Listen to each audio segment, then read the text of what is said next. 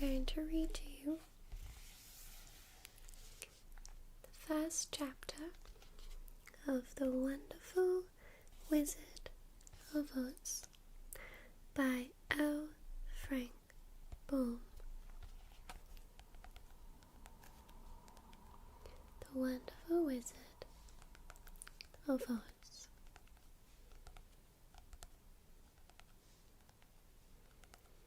I'll read you the back. He is more powerful than all of the rest of us together. He lives in the city of emeralds. Blown far away from her home to the magical land of Oz, little Dorothy must follow the yellow brick road to the Emerald City and ask the great and terrible Wizard of Oz for help. With the Scarecrow, the Tin Woodman, and the Cowardly Lion by her side, Dorothy must first defeat the Wicked Witch of the West. But will the wizard's magic be enough to get her home?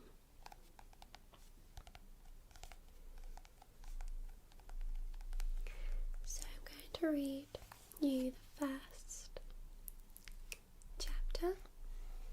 It's a really beautiful book.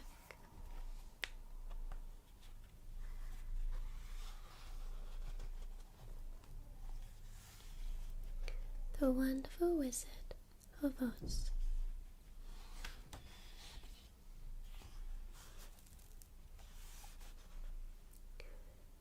Chapter 1. The Cyclone. Dorothy lived in the midst of the great Kansas prairies with Uncle Henry, who was a farmer, and Aunt Em, who was the farmer's wife. Their house was small. For the lumber to build, it had to be carried by wagon many miles.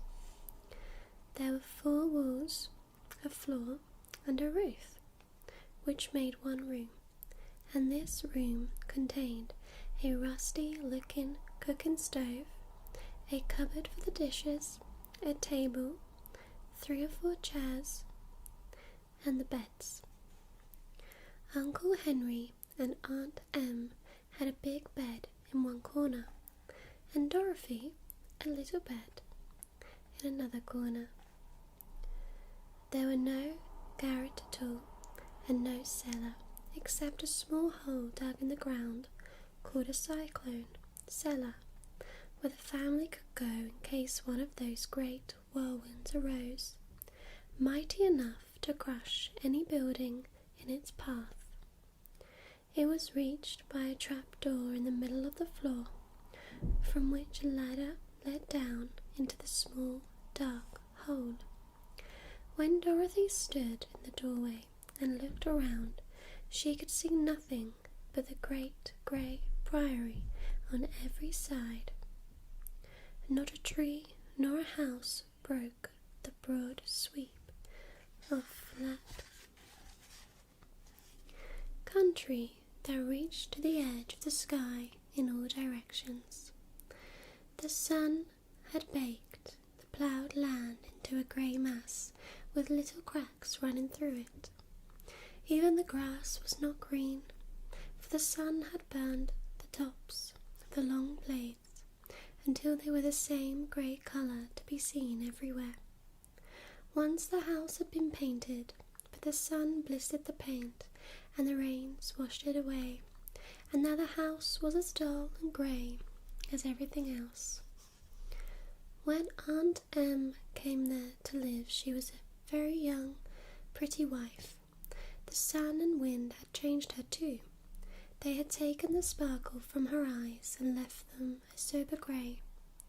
They had taken the red from her cheeks and lips, and they were grey also. She was thin and gaunt and never smiled now. When Dorothy, who was an orphan, first came to her, Aunt Em had been so startled by the child's laughter that she would scream and press her hand upon her heart whenever Dorothy's merry voice reached her ears, and she still looked at the little girl with wonder that she could find anything to laugh at. Uncle Henry never laughed. He worked hard from morning till night and did not know what joy was. He was grey also, from his long beard to his rough boots, and he looked stern and solemn and rarely spoke. It was Toto that made Dorothy laugh and saved her from growing as grey as her other surroundings. Toto was not grey. He was a little black dog with long silky hair and small black eyes that twinkled merrily on either side of his funny wee nose. Toto played all day long, and Dorothy played with him and loved him dearly. Today, however, they were not playing. Uncle Henry sat upon the doorstep and looked anxiously at the sky, which was even greyer than usual. Dorothy stood in the door with Toto in her arms and looked at the sky too. Aunt Em was washing the dishes. From the far north they heard a low wail of the wind, and Uncle Henry and Dorothy could see where the long grass bowed in waves before the coming storm. There now came a sharp whistling in the air from the south. As they turned their eyes that way, they saw ripples in the grass coming from that direction also. Suddenly, Uncle Henry stood up. "There's a cyclone coming in, Em," he called to his wife. "I'll go look after the stock." Then he ran towards the shed where the cows and horses were kept. Aunt Em dropped her work and came to the door. One glance told her of the danger close at hand. "Quick, Dorothy," she screamed.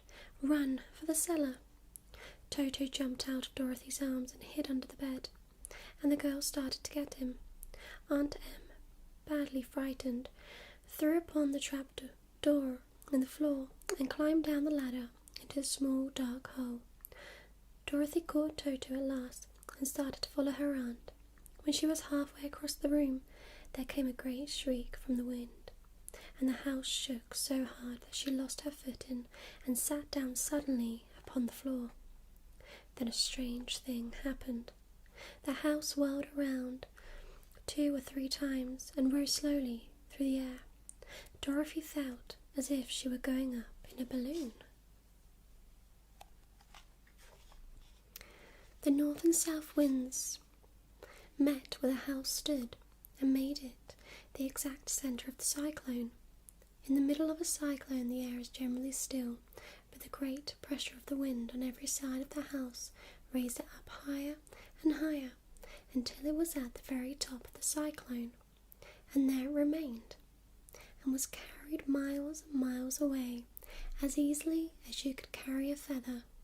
It was very dark, and the wind howled horribly around her, but Dorothy found she was riding quite easily.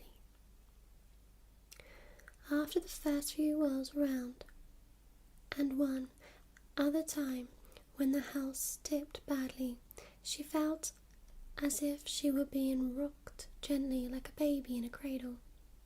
Toto did not like it. He ran about the room, now here, now there, barking loudly, but Dorothy sat quite still on the floor and waited to see what would happen. Once Toto got too near the open trapdoor and fell in, and at first the little girl thought she had lost him, but soon she saw one of his ears sticking up through the hole, for the strong pressure of the air was keeping him up so that he could not fall. She crept to the hole, caught Toto by the ear, and dragged him into the room again, afterward closing the trap door so that no more accidents could happen. Hour after hour passed away, and slowly Dorothy got over her fright, but she felt quite lonely, and the wind shrieked so loudly all about her that she nearly became deaf.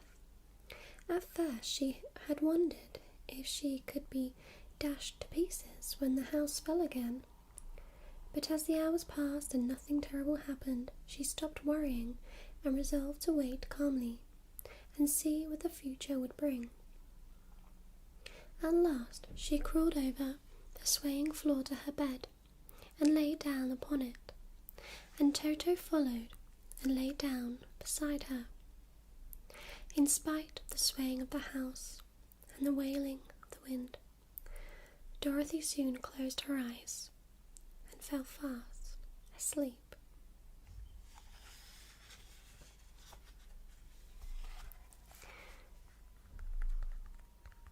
That was the first chapter of The Wonderful Wizard of Oz by L. Frank Baum. I hope you enjoyed.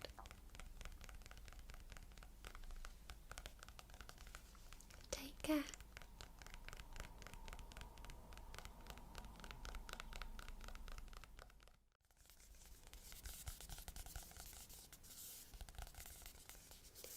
Hello everybody. Today I'm going to read Chapter 2 of The Wonderful Wizard of Oz by L. Frank Baum. Okay?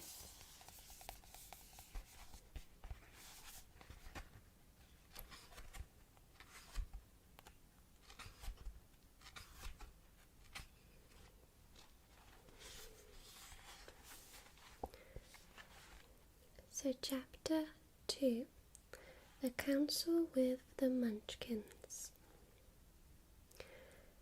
She was awakened by a shock so sudden and severe that if Dorothy had not been lying on the soft bed, she might have been hurt.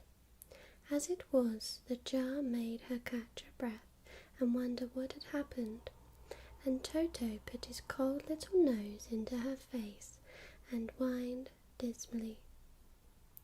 Dorothy sat up and noticed that the house was not moving, nor was it dark, for the bright sunshine came in at the window, flooding the little room. She sprang from her bed and with Toto at her heels ran and opened the door. The little girl gave a cry of amazement and looked about her, her eyes growing bigger and bigger at the wonderful sight she saw. The cyclone had set the house down very gently. For a cyclone, in the midst of a country of marvellous beauty, there were lovely patches of greensward all about, with stately trees bearing rich and luscious fruits. Banks of gorgeous flowers were on every hand, and birds with rare and brilliant plumage sang and fluttered in the trees and bushes. A little way off was a small brook, rushing and sparkling along between green banks, and murmuring in a voice very grateful to a little girl who had lived so long on the dry, grey prairies. While she stood looking eagerly at the strange and beautiful sights, she noticed coming towards her a group of the queerest people she had ever seen.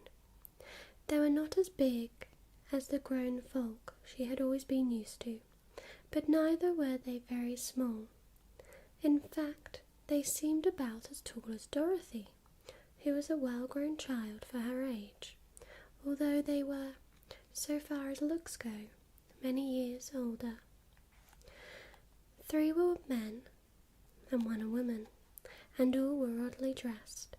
They wore round hats that rose to a small point a foot above their heads, with little bells around the brims that twinkled sweetly as they moved.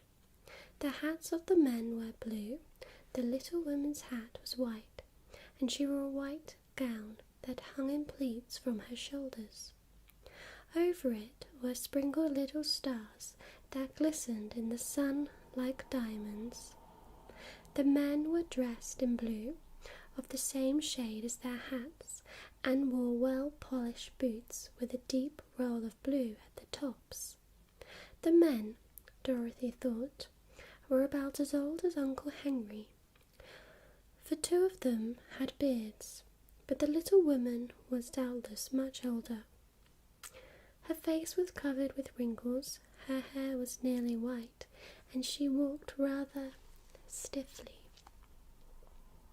When these people drew near the house where Dorothy was standing in the doorway, they paused and whispered amongst themselves, as if afraid to come further. But the little old woman walked up to Dorothy, made a low bow, and said, in a sweet voice,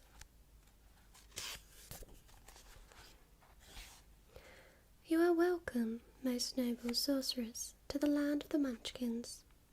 We are so grateful to you for having killed the Wicked Witch of the East, and for setting our people free from bondage." Dorothy listened to this speech with wonder. What could the little woman possibly mean by calling her a sorceress and saying she had killed the Wicked Witch of the East? Dorothy was an innocent, harmless little girl who had been carried by a cyclone many miles from home, and she had never killed anything in her life. But the little woman evidently expected her to answer, so Dorothy said with hesitation, "You are very kind, but there must be some mistake. I have not killed anything." "Your house did, anyway," replied the little old woman, with a laugh. "And that is the same thing. See," she continued, pointing to the corner of the house. "There are her 2 feet still sticking out from under a block of wood." Dorothy looked and gave a little cry of fright. There, indeed, just under the corner of the great beam the house rested on, 2 feet were sticking out, shod in silver shoes with pointed toes. Oh dear," cried Dorothy, clasping her hands together in dismay. "The house must have fallen on her. Whatever shall we do?" "There is nothing to be done," said the little woman calmly. "But who was she?" asked Dorothy. "She was the Wicked Witch of the East, as I said," answered the little woman. "She has held all the Munchkins in bondage for many years, making them slave for her night and day. Now they are all set free and are grateful to you for the favour." "Who are the Munchkins?" inquired Dorothy. "They are the people who live in this land of the East where the Wicked Witch ruled." "Are you a Munchkin?" asked Dorothy. "No, but I am their friend, although I live in the land of the North. When they saw the Witch of the East was dead, the Munchkins sent a swift messenger to me, and I came at once. I am the Witch of the North." "Oh, gracious!" cried Dorothy. "Are you a real witch?" "Yes, indeed," answered the little woman. "But I am a good witch, and the people love me. I am not as powerful as the Wicked Witch was who ruled here, or I should have set the people free myself." "But I thought all witches were wicked," said the girl, who was half frightened at facing a real witch. "Oh no, that is the great mistake. There are only 4 witches in all the land of Oz, and 2 of them, those who live in the north and the south, are good witches. I know this is true, for I am one of them myself, and cannot be mistaken. Those who dwell in the east and the west were indeed wicked witches. But now that you have killed one of them, there is but one wicked witch in all the land of Oz, the one who lives in the west." "But," said Dorothy, after a moment's thought, "Aunt Em has told me that the witches were all dead, years and years ago." "Who is Aunt Em?" inquired the little old woman. "She is my aunt who lives in Kansas, where I came from." The Witch of the North seemed to think for a time, with her head bowed and her eyes upon the ground. Then she looked up and said, "I do not know where Kansas is, for I have never heard that country mentioned before. But tell me, is it a civilized country?" "Oh yes," replied Dorothy. "Then that accounts for it. In the civilized countries, I believe there are no witches left, nor wizard, nor sorcerers, nor magicians. But you see, the land of Oz has never been civilized, for we are cut off from the rest of the world. Therefore, we still have witches and wizards amongst us." "Who are the wizards?" asked Dorothy. "Oz himself is the great wizard," answered the witch, sinking her voice to a whisper. "He is more powerful than all the rest of us together. He lives in the city of emeralds." Dorothy was going to ask another question, but just then the Munchkins, who had been standing silently by, gave a loud shout and pointed to the corner of the house where the wicked witch had been lying. "What is it?" asked the little old woman, and looked and began to laugh. The feet of the dead witch had disappeared entirely, and nothing was left but the silver shoes. "She was so old," explained the Witch of the North, "that she dried up quickly in the sun. That is the end of her. But the silver shoes are yours, and you shall have to wear them." She reached down and picked up the shoes, and after shaking the dust out of them, handed them to Dorothy. "The Witch of the East was proud of those silver shoes," said one of the Munchkins, "and there is some charm connected with them. But what it is we never knew." Dorothy carried the shoes into the house and placed them on the table. Then she came out again to the Munchkins and said, "I am anxious to get back to my aunt and uncle, for I am sure they will worry about me. Can you help me find my way?" The Munchkins and the witch first looked at one another and then at Dorothy, and then shook their heads. "At the east, not far from here," one said, "there is a great desert, and none could live to cross it." "It is the same as the south," said another, "for I have been there and seen it. The south is the country of the Quadlings. I am told," said the third man, "that it is the same as the west, and that country where the Winkies live is ruled by the wicked witch of the west, who would make you her slave if you passed her way." "The north is my home," said the old lady, "and at its edge is the same great desert that surrounds this land of Oz. I'm afraid, my dear, you will have to live with us." Dorothy began to sob at this, for she felt lonely among all these strange people. Her tears seemed to grieve the kind-hearted Munchkins, for they immediately took out their handkerchiefs and began to weep also. As for the little old woman, she took off her cap and balanced the point on the end of her nose, while she counted 1, 2, 3 in a solemn voice. At once the cap changed to a slate on which was written in big white chalk marks, "Let Dorothy go to the city of emeralds." The little old woman took the slate from her nose and, having read the words on it, asked, "Is your name Dorothy, my dear?" "Yes," answered the child, looking up and drying her tears. "Then you must go to the city of emeralds. Perhaps Oz will help you." "Where is this city?" asked Dorothy. "It is exactly in the centre of the country, and is ruled by Oz, the great wizard I told you of." "Is he a good man?" inquired the girl anxiously. "He is a good wizard. Whether he is a man or not, I cannot tell, for I have never seen him." "How can I get there?" asked Dorothy. "You must walk.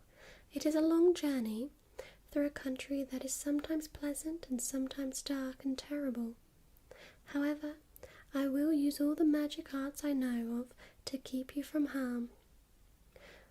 "Won't you go with me?" pleaded the girl, who had begun to look up at the little old woman as her only friend.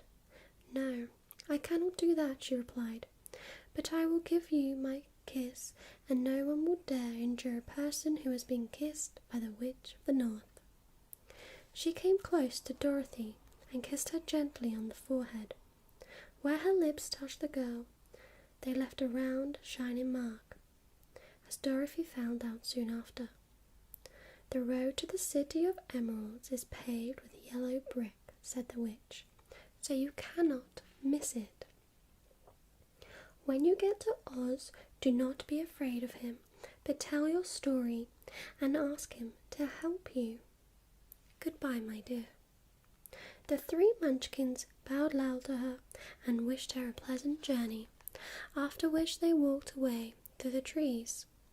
The witch gave Dorothy a friendly little nod, whirled around on her left heel 3 times, and straightway disappeared, much to the surprise of little Toto, who barked after her loudly enough when she had gone, because he had been afraid even to growl while she stood by.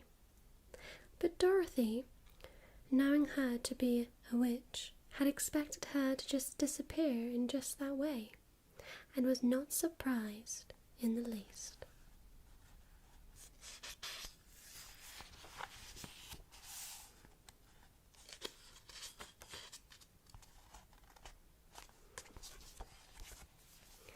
So that was chapter 2 of The Wonderful Wizard of Oz by L. Frank Baum. I hope you enjoyed.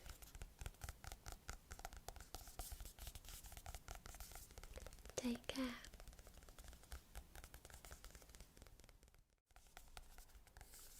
Hello everybody. Today I'm going to read The Wonderful Wizard of Oz by L. Frank Baum. This is going to be chapter 3, okay? How Dorothy Saved the Scarecrow. When Dorothy was left alone, she began to feel hungry. So she went to the cupboard and cut herself some bread, which she spread with butter. She gave some to Toto, and taking a pail from the shelf, she carried it down to the little brook and filled it with clear, sparkling water. Toto ran over to the trees and began to bark at the bird sitting there. Dorothy went to get him and saw such delicious fruit hanging from the branches that she gathered some of it, finding it just what she wanted to help out with her breakfast. Then she went back to the house, and having helped herself and Toto to a good drink of the cool, clear water, she set about making ready for the journey to the City of Emeralds. Dorothy had only one other dress, but that happened to be clean and was hanging on a peg beside her bed. It was gingham with checks of white and blue, and although the blue was somewhat faded with many washings, it was still a pretty frock. The girl washed herself carefully, dressed herself in the clean gingham, and tied her pink sunbonnet on her head. She took a little basket and filled it with bread from the cupboard, lying a white cloth over the top. Then she looked down at her feet and noticed how old and worn her shoes were. "They surely will never do for a long journey, Toto," she said, and Toto looked up into her face with his little black eyes and wagged his tail to show he knew what she meant. At that moment, Dorothy saw, lying on the table, the silver shoes that had belonged to the Witch of the East.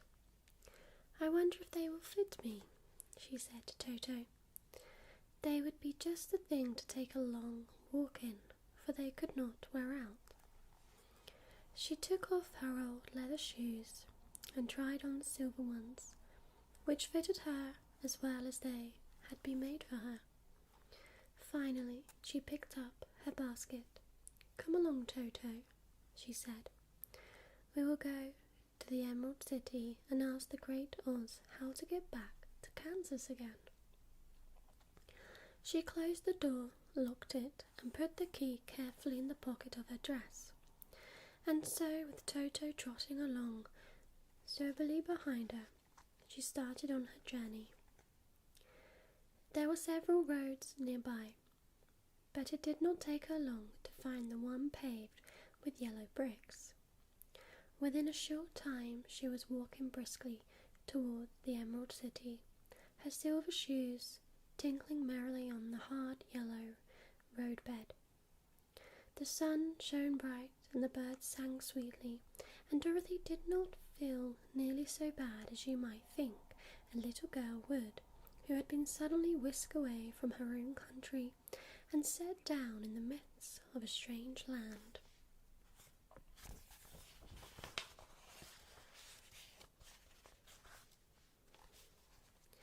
She was surprised as she walked along to see how pretty the country was about her. There were neat fences at the sides of the road, painted a dainty blue colour, and beyond them were fields of grain and vegetables in abundance. Evidently, the Munchkins were good farmers and able to raise large crops. Once in a while she would pass a house, and the people came out to look at her and bow low as she went by, for everyone knew she had been the means of destroying the wicked witch and setting them free from bondage. The houses of the Munchkins were odd-looking dwellings, for each was round with a big dome for a roof. All were painted blue, for in this country of the East blue was the favourite colour. Toward evening, when Dorothy was tired with her long walk and began to wonder where she should pass the night, she came to a house rather larger than the rest. On the green lawn before it, many men and women were dancing. 5 little fiddlers played as loudly as possible, and the people were laughing and singing, while a big table nearby was loaded with delicious fruits and nuts, pies and cakes, and many other good things to eat. The people greeted Dorothy kindly and invited her to supper and to pass the night with them, for this was the home of one of the richest Munchkins in the land, and his friends were gathered with him to celebrate their freedom from the bondage of the wicked witch. Dorothy ate a hearty supper and was waited upon by the rich Munchkin himself, whose name was Boq. Then she sat upon a settee and watched the people dance. When Boq saw her silver shoes, he said, "You must be a great sorceress." "Why?" asked the girl. "Because you wear silver shoes and have killed a wicked witch. Besides, you have white in your frock, and only witches and sorcerers wear white." "My dress is blue and white, checked," said Dorothy, smoothing out the wrinkles in it.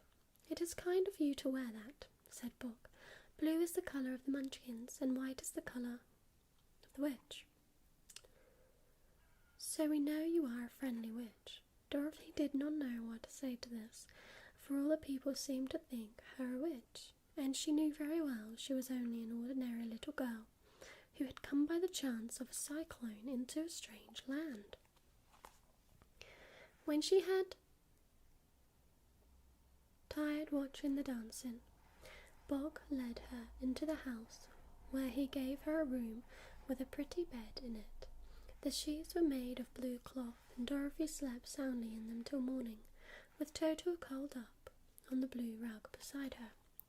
She ate a hearty breakfast and watched a wee Munchkin baby who played with Toto and pulled his tail and crowed and laughed in a way that greatly amused Dorothy. Toto was a fine curiosity to all the people, for they had never seen a dog before. "How far is it to the Emerald City?" the girl asked. "I do not know," answered Boq gravely, "for I have never been there. It is better for people to keep away from Oz, unless they have business with him. But it is a long way to the Emerald City, and it will take you many days. The country here is rich and pleasant, but you must pass through rough and dangerous places before you reach the end of your journey." This worried Dorothy a little, but she knew that only the Great Oz could help her get to Kansas again, so she bravely resolved not to turn back. She bade her friends goodbye and again started along the road of yellow brick. When she had gone several miles, she thought she would stop to rest, and so climbed to the top of the fence beside the road and sat down. There was a great cornfield beyond the fence, and not far away she saw a scarecrow placed high on a pole to keep the birds from the ripe corn. Dorothy leaned her chin up upon her hand and gazed thoughtfully at the scarecrow. His head was a small sack stuffed with straw with eyes, nose and mouth painted on it to represent a face. An old pointed blue hat that had belonged to some Munchkin was perched on his head, and the rest of the figure was a blue suit of colours, a blue suit of clothes, worn and faded, which had also been stuffed with straw. On the feet were some old boots with blue tops, such as every man wore in this country, and the figure was raised above the stalks of corn by means of the pole stuck up its back. While Dorothy was looking earnestly into the queer painted face of the scarecrow, she was surprised to see one of the eyes slowly wink at her. She thought she must have been mistaken at first, for none of the scarecrows in Kansas ever wink. But presently the figure nodded its head to her in a friendly way. Then she climbed down from the fence and walked up to it, while Toto ran around the pole and barked. "Good day," said the scarecrow in a rather husky voice. "Did you speak?" asked the girl in wonder. "Certainly," answered the scarecrow. "How do you do?" "I'm pretty well, thank you," replied Dorothy politely. "How do you do?" "I'm not feeling well," said the scarecrow with a smile, "for it is very tedious being perched up here night and day to scare away crows." "Can't you get down?" asked Dorothy. "No, for this pole is stuck up my back. If you will please take away the pole, I shall be greatly obliged to you." Dorothy reached out both arms and lifted the figure off the pole, for being stuffed with straw, it was quite light. "Thank you very much," said the scarecrow, when he had been set down on the ground. "I feel like a new man." Dorothy was puzzled at this, for it sounded queer to hear a stuffed man speak, and to see him bow and walk along beside her. "Who are you?" asked the scarecrow, when he had stretched himself and yawned. "And where are you going?" "My name is Dorothy," said the girl, "and I am going to the Emerald City to ask the great Oz to send me back to Kansas." "Where is the Emerald City?" he inquired. "And who is Oz?" "Why, don't you know?" she returned in surprise. "No, indeed, I don't know anything. You see, I am stuffed, so I have no brains at all," he answered sadly. "Oh," said Dorothy, "I'm awfully sorry for you." "Do you think," he asked, "if I go to the Emerald City with you, that Oz would give me some brains?" "I cannot tell," she returned, "but you may come with me, if you like. If Oz will not give you any brains, you will be no worse off than you are now." "That is true," said the scarecrow. "You see," he continued confidently, "I don't mind my legs and arms and body being stuffed, because I cannot get hurt. If anyone treads on my toes or sticks a pin into me, it doesn't matter, for I can't feel it. But I do not want people to call me a fool, and if my head stays stuffed with straw instead of brains, as yours is, how am I ever to know anything?" "I understand how you feel," said the little girl, who was truly sorry for him. "If you will come with me, I'll ask Oz to do all he can for you." "Thank you," he answered gratefully. They walked back to the road. Dorothy helped him over the fence, and they started along the path of yellow brick for the Emerald City. Toto did not like this addition to the party at first. He smelled around at the stuffed man as if he suspected there might be a nest of rats in the straw, and he often growled in an unfriendly way at the scarecrow. "Don't mind Toto," said Dorothy to her new friend. "He never bites." "Oh, I'm not afraid," replied the scarecrow. "He can't hurt the straw." "Do let me carry that basket for you. I shall not mind it, for I can't get tired. I'll tell you a secret," he continued, as he walked along. "There is only one thing in the world I am afraid of." What is that? Asked Dorothy. The Munchkin farmer who made you? No, answered the Scarecrow. It's a lighted match. Oh. And that was chapter 3 of The Wonderful Wizard of Oz by L. Frank Baum.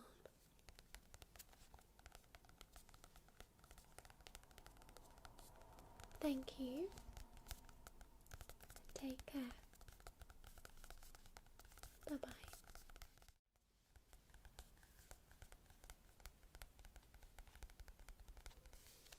Hello everybody. Welcome back. Today I'm going to be reading The Wonderful Wizard of Oz by L. Frank Baum.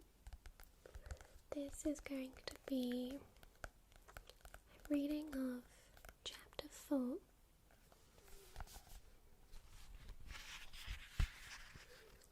Chapter 4, The Road Through the Forest.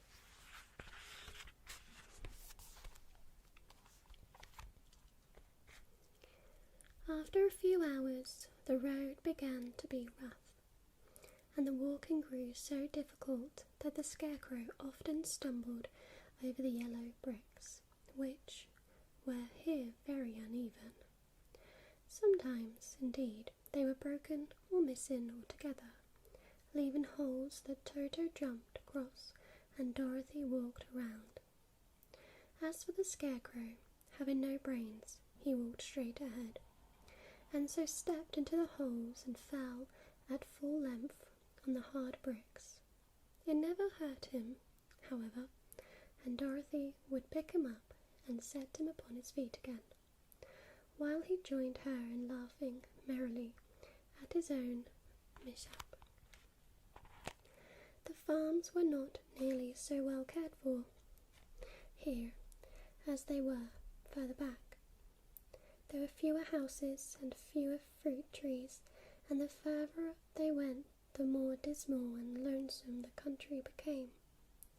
At noon they sat down by the roadside near a little brook, and Dorothy opened her basket and got out some bread. She offered a piece to the Scarecrow, but he refused. "I am never hungry," he said, "and it is a lucky thing I am not, for my mouth is only painted, and if I should cut a hole in it so I could eat, the straw I am stuffed with would come out, and that would spoil the shape of my head." Dorothy saw at once that this was true, so she only nodded and went on eating her bread. "Tell me something about yourself and the country you came from," said the Scarecrow, when she had finished her dinner. So she told him all about Kansas, and how grey everything was there, and how the Cyclone had carried her to this queer land of Oz. The Scarecrow listened carefully and said, "I cannot understand why you should wish to leave this beautiful country and go back to the dry, grey place you call Kansas." "That is because you have no brains," answered the girl. "No matter how dreary and grey our houses are, we people of flesh and blood would rather live there than in any other country, be it ever so beautiful. There is no place like home." The Scarecrow sighed. "Of course I cannot understand it," he said. "If your heads were stuffed with straw like mine, you would probably all live in the beautiful places, and then Kansas would have no people at all. It is fortunate for Kansas that you have brains." "Won't you tell me a story while we are resting?" asked the child. The Scarecrow looked at her reproachfully and answered, "My life has been so short that I really know nothing whatever. I was only made the day before yesterday. What happened in the world before that time is all unknown to me. Luckily, when the farmer made my head, One of the first things he did was to paint my ears so that I heard what was going on. There was another Munchkin with him, and the first thing I heard was the farmer saying, "How do you like those ears?" "They aren't straight," answered the other. "Never mind," said the farmer, "they are just ears, just the same," which was true enough. "Now I'll make the eyes," said the farmer. So he painted my right eye, and as soon as it was finished I found myself looking at him and everything around me with a great deal of curiosity, for this was my first glimpse of the world. "That's a rather pretty eye," remarked the Munchkin, who was watching the farmer. "Blue paint is just the colour for eyes." "I think I'll make the other a little bigger," said the farmer, and when the second eye was done, I could see much better than before. Then he made my nose and my mouth, but I did not speak because at that time I didn't know what a mouth was for. I had the fun of watching them make my body and my arms and legs, and when they fastened on my head, at last I felt very proud, for I thought I was just as good as a man as anyone. "This fellow will scare the crows fast enough," said the farmer. "He looks just like a man." "Why, he is a man," said the other, and I quite agreed with him. The farmer carried me under his arm to the cornfield and set me up on a tall stick, where you found me. He and his friend soon after walked away and left me alone. I did not like to be deserted this way, so I tried to walk after them, but my feet would not touch the ground, and I was forced to stay on that pole.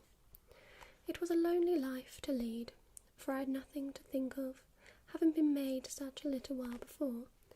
Many crows and other birds flew into the cornfield, but as soon as they saw me they flew away again, thinking I was a Munchkin, and this pleased me and made me feel that I was quite an important person. By and by an old crow flew near me, and after looking at me carefully, he perched upon my shoulder and said, "I wonder if that farmer thought to fool me in this clumsy manner. Any crow of sense could see that you were only stuffed with straw." Then he hopped down at my feet and ate all the corn he wanted.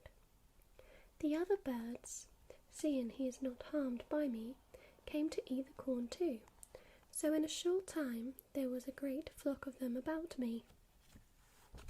I felt sad at this, for it showed I was not such a good scarecrow after all. But the old crow comforted me, saying, "If only you had brains in your head, you would be as good as a man as any of them, and a better man than some of them. Brains are the only things worth having in this world, no matter whether one is a crow or a man." After the crows had gone, I thought this over and decided I would try hard to get some brains.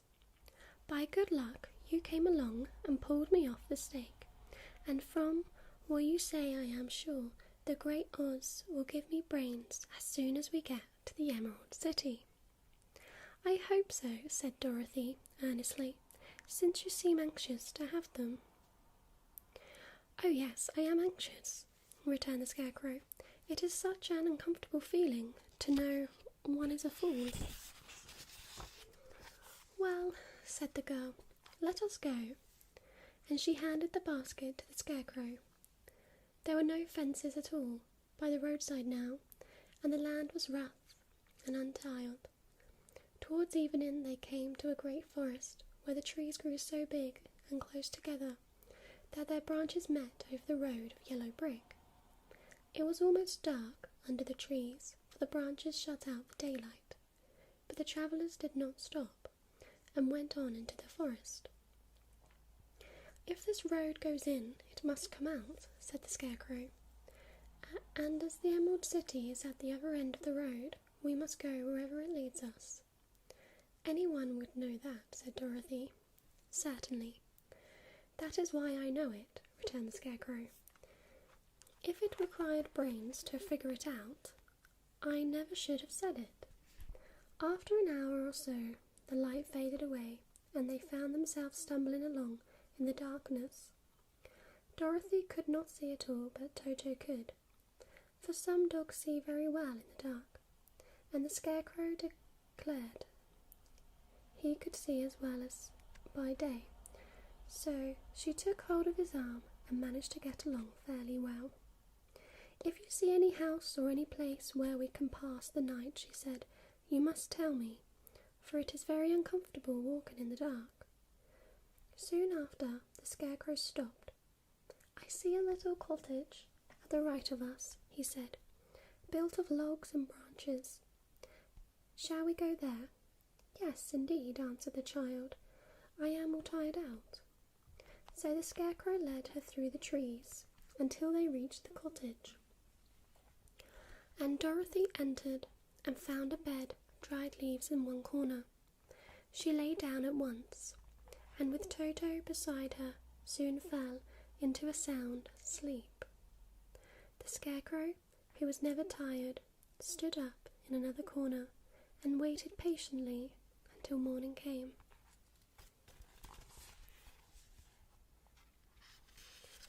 And that was chapter 4. That was quite a short chapter actually.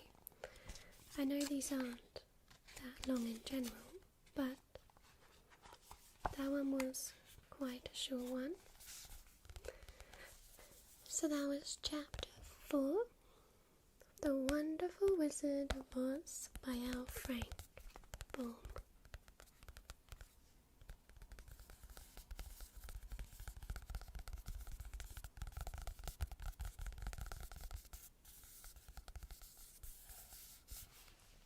Thank you.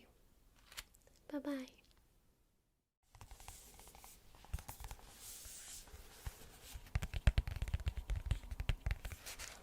Hello everybody, and welcome back.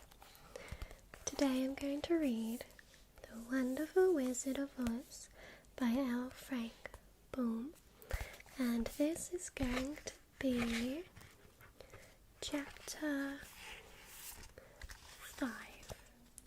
So we're actually almost a quarter through now, so we're actually making our way through the book, which is great.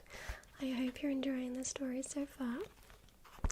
So I'm now going to read chapter 5, The Rescue of the Tin Woodman. When Dorothy awoke, the sun was shining through the trees, and Toto had long been out chasing birds and squirrels. She sat up and looked around her. The Scarecrow, still standing patiently in his corner, was waiting for her. "We must go and search for water," she said to him. "Why do you want water?" he asked. "To wash my face clean after the dust of the road, and to drink, so the dry bread will not stick in my throat." "It must be inconvenient to be made of flesh," said the Scarecrow, thoughtfully, "for you must sleep and eat and drink.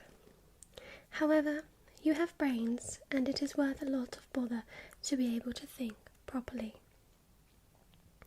They left the cottage and walked through the trees until they found a little spring of clean water, where Dorothy drank and bathed and ate her breakfast.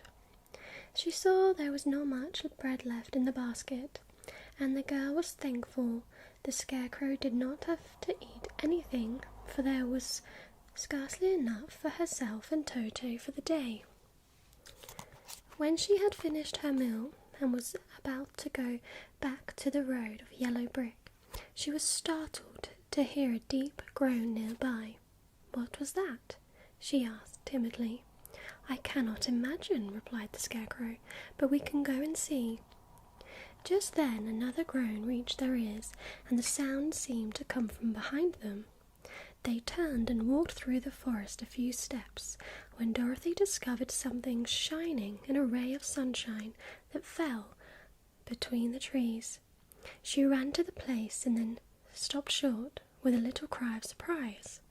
One of the big trees had been partially chopped through, and standing beside it with an uplifted axe in his hands was a man made entirely of tin. His head and arms and legs were jointed upon his body, but he stood perfectly motionless, as if he could not stir at all.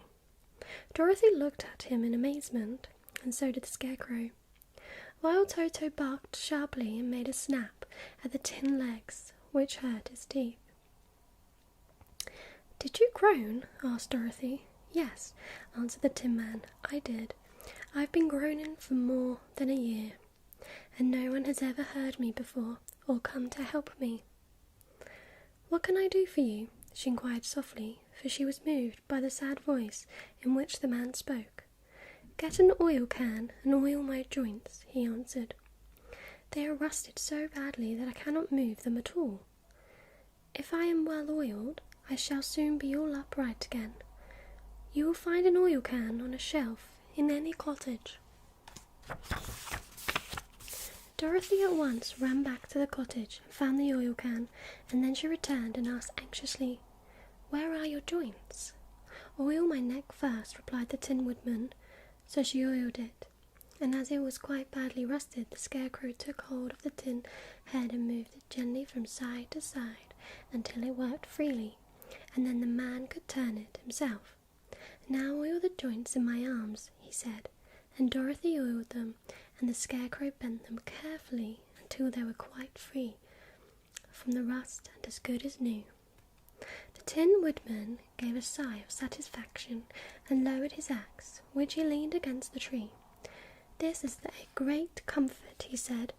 "I've been holding that axe in the air ever since I rusted, and I'm glad to be able to put it down at last. Now, if you will oil the joints of my legs, I shall be right once more." So they oiled his legs until he could move them freely, and he thanked them again and again for his release, for he seemed a very polite creature and very grateful. "I might have stood there always if you had not come along," he said. "So you have certainly saved my life. How did you happen to be here?" "We are on our way to the Emerald City to see the Great Oz," she answered, "and we stopped at your cottage to pass the night." "Why do you wish to see Oz?" he asked. "I want him to send me back to Kansas, and the Scarecrow wants him to put a few brains into his head," she replied. The Tin Woodman appeared to think deeply for a moment. Then he said, "Do you suppose Oz could give me a heart?" "Why, I guess so," Dorothy answered. "It would be as easy as to give the Scarecrow brains." "True," the Tin Woodman returned. "So, if you will allow me to join your party, I will also go to the Emerald City and ask Oz to help me." "Come along," said the Scarecrow heartily, and Dorothy added that she would be pleased to have his company. So the Tin Woodman shouldered his axe, and they all passed through the forest until they came to the road that was paved with yellow brick. The Tin Woodman had asked Dorothy to put the oil can in her basket, "For," he said, "if I should get caught in the rain and rust again, I would need the oil can badly." It was a bit of good luck to have their new comrade join the party, for soon after they had begun their journey again, they came to a place where the trees and branches grew so thick over the road that the travellers could not pass. But the Tin Woodman set to work with his axe and chopped so well that soon he cleared a passage for the entire party. Dorothy was thinking so earnestly as they walked along that she did not notice when the Scarecrow stumbled into a hole and rolled over to the side of the road. Instead, he was obliged to call her to help him up again. "Why didn't you walk around the hole?" asked the Tin Woodman. "I don't know enough," replied the Scarecrow cheerfully. "My head is stuffed with straw, you know, and that is why I am going to Oz to ask him for some brains." "Oh, I see," said the Tin Woodman. "But after all, brains are not the best things in the world." "Have you any?" inquired the Scarecrow. "No, my head is quite empty," answered the Woodman. "But once I had brains, and a heart also. so having tried them both, I should much rather have a heart." "And why is that?" asked the Scarecrow. "I will tell you my story, and then you will know." So while they were walking through the forest, the Tin Woodman told the following story. "I was born the son of a woodman who chopped down trees in the forest and sold the wood for a living. When I grew up, I too became a woodchopper, and after my father died, I took care of my old mother as long as she lived. Then I made up my mind that instead of living alone, I would marry, so that I might not become lonely. There was one of the Munchkin girls who was so beautiful that I so soon grew to love her with all my heart. She, on her part, promised to marry me as soon as I could earn enough money to build a better house for her, so I set to work harder than ever, but the girl lived with an old woman who did not want her to marry anyone. For she was so lazy, she wished the girl to remain with her and do the cooking and the housework. So the old woman went to the Wicked Witch of the East and promised her 2 sheep and a cow if she would prevent the marriage. Thereupon the Wicked Witch enchanted my axe, and when I was chopping away at my best one day, for I was anxious to get the new house and my wife as soon as possible, the axe slipped all at once and cut off my left leg. This at first seemed a great misfortune, for I knew a one-legged man could not do very well as a woodchopper. So I went to a tinsmith and had him make me a new leg out of tin. The leg worked very well once I was used to it, but my action angered the Wicked Witch of the East, for she had promised the old woman I should not marry the pretty Munchkin girl. When I began chopping again, my axe slipped and cut off my right leg. Again I went to the tinsmith, and again he made me a leg out of tin. After this, the enchanted axe cut off my arms, one after the other, but nothing daunted, I had them replaced with tin ones.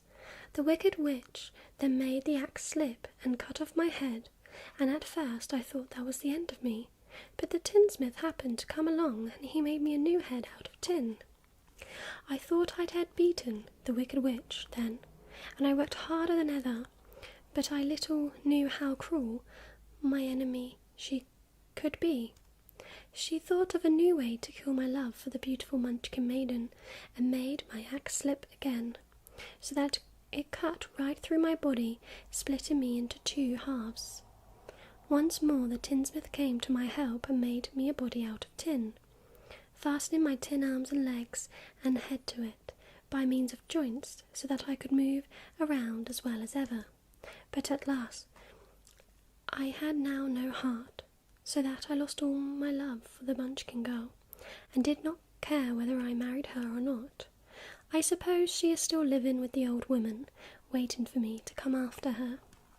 So my body shone so brightly in the sun that I felt very proud of it, and it did not matter now if my axe slipped, for it could not cut me. There was only one danger, that my joints would rust, but I kept an oil can in my cottage, and took care to oil myself whenever I needed it. However, there came a day when I forgot to do this, and being caught in a rainstorm before I thought of the danger of my joints had rusted, and I was left to stand in the woods until you came to help me. It was a terrible thing to undergo, but during the year I stood there, I had time to think that the greatest loss I had known was the loss of my heart. While I was in love, I was the happiest man on earth, but no one can love who has not a heart, and so I am resolved to ask Oz to give me one. If he does, I will go back to the Munchkin maiden and marry her.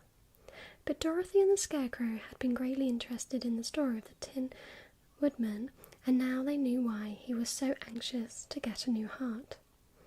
All the same, said the Scarecrow, I shall ask for brains instead of a heart, for a fool would not know what to do with a heart if he had one. I shall take the heart, returned the Tin Woodman, for brains do not make one happy, and happiness is the best thing in the world. Dorothy did not say anything, for she was puzzled to know which of her two friends was right, and she decided if she could only get back to Kansas and Aunt Em, it would not matter so much whether the Woodman had no brains and the Scarecrow no heart, or each got what he wanted. What worried her most was that the bread was nearly gone, and another meal for herself and Toto would empty the basket. To be sure, neither the Woodman nor the Scarecrow ever ate anything, but she was not made of tin or straw, and could not live unless she was fed. So that was The Wonderful Wizard of Oz by L. Frank Baum, Chapter 5.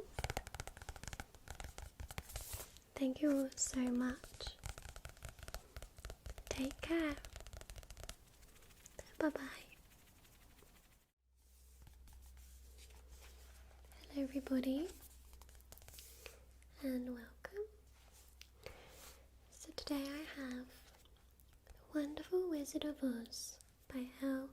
Frank Baum, and we're going to read Chapter 6.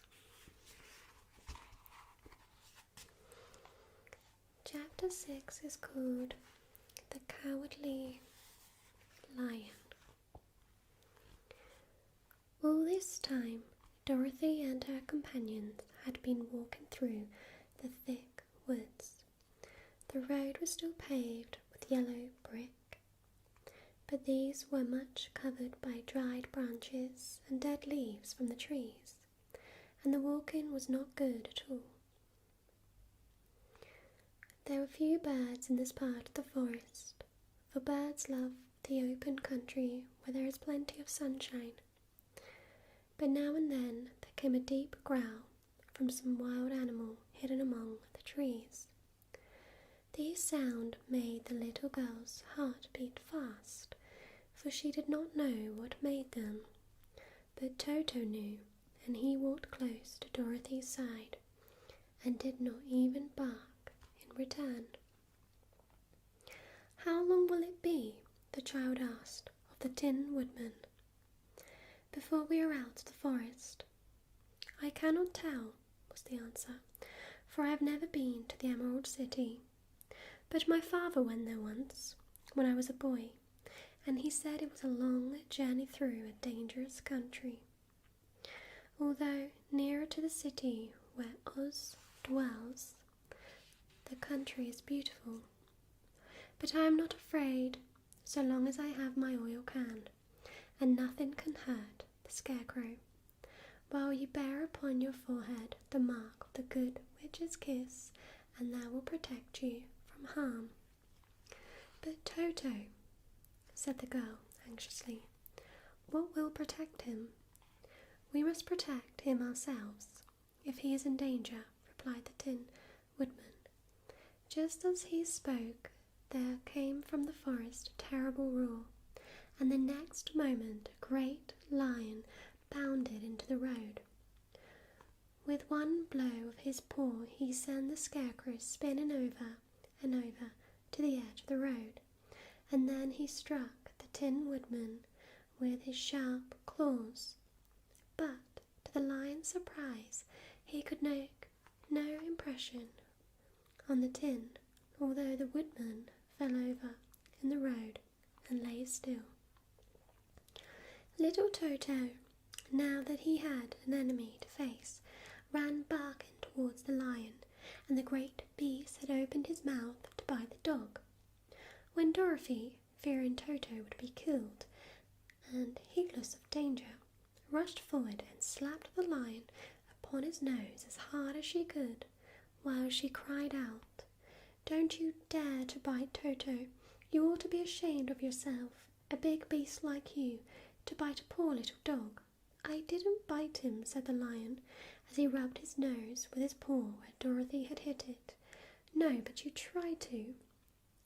You are nothing but a big coward." "I know it," said the lion, hanging his head in shame. "I've always known it, but how can I help it?" "I don't know. I'm sure to think of your striking a stuffed man like the poor Scarecrow. Is he stuffed? Asked the Lion in surprise, as he watched her pick up a Scarecrow and set him upon his feet, while she patted him into shape again. Of course he's stuffed, replied Dorothy, who was still angry. That's why he went over so easily, remarked the Lion. It astonished me to see him whirl around so. Is the other one stuffed also? No, said Dorothy. He's made of tin, and she helped the Woodman up again. That's why he nearly blunted my claws, said the Lion. When they scratched against the tin, it made a cold shiver run down my back. What is that little animal you are so tender of? He is my dog, Toto, answered Dorothy. He is made of tin, or stuffed? Asked the Lion. Neither. He's a meat dog, said the girl. Oh, he's a curious animal, and seems remarkably small, now that I look at him. No one would think of biting such a little thing except a coward like me, continued the Lion sadly. What makes you a coward? Asked Dorothy, looking at the great beast in wonder, for he was as big as a small horse. It's a mystery, replied the Lion. I suppose I was born that way. All the other animals in the forest naturally expect me to be brave, for the lion is everywhere thought to be the king of beasts. I learned that if I roared very loudly, every living thing was frightened and got out of my way. Whenever I've met a man, I've been awfully scared, but then I just roared at him, and he always ran away as fast as he could. If the elephants and the tigers and the bears had ever tried to find me, I should have run myself. I'm such a coward, but just as soon as they hear me roar, they all try to get away from me, and of course I let them go. But that isn't right. The king of beasts shouldn't be a coward, said the Scarecrow. I know it, returned the Lion, wiping a tear from his eye with the tip of his tail. It is my great sorrow, and makes my life very unhappy. But whenever there is danger, my heart begins to beat fast. Perhaps you have heart disease, said the Tin Woodman. It may be, said the Lion. If you have, continued the Tin Woodman, you ought to be glad, for it proves you have a heart. For my part, I have no heart, so I cannot have heart disease. Perhaps, said the Lion thoughtfully, if I had no heart, I should not be a coward. Have you brains? Asked the Scarecrow. I suppose so. I've never looked to see, replied the Lion. I am going to the Great Oz to ask him to give me some, remarked the Scarecrow, for my head is stuffed with straw. And I'm going to ask him to give me a heart, said the Woodman. And I'm going to ask him to send Toto and me back to Kansas, added Dorothy. Do you think Oz could give me courage? Asked the Cowardly Lion. Just as easily as he could give me brains, said the Scarecrow, or give me a heart, said the Tin Woodman, or send me back to Kansas, said Dorothy. Then, if you don't mind, I'll go with you, said the Lion, for my life is simply unbearable without a bit of courage. You will be very welcome, answered Dorothy, for you will help to keep away the other wild beasts. It seems to me they must be more cowardly than you are if they allow you to scare them so easily. They really are, said the Lion, but that doesn't make me any braver. And as long as I know myself to be a coward, I shall be unhappy. So once more the little company set off upon the journey, the Lion walking with stately strides at Dorothy's side. Toto did not approve this new comrade at first, for he could not forget how nearly he had been crushed between the Lion's great jaws. But after a time he became more at ease, and presently Toto and the Cowardly Lion had grown to be good friends. During the rest of that day there were no other adventure to mar the peace of their journey. Once, indeed, the Tin Woodman stepped upon a beetle that was crawling along the road, and killed the poor little thing. This made the Tin Woodman very unhappy, for he was always careful not to hurt any living creature. And as he walked along, he wept several tears of sorrow and regret. These tears ran slowly down his face and over the hinges of his jaw, and there they rusted. When Dorothy presently asked him a question, the Tin Woodman could not open his mouth, for his jaws were tightly rusted together. He became greatly frightened at this, and made many motions to Dorothy to relieve him, but she could not understand. The lion was also puzzled to know what was wrong, but the Scarecrow seized the oil can from Dorothy's basket and oiled Woodman's jaws so that after a few moments he could talk as well as before. "This will serve me a lesson," said he, "to look where I step, for if I should kill another bug or beetle, I should surely cry again, and cry and rust my jaws, so that I cannot speak." Thereafter he walked very carefully, with his eyes on the road, and when he saw a tiny ant toiling by, he would step over it, so as not to harm it. The Tin Woodman knew very well he had no heart, and therefore he took great care never to be cruel or unkind to anything. "You people with hearts," he said, "have something to guide you, and need never do wrong. But I have no heart, and so I must be very careful.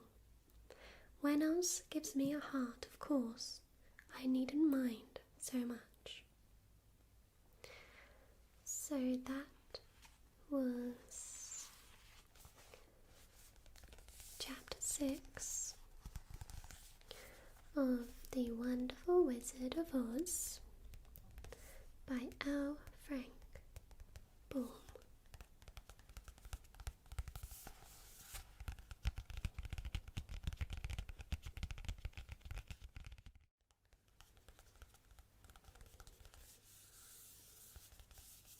Hello everybody,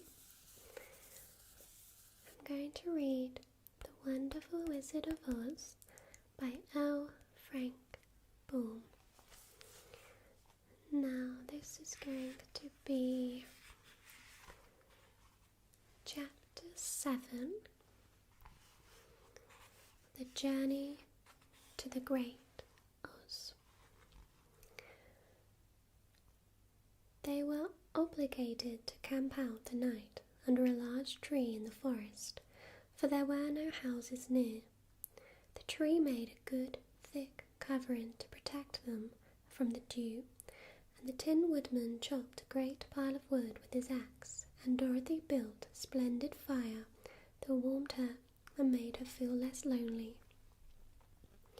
She and Toto ate the last of their bread, and now she did not know what they would do for breakfast. "If you wish," said the lion, "I will go into the forest and kill a deer for you. You can roast it by the fire, since your tastes are so peculiar that you prefer cooked food, and then you will have a very good breakfast." "Don't, please don't," begged the Tin Woodman. "I should certainly weep if you killed a poor deer, and then my jaws would rust again." But the lion went away into the forest and found his own supper, and no one ever knew what it was, for he didn't mention it. And the Scarecrow found a tree full of nuts and filled Dorothy's basket with them, so that she would not be hungry for a long time. She thought this was very kind and thoughtful of the Scarecrow, but she laughed heartily at the awkward way in which the poor creature picked up the nuts. His padded hands were so clumsy, and the nuts were so small, that he dropped almost as many as he put in the basket. But the Scarecrow did not mind how long it took him to fill the basket, for it enabled him to keep away from the fire, so he feared a spark might get into his straw and burn him up. So he kept a good distance away from the flames, and only came near to cover Dorothy with dry leaves when she lay down to sleep. These kept her very snug and warm, and she slept soundly until morning. When it was daylight, the girl bathed her face in a little rippling brook, and soon after they all started towards the Emerald City. This was to be an eventful day for the travellers. They had hardly been walking an hour when they saw before them a great ditch that crossed the road and divided the forest as far as they could see on either side. It was a very wide ditch, and when they crept up to the edge and looked into it, they could see it was also very deep, and there were many big, jagged rocks at the bottom. These sides were so steep that none of them could climb down, and for a moment it seemed that their journey must end. "What shall we do?" asked Dorothy. "I haven't the faintest idea," said the Tin Woodman, and the lion shook his shaggy mane and looked thoughtful. But the Scarecrow said, "We cannot fly, that is certain. Neither can we climb down into this great ditch. Therefore, if we cannot jump over it, we must stop where we are." "I think I could jump over it," said the Cowardly Lion, after measuring the distance carefully in his mind. "Then we are all right," answered the Scarecrow, "for you can carry us all over on your back, one at a time." "Well, I'll try it," said the Lion. "Who will go first?" "I will," declared the Scarecrow, "for if you found that you could not jump over the gulf, Dorothy would be killed, or the Tin Woodman badly dented on the rocks below. But if I am on your back, it will not matter so much, for the fall would not hurt me at all." "I am terribly afraid of falling myself," said the Cowardly Lion, "but I suppose there is nothing to do but try it. So get on my back and we will make the attempt." The Scarecrow sat upon the lion's back, and the big beast walked to the edge of the gulf and crouched down. "Why don't you run and jump?" asked the Scarecrow. "Because that isn't the way we lions do these things," he replied. Then, giving a great spring, he shot through the air and landed safely on the other side. They were all greatly pleased to see how easily he did it, and after the Scarecrow had got down from his back, the lion sprang across the ditch again. Dorothy thought she would go next, so she took Toto in her arms and climbed on the lion's back, holding tightly to his mane with one hand. The next moment it seemed as if she was flying through the air, and then before she had time to think about it, she was safe on the other side. The lion went back a third time and got the Tin Woodman, and then they all sat down for a few moments to give the beast a chance to rest, for his great leaps had made his breath short, and he panted like a big dog that had been running too long. They found the forest very thick on this side, and it looked dark and gloomy. After the lion had rested, they started along the road of yellow brick, silently wondering, each in his own mind, if ever they would come to the end of the woods and reach the bright sunshine again. To add to their discomfort, they soon heard strange noises in the depth of the forest, and the lion whispered to them that it was in his part of the country that the Colliders lived. "What are the Colliders?" asked the girl. "They are monstrous beasts with bodies like bears and heads like tigers," replied the lion, "and with claws so long and sharp that they could tear me in two as easily as I could kill Toto. I'm terribly afraid of the Colliders." "I'm not surprised that you are," returned Dorothy. "They must be dreadful beasts." The lion was about to reply when suddenly they came to another gulf across the road, but this one was so broad and deep that the lion knew at once he could not leap across it. So they sat down to consider what they should do.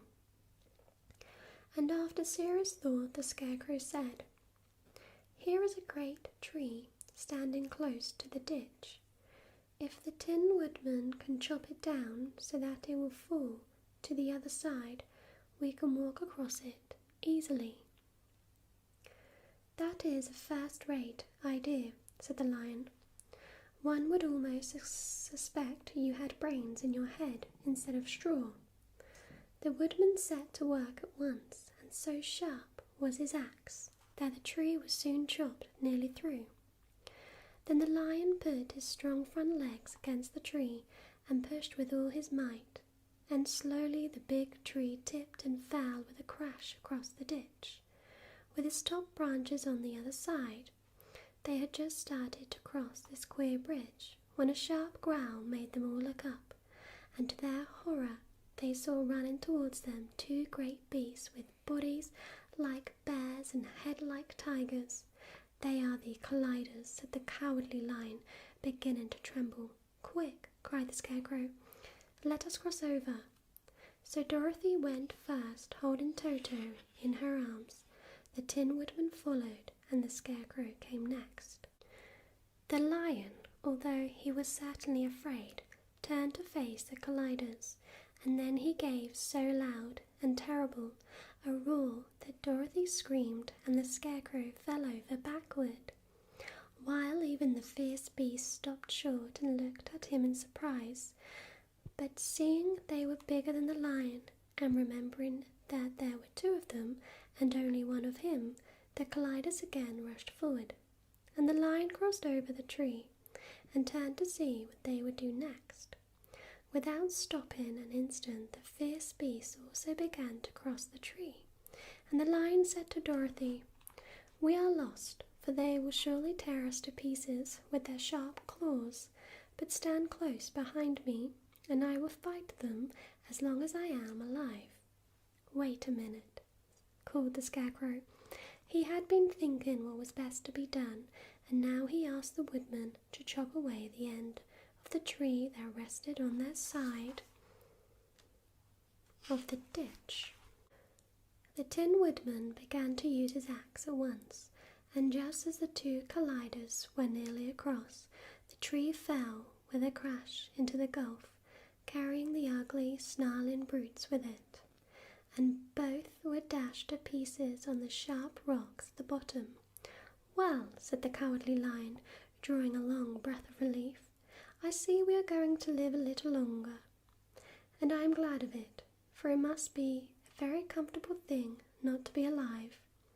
Those creatures frightened me so badly that my heart is beating yet." "Ah," said the Tin Woodman sadly, "I wish I had a heart to beat."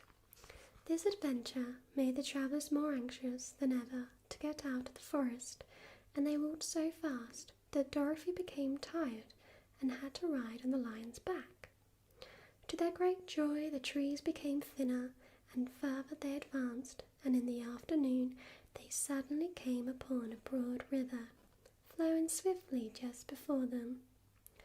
On the other side of the water, they could see the road of yellow brick running through a beautiful country with green meadows dotted with bright flowers, and all the road bordered with trees hanging full of delicious fruits.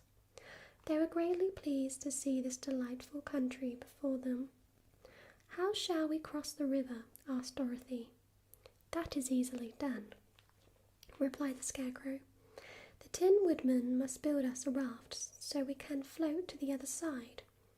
So the Woodman took his axe and began to chop down small trees to make a raft, and while he was busy at this, the Scarecrow found on the riverbank a tree full of fine fruit. This pleased Dorothy, who had eaten nothing but nuts all day, and she made a hearty meal of the ripe fruit. But it takes time to make a raft, even when one is as industrious and untiring as the Tin Woodman, and when night came the work was not done, so they found a cozy place under the trees where they slept well until the morning, and Dorothy dreamed of the Emerald City and of the good wizard Oz, who would soon send her back to her own home again. So that was Chapter 7 of The Wonderful Wizard of Oz by Al Frank Baum.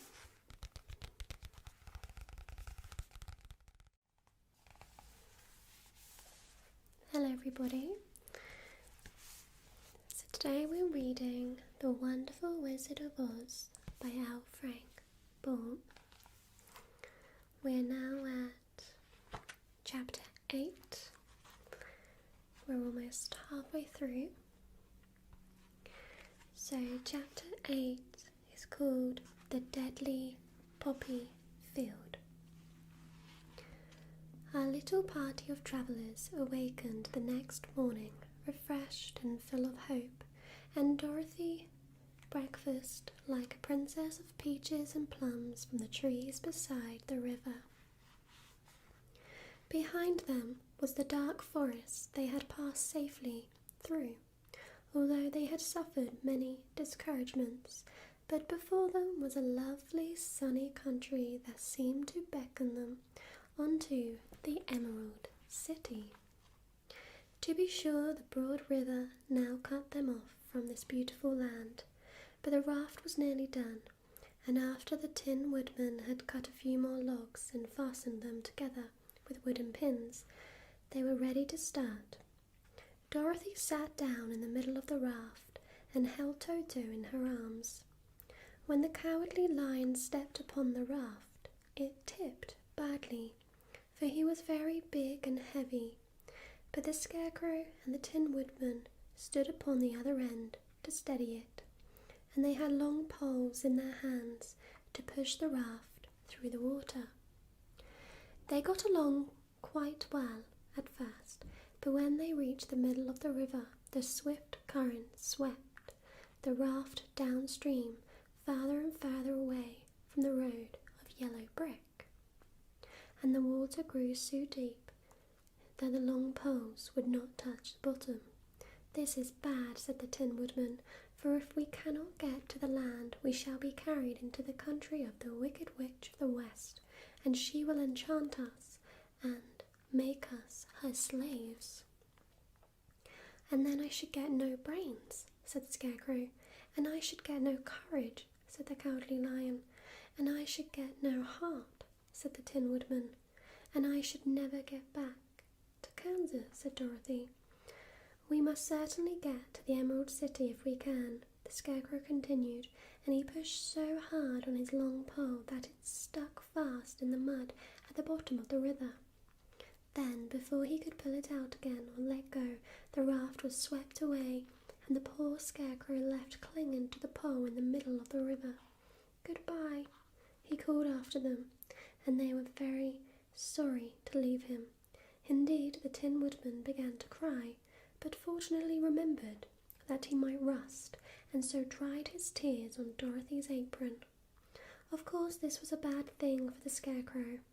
"I am now worse off than when I first met Dorothy," he thought.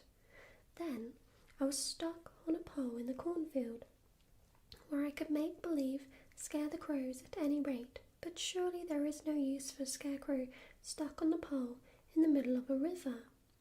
I am afraid I shall never have any brains after all." Down the stream the raft floated, and the poor Scarecrow was left far behind. Then the Lion said, "Something must be done to save us. I think I can swim to the shore and pull the raft after me, if you will only hold fast to the tip of my tail." So he sprang into the water, and the Tin Woodman caught fast hold of his tail. Then the Lion began to swim with all his might towards the shore. It was hard work, although he was so big, but by and by they were drawn out of the current, and then Dorothy took the Tin Woodman's long pole and helped push the raft to the land.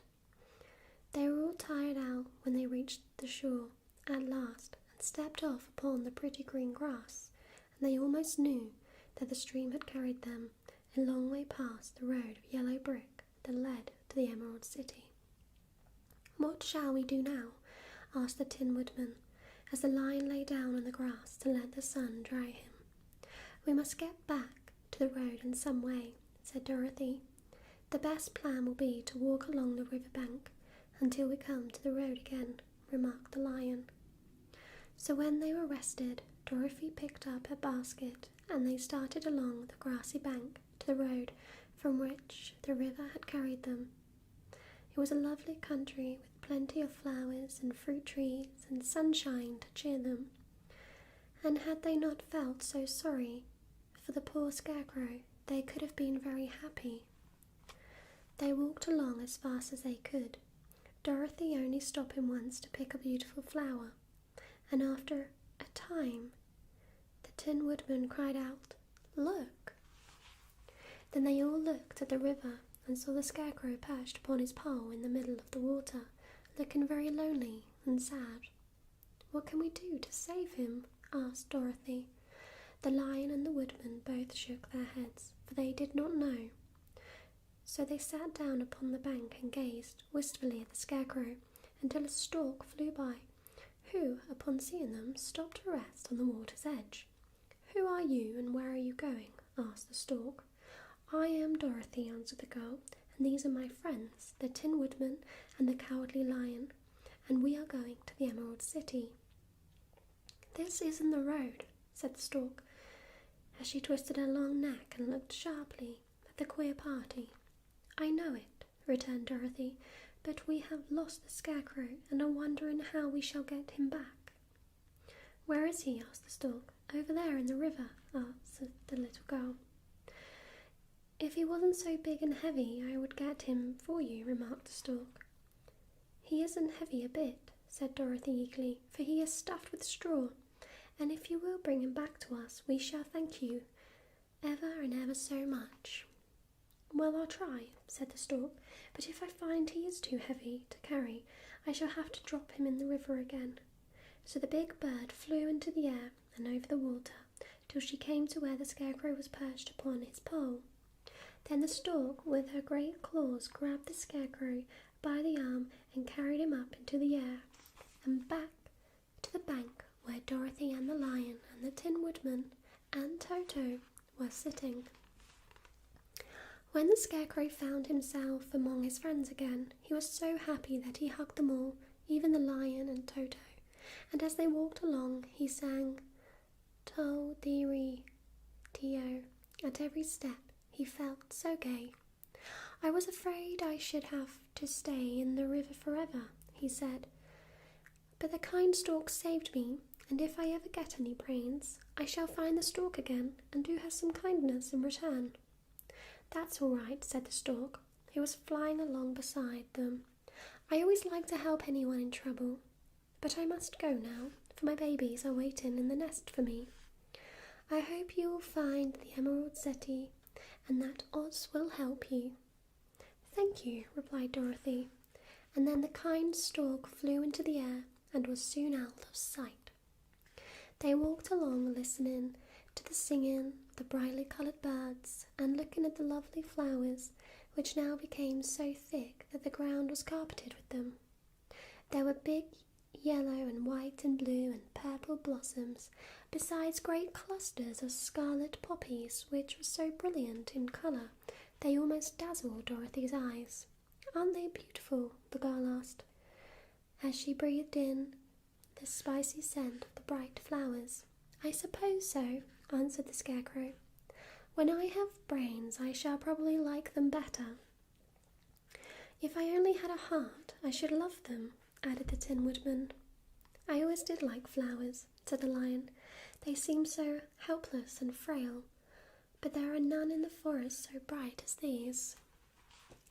They now came upon more and more of the big scarlet poppies and fewer of the other flowers, and soon they found themselves in the midst of a great meadow of poppies.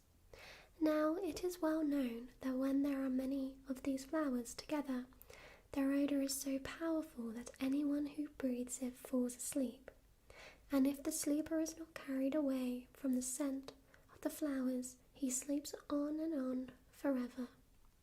But Dorothy did not know this, nor could she get away from the bright red flowers that were everywhere about. So presently her eyes grew heavy, and she felt she must sit down to rest and to sleep. But the Tin Woodman would not let her do this. "We must hurry and get back to the road of yellow brick before dark," he said, and the Scarecrow agreed with him. So they kept walking until Dorothy could stand no longer. Her eyes closed in spite of herself, and she forgot where she was and fell among the poppies, fast asleep. "What shall we do?" asked the Tin Woodman. "If we leave her here she will die," said the Lion. "The smell of the flowers is killing us all. I myself can scarcely keep my eyes open, and the dog is asleep already." It was true. Toto had fallen down beside his little mistress. But the Scarecrow and the Tin Woodman, not being made of flesh, were not troubled by the scent of the flowers. "Run fast," said the Scarecrow to the Lion, "and get out of this deadly flower bed as soon as you can. We will bring the little girl with us, but if you should fall asleep, you are too big to be carried." So the Lion aroused himself and bounded forward as fast as he could go. In a moment he was out of sight. "Let us make a chair with our hands and carry her," said the Scarecrow. So they picked up Toto and put the dog in Dorothy's lap, and then they made a chair with their hands for the seat and their arms for the arms, and carried the sleeping girl between them through the flowers. On and on they walked, and it seemed that the great carpet of deadly flowers that surrounded them would never end. They followed the bend of the river, and at last came upon their friend the Lion lying fast asleep among the poppies. The flowers had been too strong for the huge beast, and he had given up at last and fallen only a short distance from the end of the poppy bed, where the sweet grass spread in beautiful green fields before them. "We can do nothing for him," said the Tin Woodman sadly, "for he is much too heavy to lift. We must leave him here to sleep on forever, and perhaps he will dream that he has found courage at last." "I'm sorry," said the Scarecrow. "The Lion was a very good comrade for one so cowardly. But let us go on." They carried the sleeping girl to a pretty spot beside the river, far enough from the poppy field to prevent her breathing any more of the poison of the flowers, and here they laid her gently on the soft grass and waited for the fresh breeze to waken her. So that was chapter 8 of the Wonderful Wizard of Oz by L. Frank Baum.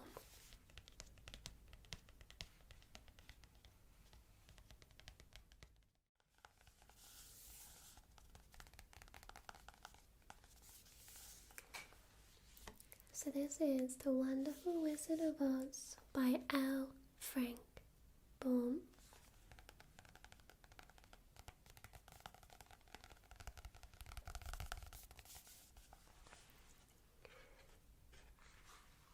And this is chapter 9, The Queen of the Field Mice.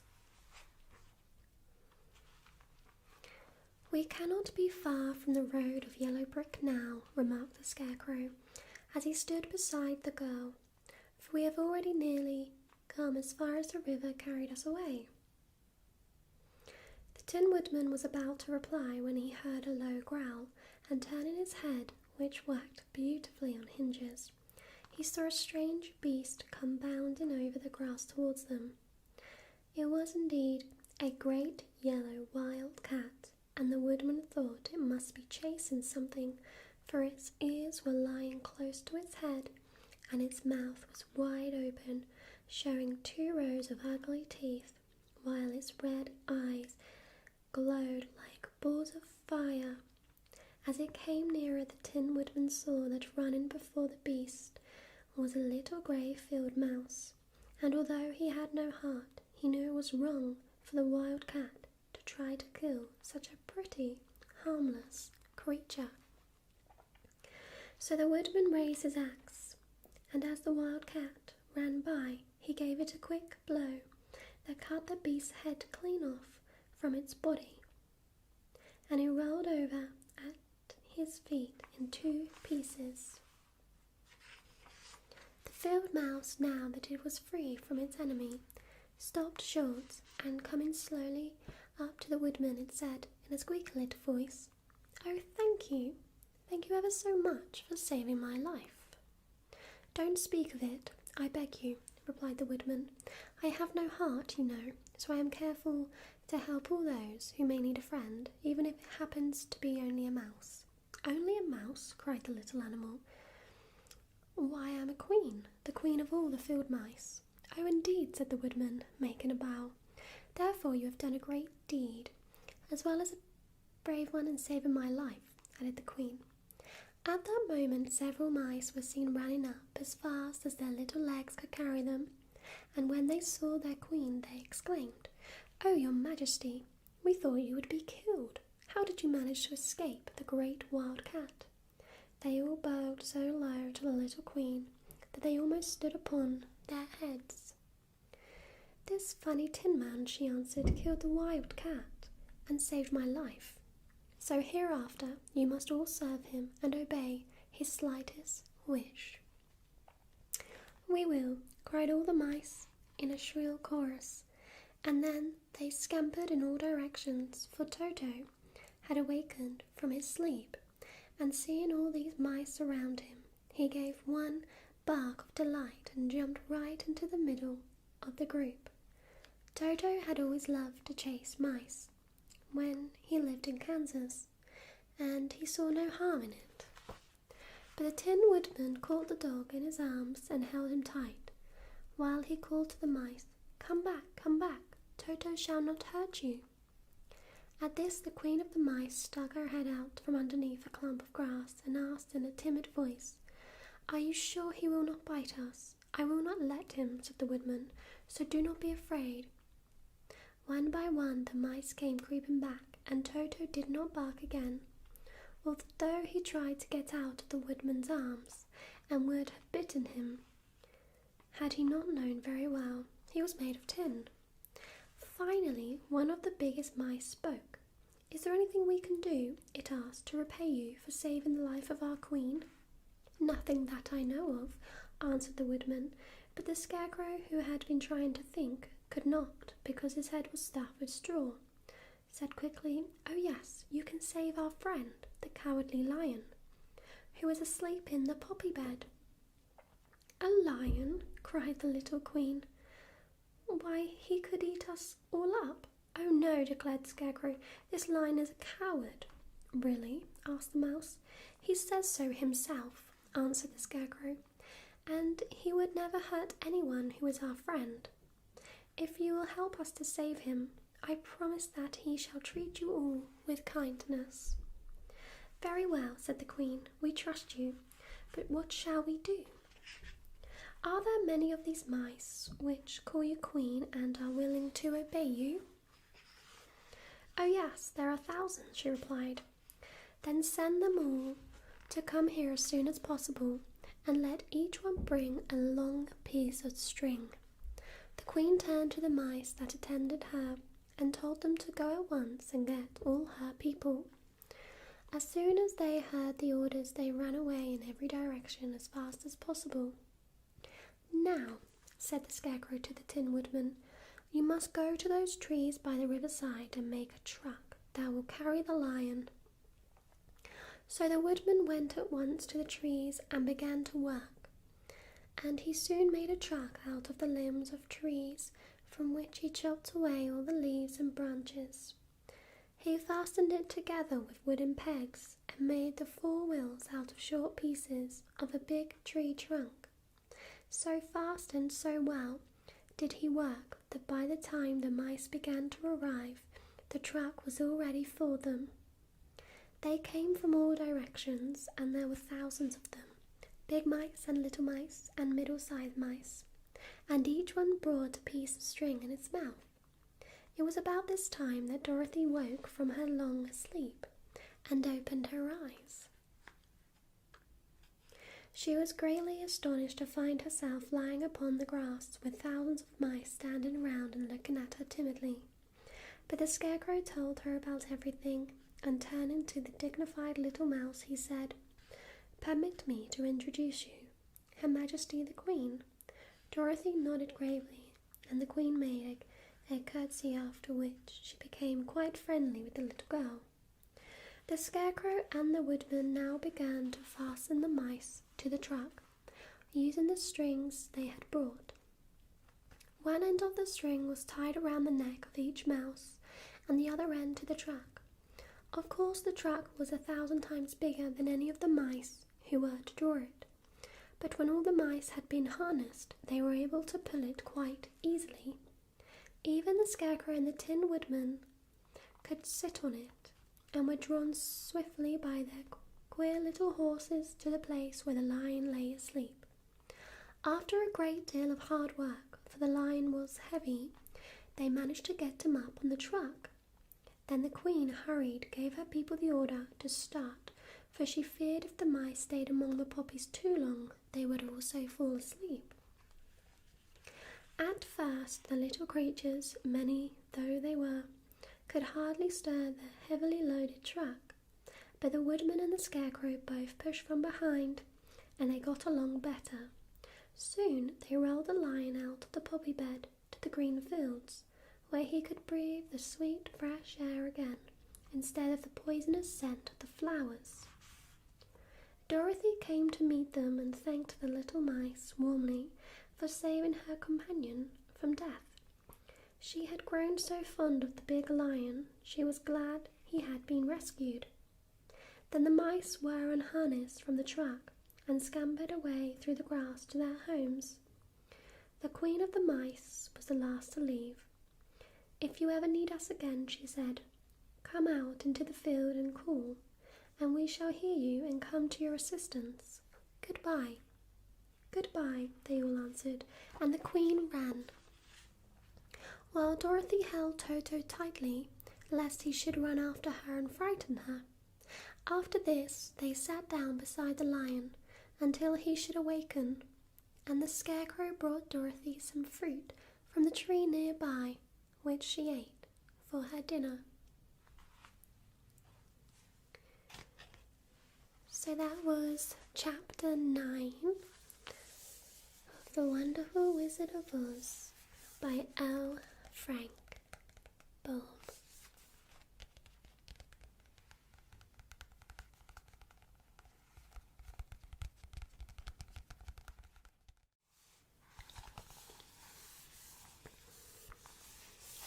Hello everybody. Today I'm going to be reading The Wonderful Wizard of Oz by L. Frank Baum. Now we're actually on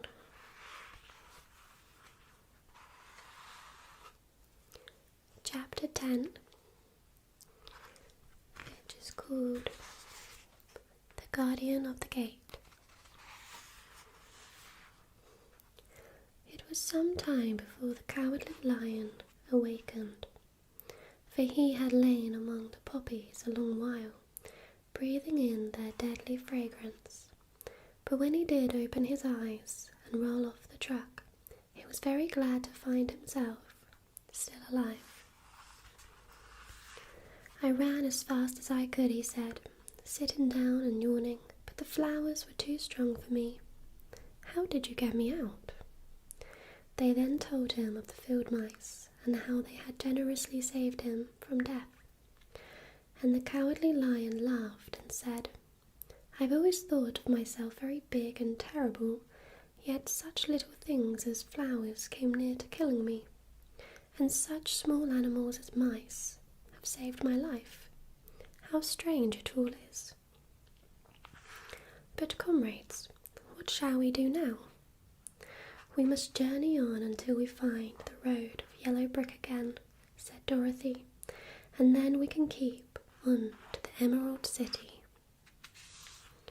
So the lion being fully refreshed and feeling quite himself again, they all started upon the journey, greatly enjoying the walk through the soft, fresh grass. And it was not long before they reached the road of yellow brick, and turned again towards the Emerald City, where the great Oz dwelt. The road was smooth and well paved now, and the country about was beautiful, so that the travellers rejoiced in leaving the forest far behind, and with it the many dangers they had met in its gloomy shades. Once more they could see fences built beside the road, but these were painted green, and when they came to a small house in which a farmer evidently lived, that also was painted green. They passed by several of these houses during the afternoon, and sometimes people came to the doors and looked at them as if they would like to ask questions, but no one came near them nor spoke to them because of the great lion, of which they were very much afraid. The people were all dressed in clothing of a lovely emerald green colour and wore peaked hats like those of the Munchkins. "This must be the land of Oz," said Dorothy, "and we are surely getting near the Emerald City." "Yes," answered the Scarecrow. "Everything is green here, while in the country of the Munchkins, blue was the favourite colour. But the people do not seem to be as friendly as the Munchkins, and I'm afraid we shall be unable to find a place to pass the night." "I should like something to eat besides fruit," said the girl, "and I'm sure Toto is nearly starved. Let us stop at the next house and talk to the people." So when they came to a good-sized farmhouse, Dorothy walked boldly up to the door and knocked. A woman opened it just far enough to look out and said, "What do you want, child, and why is that great lion with you?" "We wish to pass the night with you, if you will allow us," answered Dorothy, "and the lion is my friend and comrade and would not hurt you for the world." "Is he tame?" asked the woman, opening the door a little wider. "Oh yes," said the girl, "and he is a great coward too. He will be more afraid of you than you are of him." "Well," said the woman, after thinking it over and taking another peep at the lion, "if that is the case, you may come in, and I will give you some supper and a place to sleep." So they all entered the house, where there were, besides the woman, 2 children and a man. The man had hurt his leg, and was lying on the couch in a corner. They seemed greatly surprised to see so strange a company, and while the woman was busy laying the table, the man asked, "Where are you all going?" "To the Emerald City," said Dorothy, "to see the great Oz." "Oh, indeed," exclaimed the man. "Are you sure that Oz will see you?" "Why not?" she replied. "Why, it is said that he never lets anyone come into his presence. I have been to the Emerald City many times, and it is a beautiful and wonderful place, but I have never been permitted to see the great Oz, nor do I know of any living person who has seen him." "Does he never go out?" asked the Scarecrow. "Never. He sits day after day in the great throne room of his palace, and even those who wait upon him do not see him face to face." "What is he like?" asked the girl. "That is hard to tell," said the man thoughtfully. "You see, Oz is a great wizard and can take on any form he wishes. So that some say he looks like a bird, some say he looks like an elephant, and some say he looks like a cat. To others he appears as a beautiful fairy, or a brownie, or in any other form that pleases him. But who the real Oz is, when he is in his own form, no living person can tell." "That is very strange," said Dorothy, "but we must try in some way to see him, or we shall have made our journey for nothing." "Why do you wish to see the terrible Oz?" asked the man. "I want him to give me some brains," said the Scarecrow eagerly. "Oh, Oz could do that easily enough," declared the man. "He has more brains than he needs, and I want him to give me a heart," said the Tin Woodman. "That will not trouble him," continued the man, "for Oz has a large collection of hearts, all sizes and shapes. And I want him to give me courage," said the Cowardly Lion. "Oz keeps a great pot of courage in his throne room," said the man, "which he has covered with a golden plate to keep it from running over. He'll be glad to give you some." "And I want him to send me back to Kansas," said Dorothy. "Where is Kansas?" asked the man with surprise. "I don't know," replied Dorothy sorrowfully, "but it is my home, and I'm sure it's somewhere." Very likely. Well, Oz can do anything, so I suppose he will find Kansas for you. But first you must get to see him, and that will be a hard task, for the Great Wizard does not like to see anyone, and he usually has his own way. But what do you want? He continued, speaking to Toto. Toto only wagged his tail, for strange to say, he could not speak. The woman now called to them that supper was ready, so they gathered around the table, and Dorothy ate some delicious porridge and a dish of scrambled eggs and a plate of nice white bread, and enjoyed her meal. The lion ate some of the porridge, but did not care for it, saying it was made from oats, and oats were food for horses, not for lions. The Scarecrow and the Tin Woodman ate nothing at all. Toto ate a little of everything, and was glad to get a good supper again.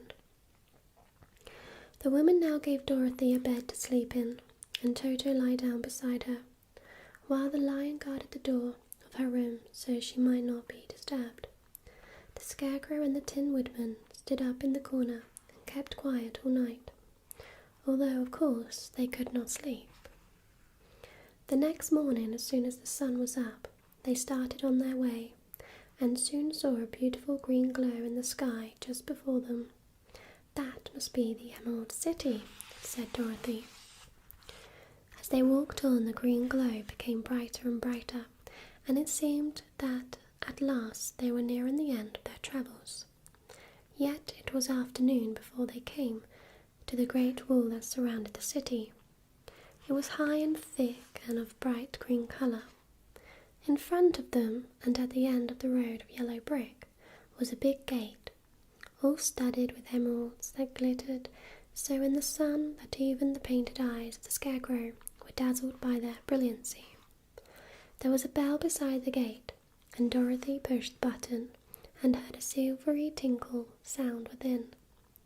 Then the big gate swung slowly open, and they all passed through, and found themselves in a high arched room, the walls of which glistened with countless emeralds. Before them stood a little man about the same size as the Munchkins. He was clothed all in green, from his head to his feet, and even his skin was of greenish tint. At his side was a large green box. When he saw Dorothy and her companions, the man asked, "What do you wish in the Emerald City?" "We came here to see the great Oz," said Dorothy.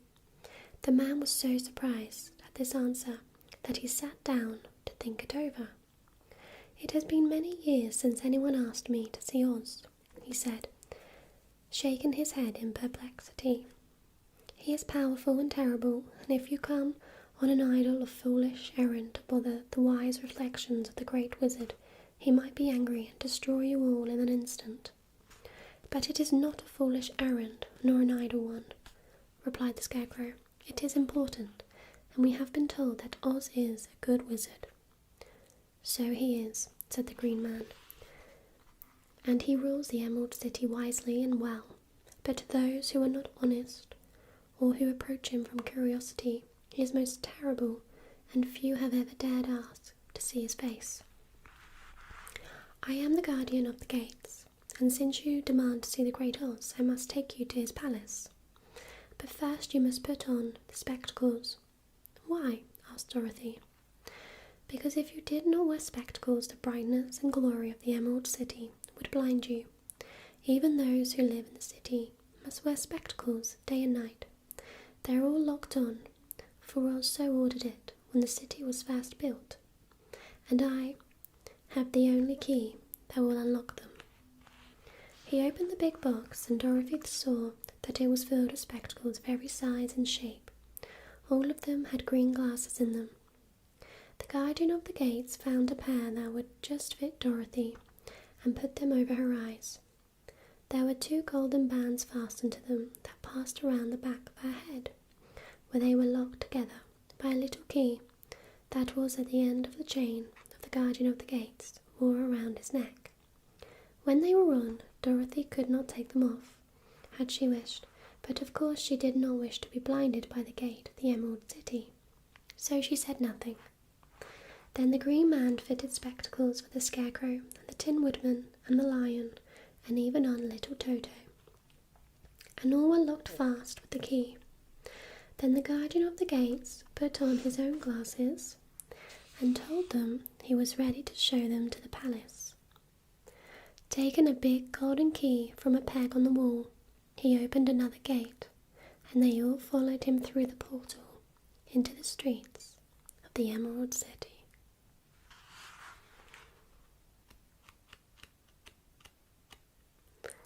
So that was chapter 10 of The Wonderful Wizard of Oz by L. Frank Baum.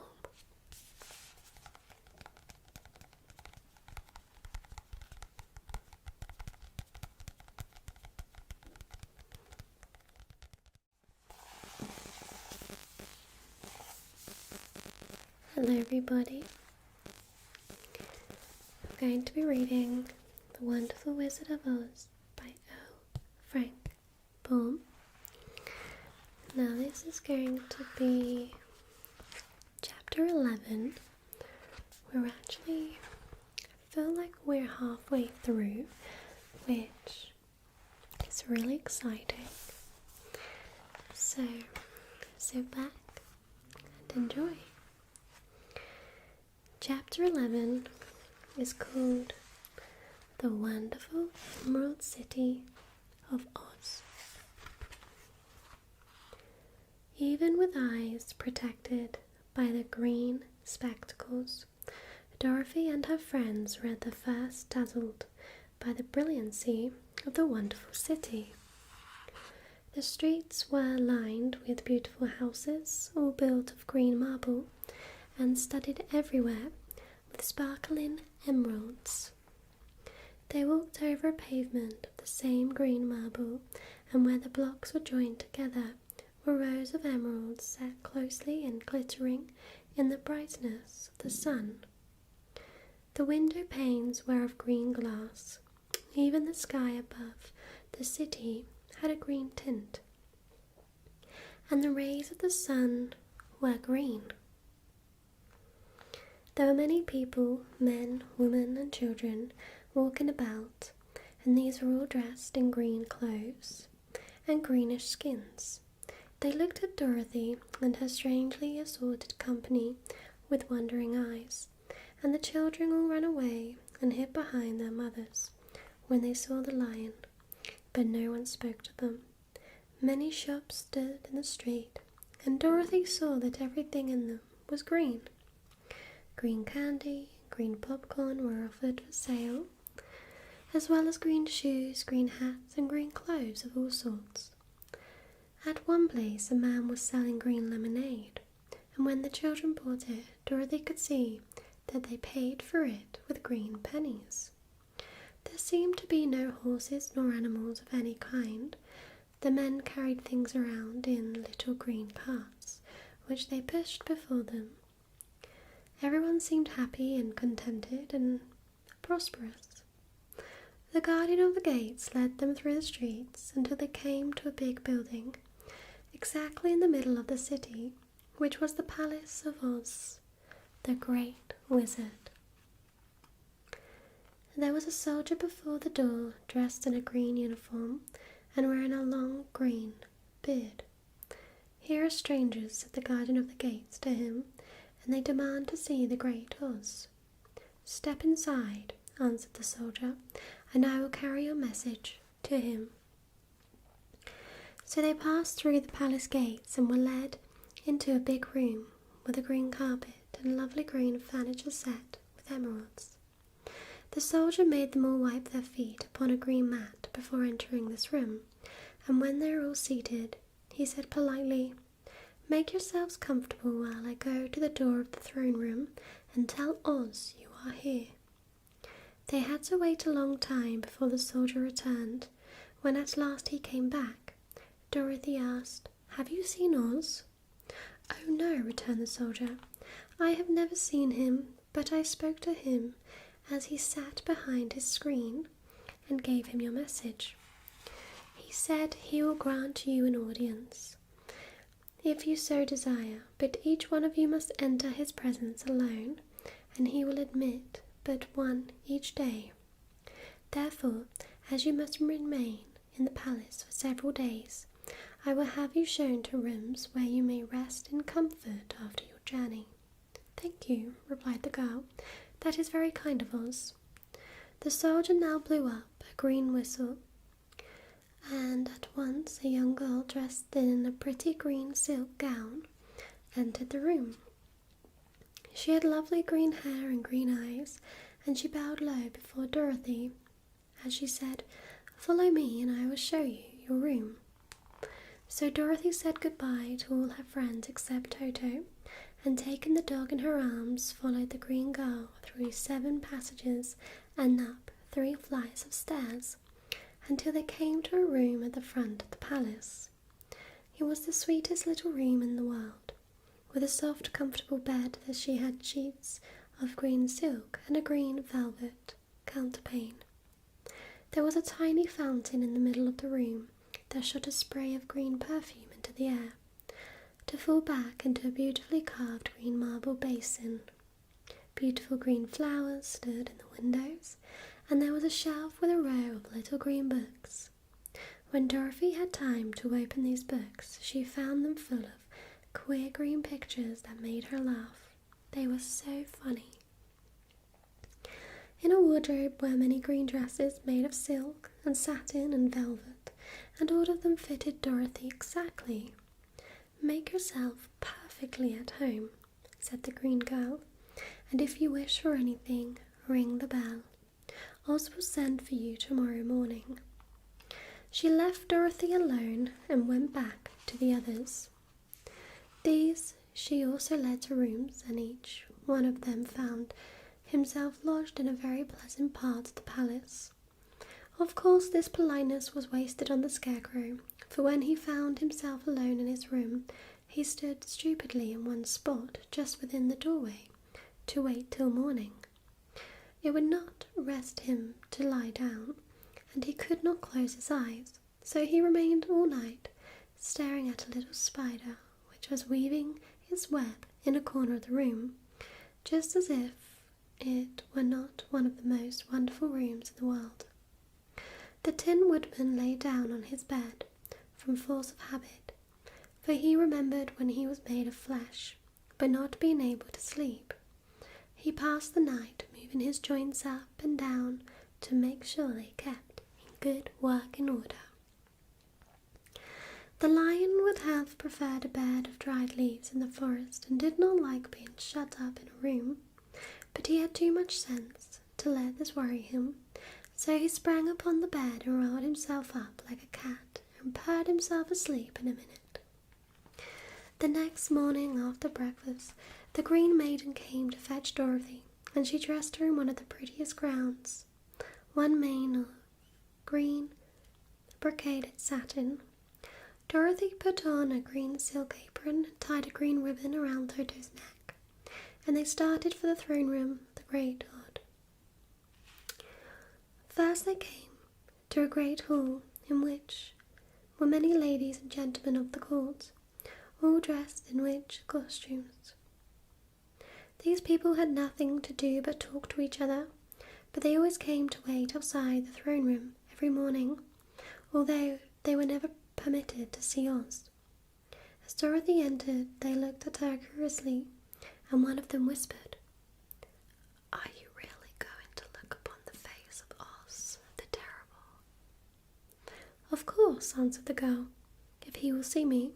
"Oh, he will see you," said the soldier, who had taken her message to the wizard, "although he does not like to have people asked to see him. Indeed, at first he was angry, and I said I should send you back where you come from. Then he asked me what you look like. When I mentioned your silver shoes, he was very much interested. At last I told him about the mark upon your forehead, and he decided he would admit you to his presence." Just then a bell rang, and the green girl said to Dorothy, "That is the signal. You must go into the throne room alone." She opened a little door, and Dorothy walked boldly through and found herself in a wonderful place. It was a big round room with a high arched roof, and the walls and ceilings and floor were covered with large emeralds set closely together. In the centre of the roof was a great light, as bright as the sun, which made the emeralds sparkle in a wonderful manner. But what interested Dorothy most was the big throne of green marble that stood in the middle of the room. It was shaped like a chair and sparkled with gems, as did everything else.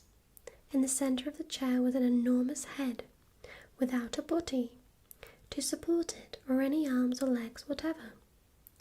There was no hair upon his head, but it had eyes and a nose and a mouth, and was much bigger than the head of the biggest giant. As Dorothy gazed upon this in wonder and fear, the eyes slowly turned and looked at her sharply and steadily. Then she mouth moved, and Dorothy heard a voice say, "I am Oz, the great and terrible.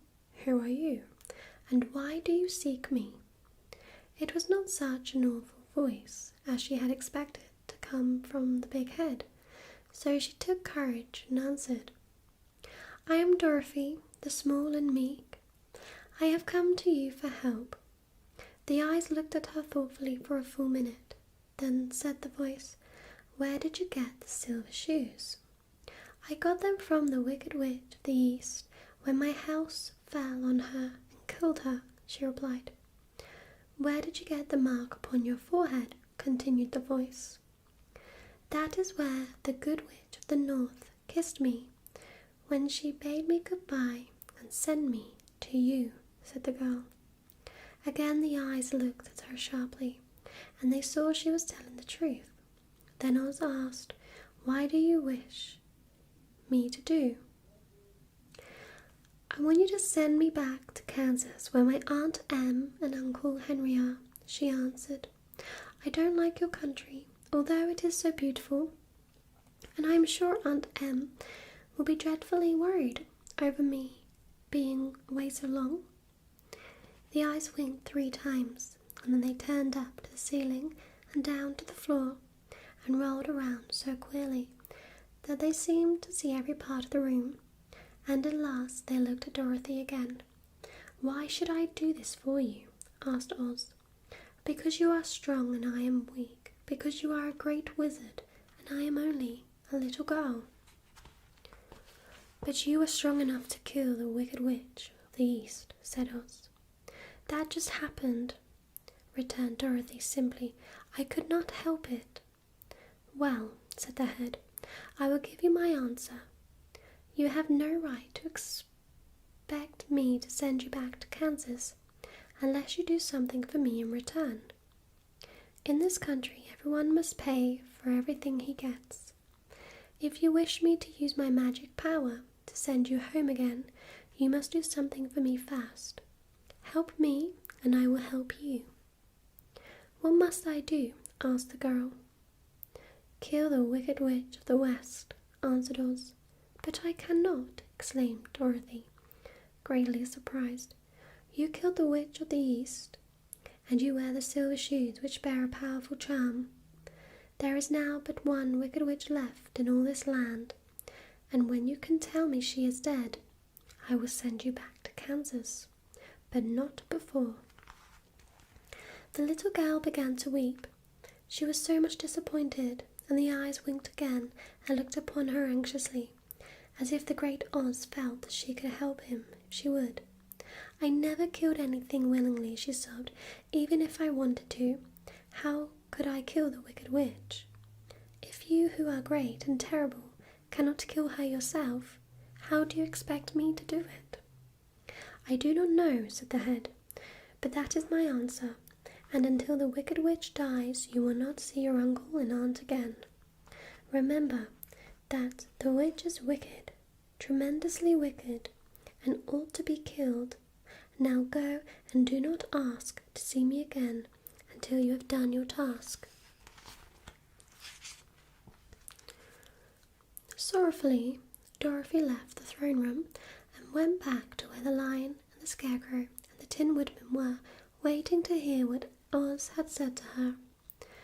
"There is no hope for me," she said sadly, "for Oz will not send me home until I have killed the Wicked Witch of the West, and that I can never do."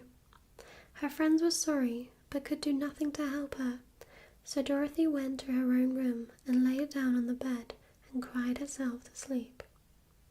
The next morning, the soldier with the green whiskers came to the Scarecrow and said, "Come with me, for Oz has sent for you." So the Scarecrow followed him and was admitted into the great throne room, where he saw sitting in the emerald throne a most lovely lady. She was dressed in green silk gauze and wore upon her flowing green locks a crown of jewels. Growing from her shoulders were wings, gorgeous in colour, and so light that they fluttered if the slightest breath of air reached them. When the Scarecrow had bowed as prettily as his straw stuffing would let him before this beautiful creature, she looked upon him sweetly and said, "I am Oz, the great and terrible. Who are you, and why do you seek me?" Now the Scarecrow, who had expected to see the great head Dorothy told him of, was much astonished, but he answered her bravely, "I am only a scarecrow stuffed with straw. Therefore I have no brains, and I come to you praying that you will put brains in my head instead of straw, so that I may become as much a man as any other in your dominions." "Why should I do this for you?" asked the lady. "Because you are wise and powerful, and no one else can help me," answered the Scarecrow. "I never grant favours without some in return," said Oz, "but this much I will promise. If you will kill for me the Wicked Witch of the West, I will bestow upon you a great many brains, and such good brains that you will be the wisest man in all the land of Oz." "I thought you asked Dorothy to kill the witch," said the Scarecrow in surprise. "So I did. I don't care who kill her, but until she is dead, I will not grant your wish. Now go, and do not seek me again until you have earned the brains you so greatly desire." The Scarecrow went sorrowfully back to his friends and told them what Oz had said, and Dorothy was surprised to find that the Grey Wizard was not a head, and she had seen him, but a lovely lady. "All the same," said the Scarecrow, "she needs a heart as much as the Tin Woodman." On the next morning, the soldier with the green whiskers came to the Tin Woodman and said, "Oz has sent for you. Follow me." So the Tin Woodman followed him and came to the great throne room. He did not know whether he would find Oz a lovely lady or a head, but he hoped it would be the lovely lady, for he said to himself, "If it is the head, I am sure I shall not be given a heart, since a head has no heart of its own and therefore cannot feel for me. But if it is the lovely lady, I shall beg hard for a heart, for all ladies are themselves said to be kindly-hearted."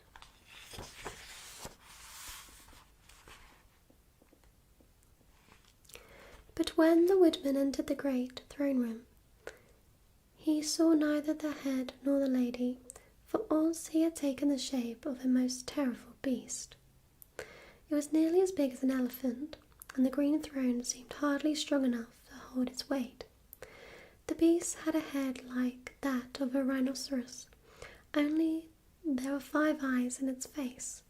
There were 5 long arms growing out of its body, and it also had 5 long slim legs. Thick woolly hair covered every part of it, and a more dreadful looking monster could not be imagined. It was fortunate the Tin Woodman had no heart at that moment, for it would have beat loud and fast from terror. But being only tin, the Woodman was not at all afraid, although he was much disappointed. "I am Oz, the great and terrible," spoke the beast, in a voice that was one great roar. "Who are you, and why do you seek me?" I am a woodman and made of tin, therefore I have no heart and cannot love. I pray you to give me a heart, that I may be as other men are. Why should I do this? Demanded the beast. Because I ask it, and you alone can grant my request, answered the woodman. Oz gave a low growl at this, but said gruffly, If you indeed desire a heart, you must earn it. How? Asked the woodman. Help Dorothy to kill the wicked witch of the west, replied the beast. When the witch is dead, come to me, and I will then give you the biggest and kindest and most loving heart in all the land of Oz. So the Tin Woodman was forced to return sorrowfully to his friends and tell them of the terrible beast he had seen. They all wondered greatly at the many forms that the great wizard could take upon himself, and the lion said, If he is a beast, when I go see him, I shall roar my loudest and so frighten him that he will grant all I ask. And if he is the lovely lady, I shall pretend to spring upon her and so compel her to my bidding. And if he is the great head, he will be at my mercy, for I will roll his head all about the room until he promises to give us what we desire. So be of good cheer, my friends, for all will yet be well. The next morning, the soldier with the green whiskers led the lion to the great throne room and bade him enter the presence of Oz. The lion at once passed through the door and, glancing around, saw to his surprise that before the throne was a ball of fire, so fierce and glowing he could scarcely bear to gaze upon it. His first thought was that Oz had by accident caught on fire and was burning up, but when he tried to go nearer, the heat was so intense that it singed his whiskers, and he crept back trembling to a spot nearer the door. Then a low, quiet voice came from the ball of fire, and these were the words it spoke. I am Oz, the great and terrible. Who are you, and why do you seek me? And the lion answered, I am a cowardly lion, afraid of everything. I came to you to beg that you give me courage so that in reality I may become the king of beasts, as men call me. Why should I give you courage? Demanded Oz. Because of all wizards you are the greatest, and alone have power to grant my request, answered the lion. The ball of fire burned fiercely for a time, and the voice said, Bring me proof that the wicked witch is dead, and that moment I will give you courage. But as long as the witch lives, you must remain a coward. The lion was angry at this speech, but could not say nothing in reply, and while he stood silently gazing at the ball of fire, it became so furiously hot that he turned tail and rushed from the room. He was glad to find his friends waiting for him, and told them of his terrible interview with the wizard. What shall we do now? Asked Dorothy sadly. There is only one thing we can do, returned the lion, and that is to go to the land of the Winkies, seek out the wicked witch, and destroy her. But suppose we cannot, said the girl. Then I shall never have courage, declared the lion. And I shall never have brains, added the Scarecrow. And I shall never have a heart, spoke the Tin Woodman. And I shall never see Aunt Em and Uncle Harry, said Dorothy, beginning to cry. Be careful, cried the green girl. The tears will fall on your green silk gown and spot it. So Dorothy dried her eyes and said, I suppose we must try it, but I am sure I do not want to kill anybody, even to see Aunt Em again. I will go with you, but I'm too much of a coward to kill the witch, said the lion. I will go too, declared the Scarecrow, but I shall not be much of help to you. I'm such a fool. I haven't the heart to harm even a witch, remarked the Tin Woodman. But if you go, I certainly shall go with you. Therefore, it was decided to start upon their journey the next morning, and the woodman sharpened his axe on a green grindstone and had all his joints properly oiled. The Scarecrow stuffed himself with fresh straw, and Dorothy put new paint on his eyes that he might see better. The green girl, who was very kind to them, filled Dorothy's basket with good things to eat and fastened a little bow around Toto's neck with a green ribbon. They went to bed quite early and slept soundly until daylight, when they were awakened by a crowing of a green cock that lived in the backyard of the palace, and the cackling of a hen that had laid a green egg. So that was chapter 11 of The Wonderful Wizard of Oz by L. Frank Baum.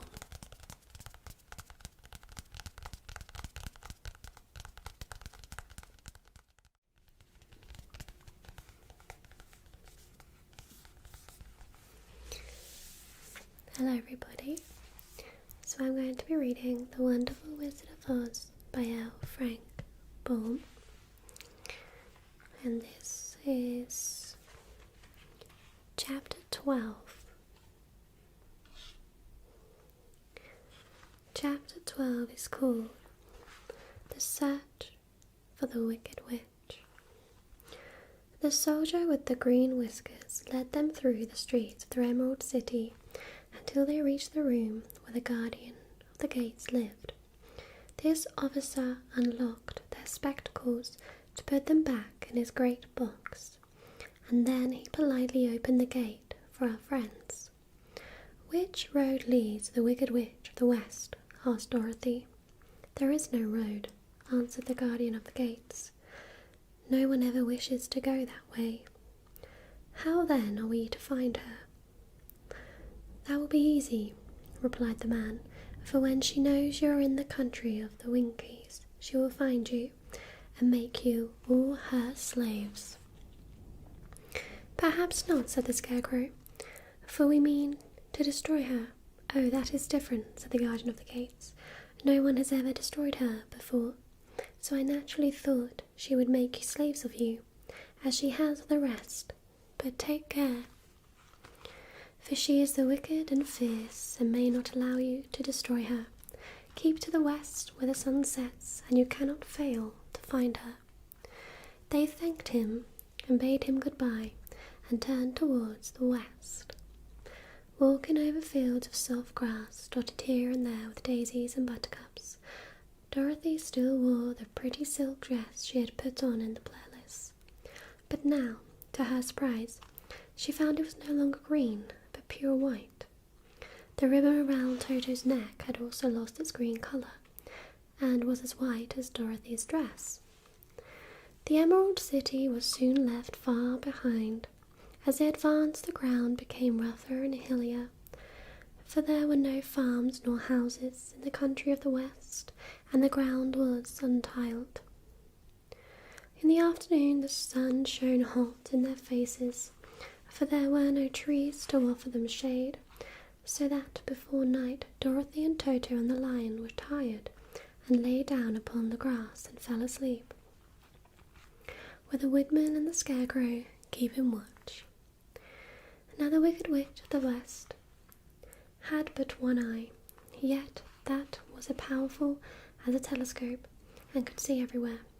So as she sat in the door of her castle, she happened to look around and saw Dorothy lying asleep with her friends all about her. They were a long distance off, but the Wicked Witch was angry to find them in her country, so she blew upon a silver whistle that hung around her neck. At once there came running to her from all directions a pack of great wolves. They had long legs and fierce eyes and sharp teeth. "Go to those people," said the witch, "and tear them to pieces." "Are you not going to make them your slaves?" asked the leader of the wolves. "No," she answered. "One is of tin and one of straw. One is a girl and the other a lion. None of them is fit to work, so you may tear them into small pieces." "Very well," said the wolf, and he dashed away at full speed, followed by the others. It was lucky the Scarecrow and the Woodman were wide awake and heard the wolves coming. "This is my fight," said the Woodman, "so get behind me, and I will meet them as they come." He seized his axe, which he had made very sharp, and as the leader of the wolves came on, the Tin Woodman swung his arm and chopped the wolf's head from its body, so that it immediately died. As soon as he could raise his axe, another wolf came up, and he also fell under the sharp edge of the Tin Woodman's weapon. There were 40 wolves, and 40 times a wolf was killed, so that at last they all lay dead in a heap before the Woodman. Then he put down his axe and sat beside the Scarecrow, who said, "It was a good fight, friend." They waited until Dorothy woke the next morning. The little girl was quite frightened when she saw the great pile of shaggy wolves, but the Tin Woodman told her all.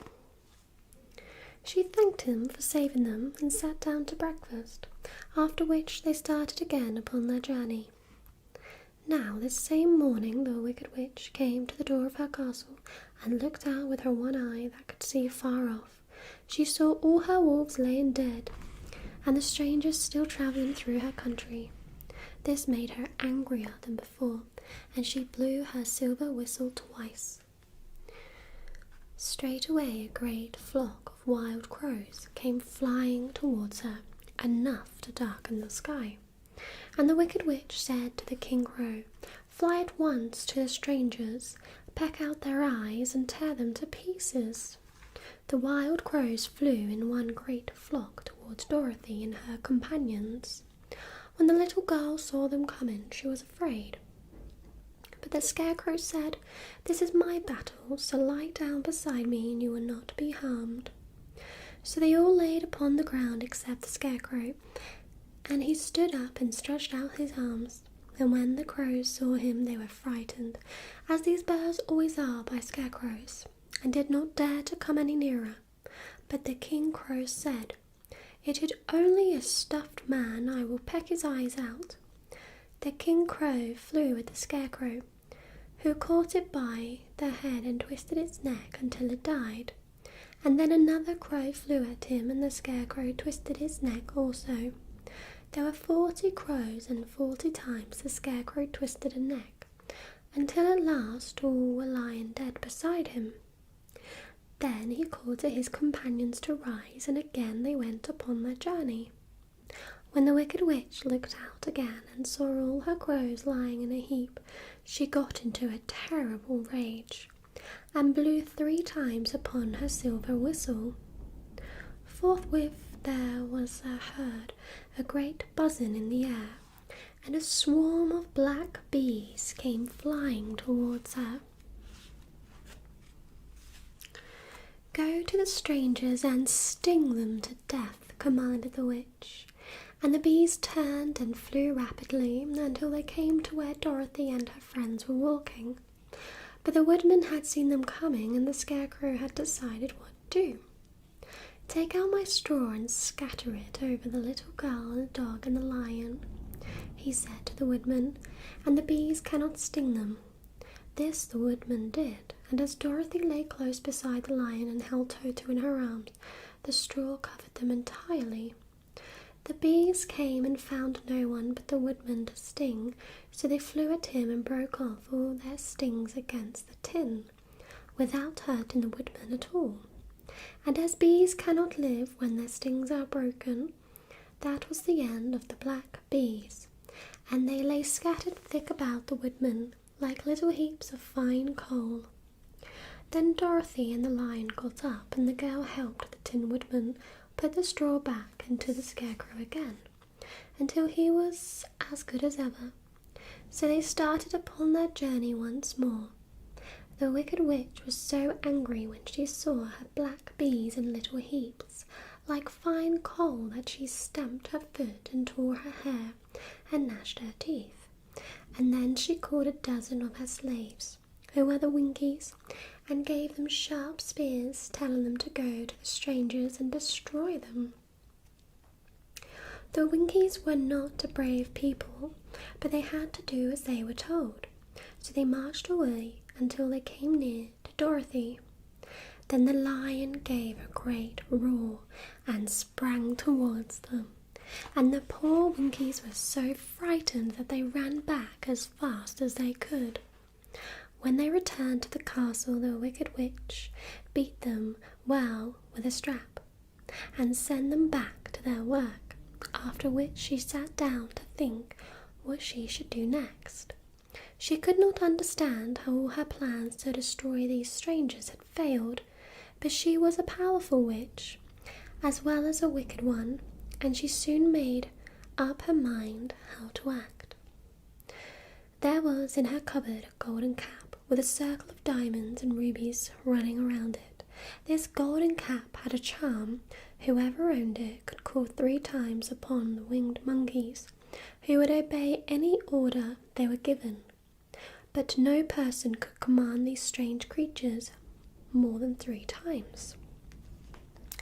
Twice already the Wicked Witch had used the charm of the cap. Once was when she had made the Winkies her slaves and set herself to rule over their country. The winged monkeys had helped her to do this. The second time was when she had fought against the great Oz himself and driven him out of the land of the West. The winged monkeys also helped her in doing this. Only once more could she use this golden cap, for which reason she did not like to do so until all her other powers were exhausted. But now that her fierce wolves and her wild crows and her stinging bees were gone, and her slaves had been scared away by the cowardly lion, she saw there was only one way left to destroy Dorothy and her friends. So the Wicked Witch took the golden cap from her cupboard and placed it upon her head. Then she stood upon her left foot and slowly said, "Ee-pee-pee-pee-ka-kee." Next she stood upon her right foot and said, "Heel-lo, ho-lo, hello." After this she stood upon both feet and cried in a loud voice, "Zizzy, zuzz, sigh, sick." Now the charm began to work. The sky was darkened and a low rumbling sound was heard in the air. There was a rushing of many wings, a great chattering and laughing, and the sun came out of the dark sky to show the Wicked Witch surrounded by a crowd of monkeys, each with a pair of immense and powerful wings on his shoulders. One, much bigger than the others, seemed to be their leader. He flew close to the witch and said, "You have called for us the 3rd and last time. What do you command?" "Go to the strangers who are within my land and destroy them all except the lion," said the Wicked Witch. "Bring that beast to me, for I have a mind to harness him like a horse and make him work." "Your command shall be obeyed," said the leader. Then, with a great deal of chattering and noise, the winged monkeys flew away to the place where Dorothy and her friends were walking.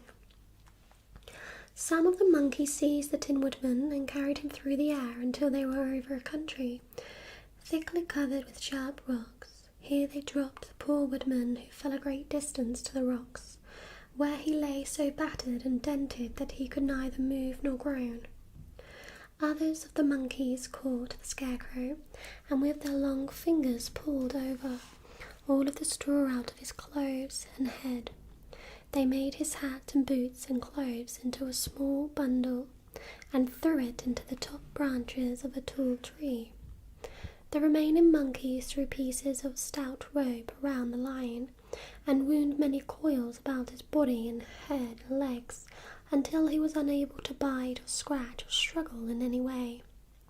Then they lifted him up and flew away with him to the witch's castle, where he was placed in a small yard with a high iron fence around it so that he could not escape. But Dorothy they did not harm at all. She stood with Toto in her arms, watching the sad fate of her comrades and thinking it would soon be her turn. The leader of the winged monkeys flew up to her, his long hairy arms stretched out and his ugly face grinning terribly. But he saw the mark of the good witch's kiss upon her forehead and stopped short, motioning the others not to touch her.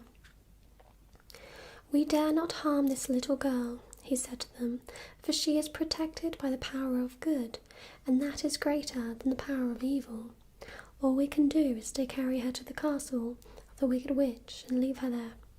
So carefully and gently they lifted Dorothy in their arms and carried her swiftly through the air until they came to the castle, where they set her down upon the front doorstep.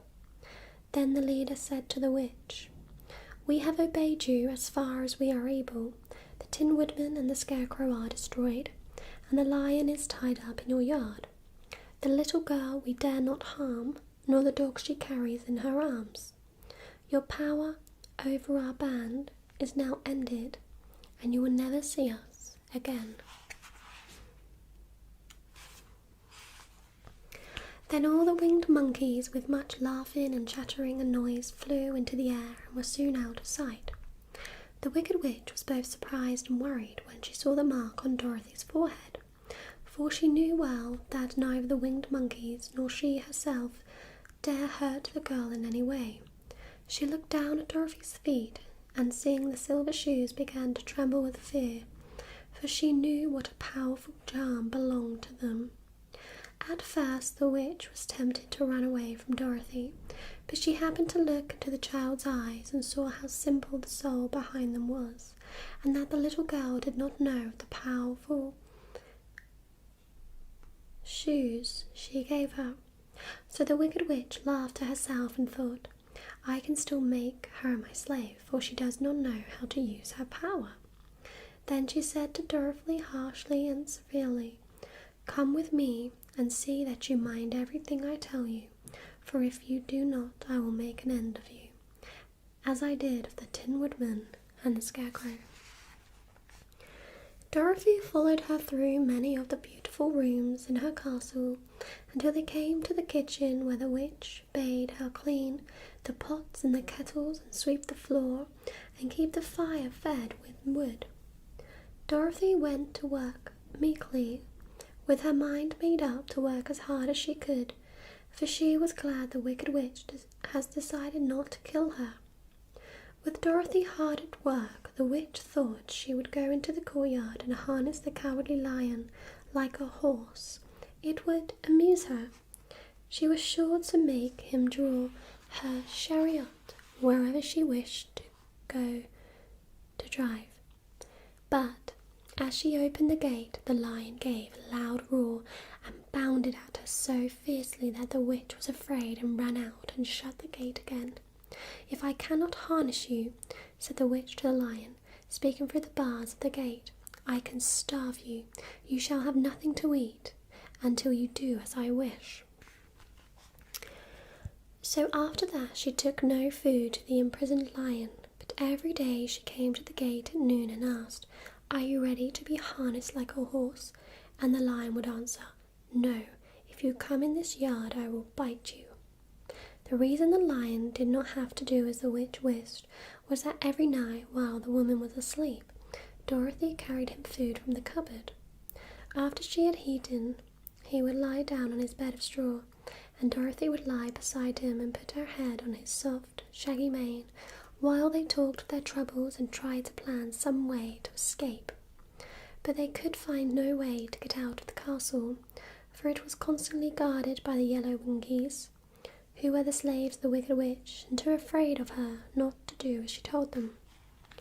The girl had to work hard during the day, and often the witch threatened to beat her with the same old umbrella she always carried in her hand. But in truth she did not dare to strike Dorothy because of the mark upon her forehead. The child did not know this and was full of fear for herself and Toto.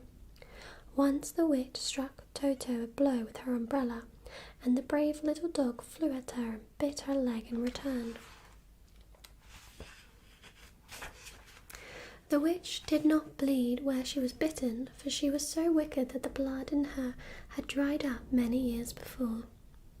Dorothy's life became very sad as she grew to understand that it would be harder than ever to get back to Kansas and Aunt Em again. Sometimes she would cry bitterly for hours, the Toto sitting at her feet and looking into her face, whining dismally. to show how sorry he was for his little mistress.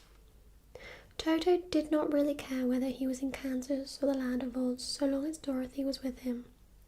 But he knew the little girl was unhappy, and that made him unhappy too. Now the Wicked Witch had a great longing to have for her own the silver shoes which the girl always wore. Her bees and her crows and her wolves were laying in heaps and drying up, and she had used up all the power of the golden cap. But if she could only get hold of the silver shoes, they would give her more power than all the other things she had lost. She watched Dorothy carefully to see if she ever took off the shoes, thinking she might steal them.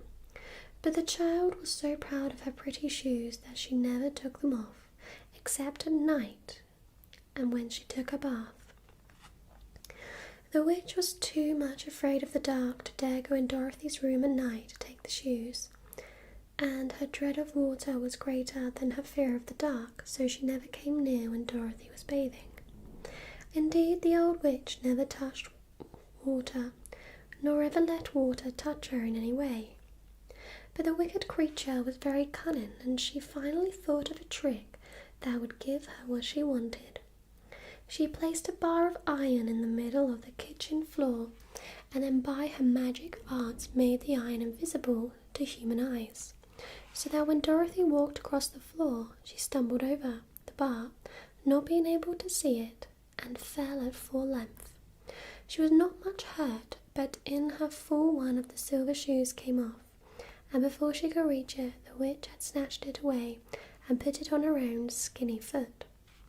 The wicked woman was greatly pleased with the success of her trick, for as long as she had one of those shoes she owned half the power of that charm, and Dorothy could not use it against her, even had she known how to do so. The little girl, seeing she had lost one of her pretty shoes, grew angry and said to the witch, "Give me back my shoe." "I will not," said the witch, "for it is now my shoe and not yours."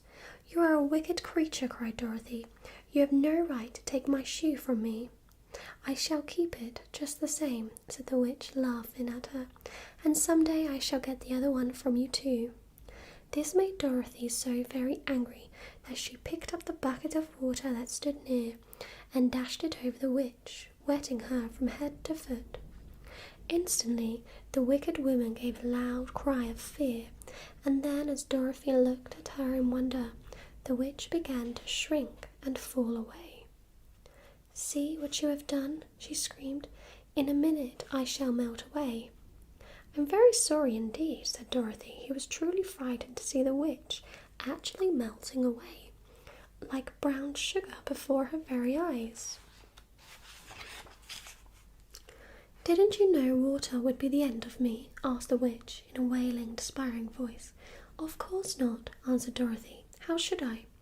"Well, in a few minutes I shall be all melted, and you will have the castle to yourself. I have been wicked in my day, but I never thought a little girl like you would ever be able to melt me and end my wicked deeds. Look out, here I go." With these words the witch fell down in a brown, melted, shapeless mass and began to spread over the clean boards of the kitchen floor. Seeing that she had really melted away to nothing, Dorothy drew another bucket of water and threw it over the mess. She then swept it all out of the door, after picking out the silver shoe, which was all that was left of the old woman. She cleaned and dried it with a cloth and put it on her foot again. Then, being at last free to do as she chose, she ran out to the courtyard to tell the lion that the Wicked Witch of the West had come to an end, and that they were no longer prisoners in a strange land. So that was Chapter 12, The Wonderful Wizard of Oz by L. Frank Baum. That was a good chapter.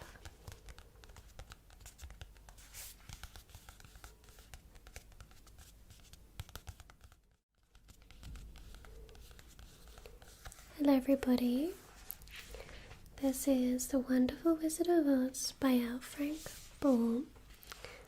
This is Chapter 13, This is called the rescue.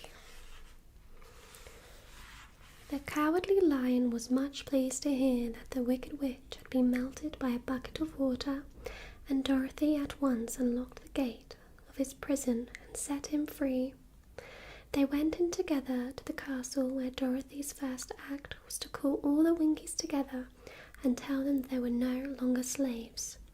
There was a great rejoicing among the yellow Winkies, for they had been made to work hard during many years for the Wicked Witch, who had always treated them with great cruelty. They kept this day as a holiday, then and ever after, and spent the time in feasting and dancing. "If our friends, the Scarecrow and the Tin Woodman, were only with us," said the Lion, "I should be quite happy." "Don't you suppose we could rescue them?" asked the girl. "We can try," answered the Lion. So they called the yellow Winkies and asked them if they would help to rescue their friends, and the Winkies said they would be delighted to do all in their power for Dorothy, who had set them free from bondage. So she chose a number of the Winkies who looked as if they knew the most, and they all started away.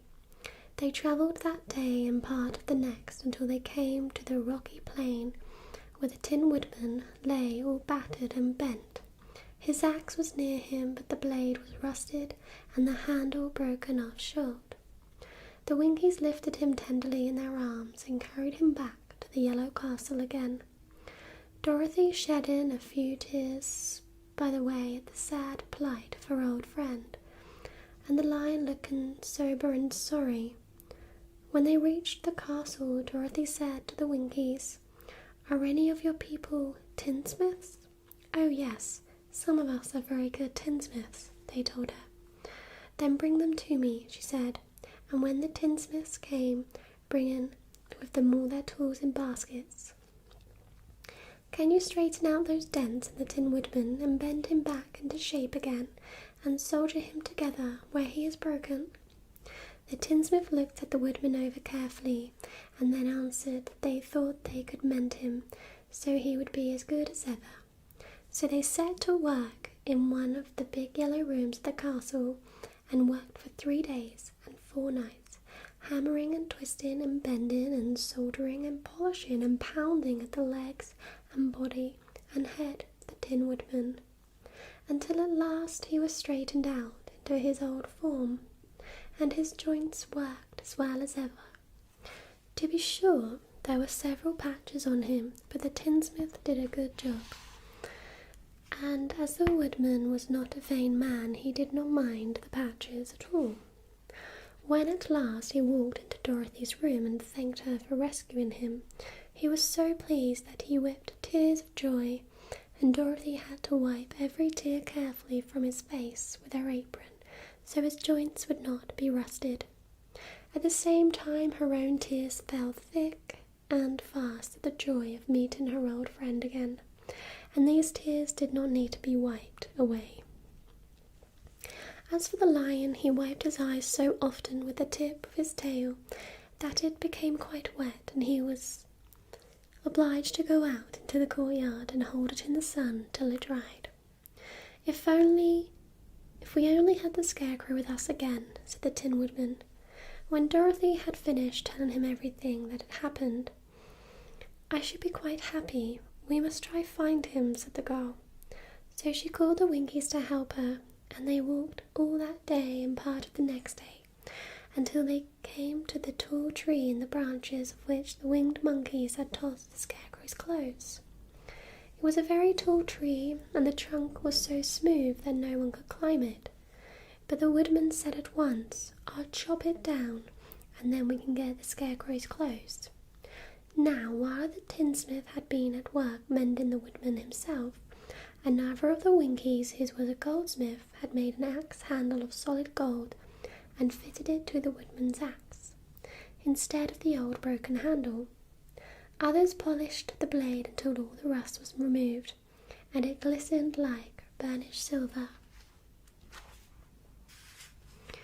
As soon as he had spoken, the Tin Woodman began to chop, and in a short time the tree fell over with a crash, whereupon the Scarecrow's clothes fell out of the branches and rolled off on the ground.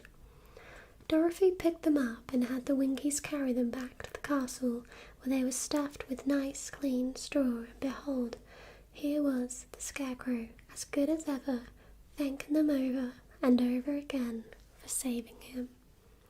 Now that they were reunited, Dorothy and her friends spent a few happy days at the Yellow Castle, where they found everything they needed to make them comfortable.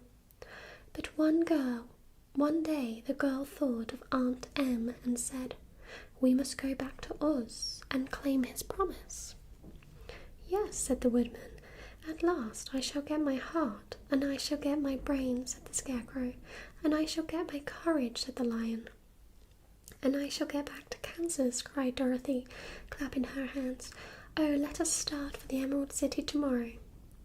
This they decided to do. The next day they called the Winkies together and bade them goodbye. The Winkies were sorry to have them go, and they had grown so fond of the Tin Woodman that they begged him to stay and rule over them and the yellow land of the West.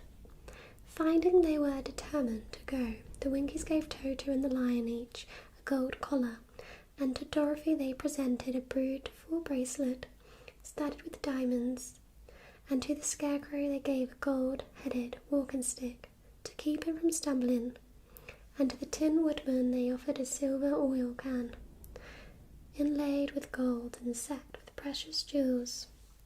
Every one of the travellers made the Winkies a pretty speech in return, and all shook hands with them until their arms ached. Dorothy went to the witch's cupboard to fill her basket with food for the journey, and there she saw the golden cap. She tried it on her own head and found that it fitted her exactly. She did not know anything about the charm of the golden cap, but she saw that it was pretty, so she made up her mind to wear it and carry her sunbonnet in the basket. Then, being prepared for the journey, they all started for the Emerald City, and the Winkies gave them 3 cheers and many good wishes to carry with them.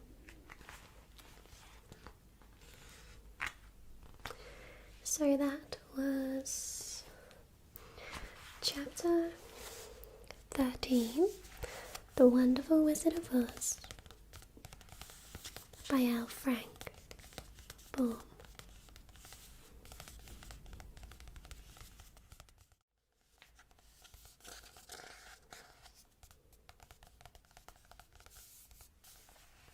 Hello everybody. Today I'm going to read The Wonderful Wizard of Oz by L. Frank Baum, and this is chapter 14, and this is called The Winged Monkeys. You will remember there was no road, not even a pathway, between the castle of the Wicked Witch and the Emerald City. When the 4 travellers went in search of the witch, she had seen them coming, and so sent the winged monkeys to bring them to her. It was much harder to find their way back through the big fields of buttercups and yellow daisies than it was being carried.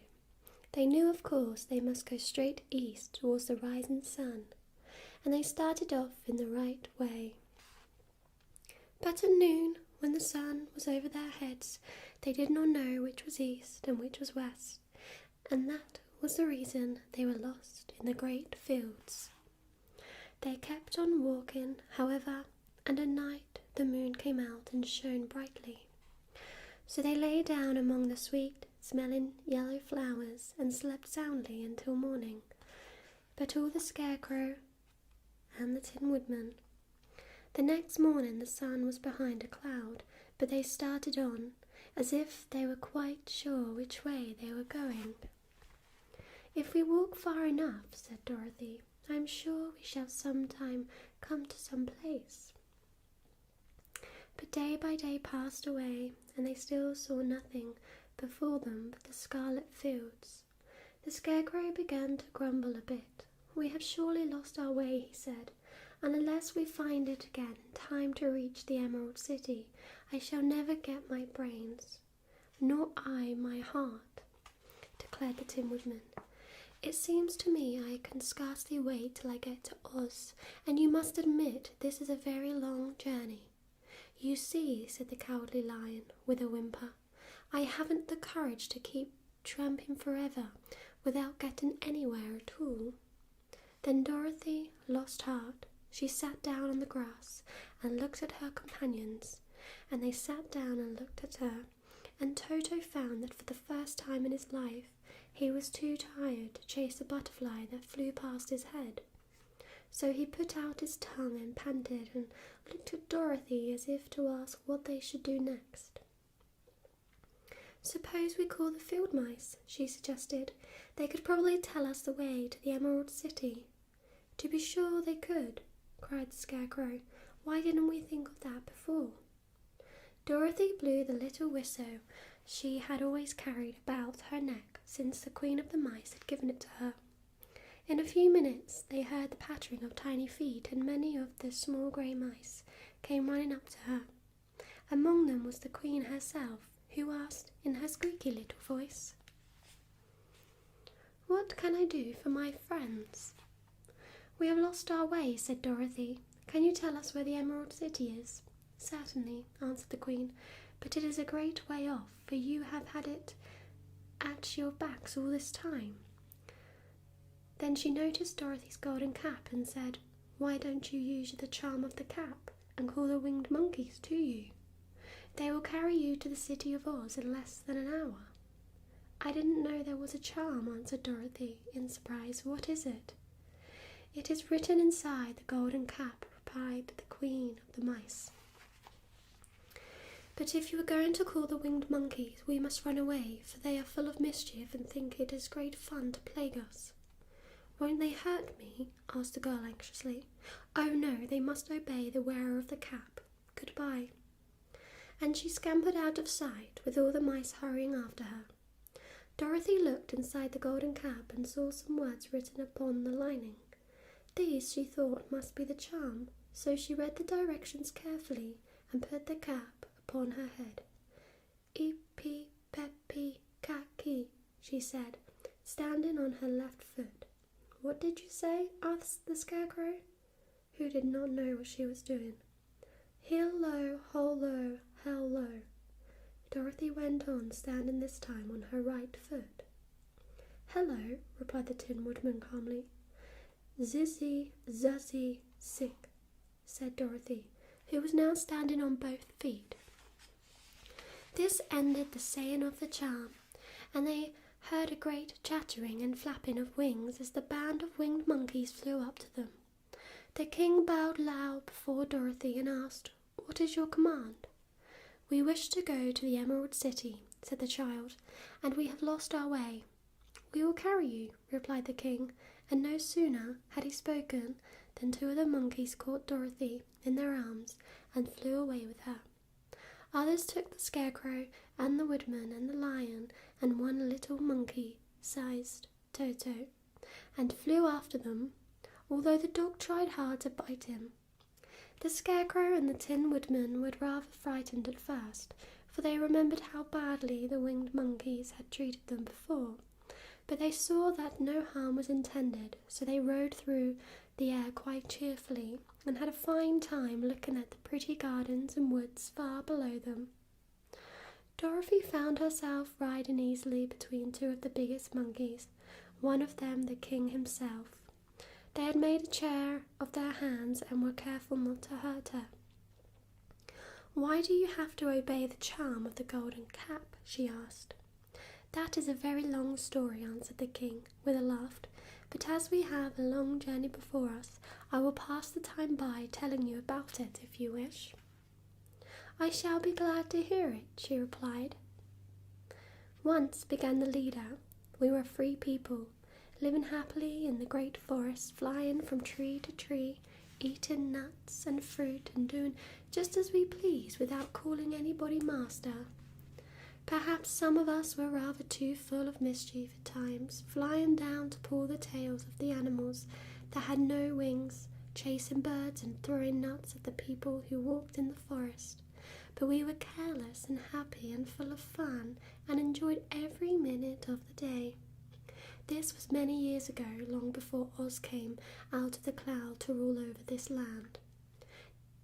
There lived here then, away at the north, a beautiful princess who was also a powerful sorceress. All her magic was used to help the people, and she was never known to hurt anyone who was good.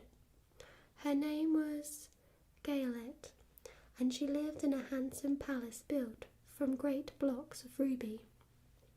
Everyone loved her, but her greatest sorrow was that she could find no one to love in return, since all the men were much too stupid and ugly to mate with so beautiful and wise.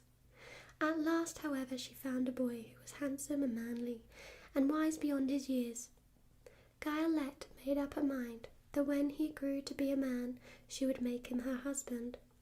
So she took him to her ruby palace and used all her magic powers to make him as strong and as good and lovely as any woman could wish.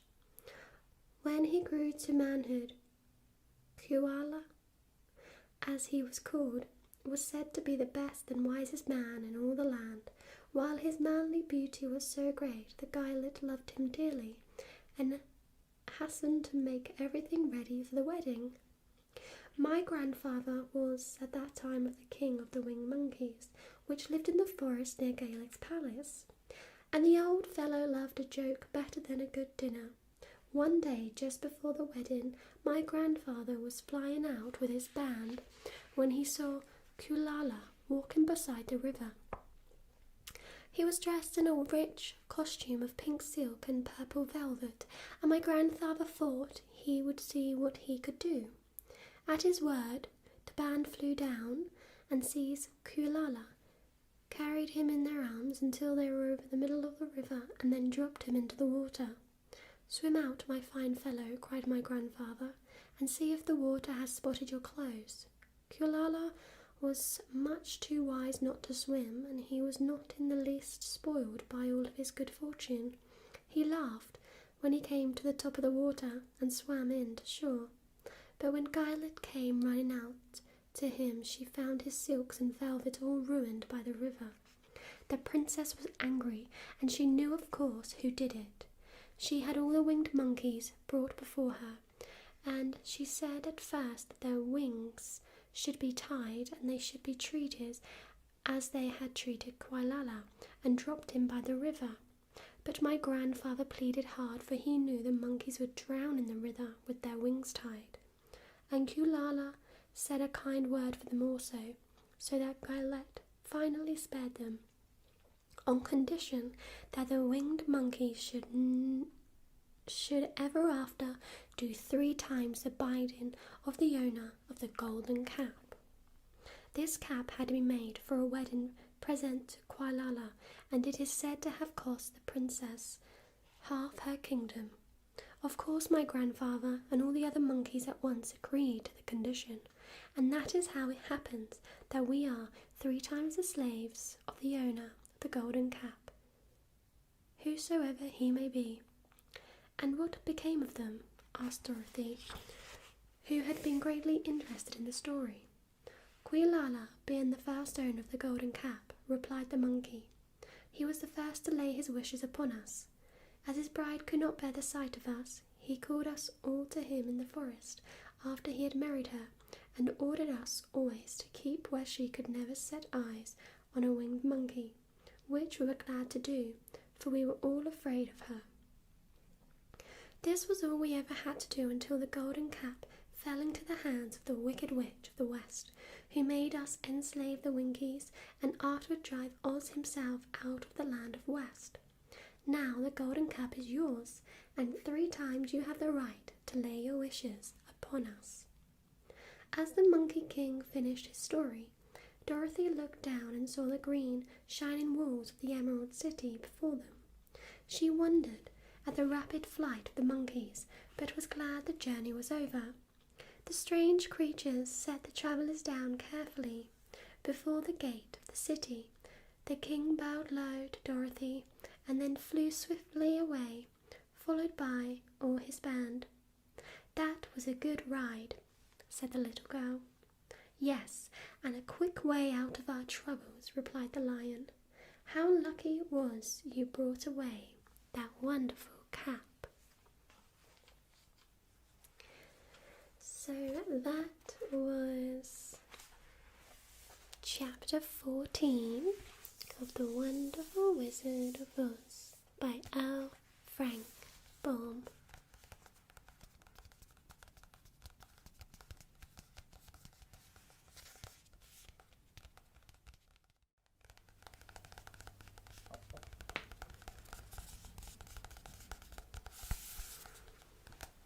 Hello everybody.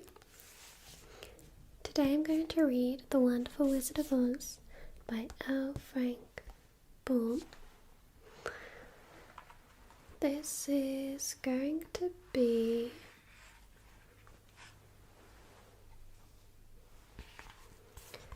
chapter 15, The Discovery of Oz the Terrible.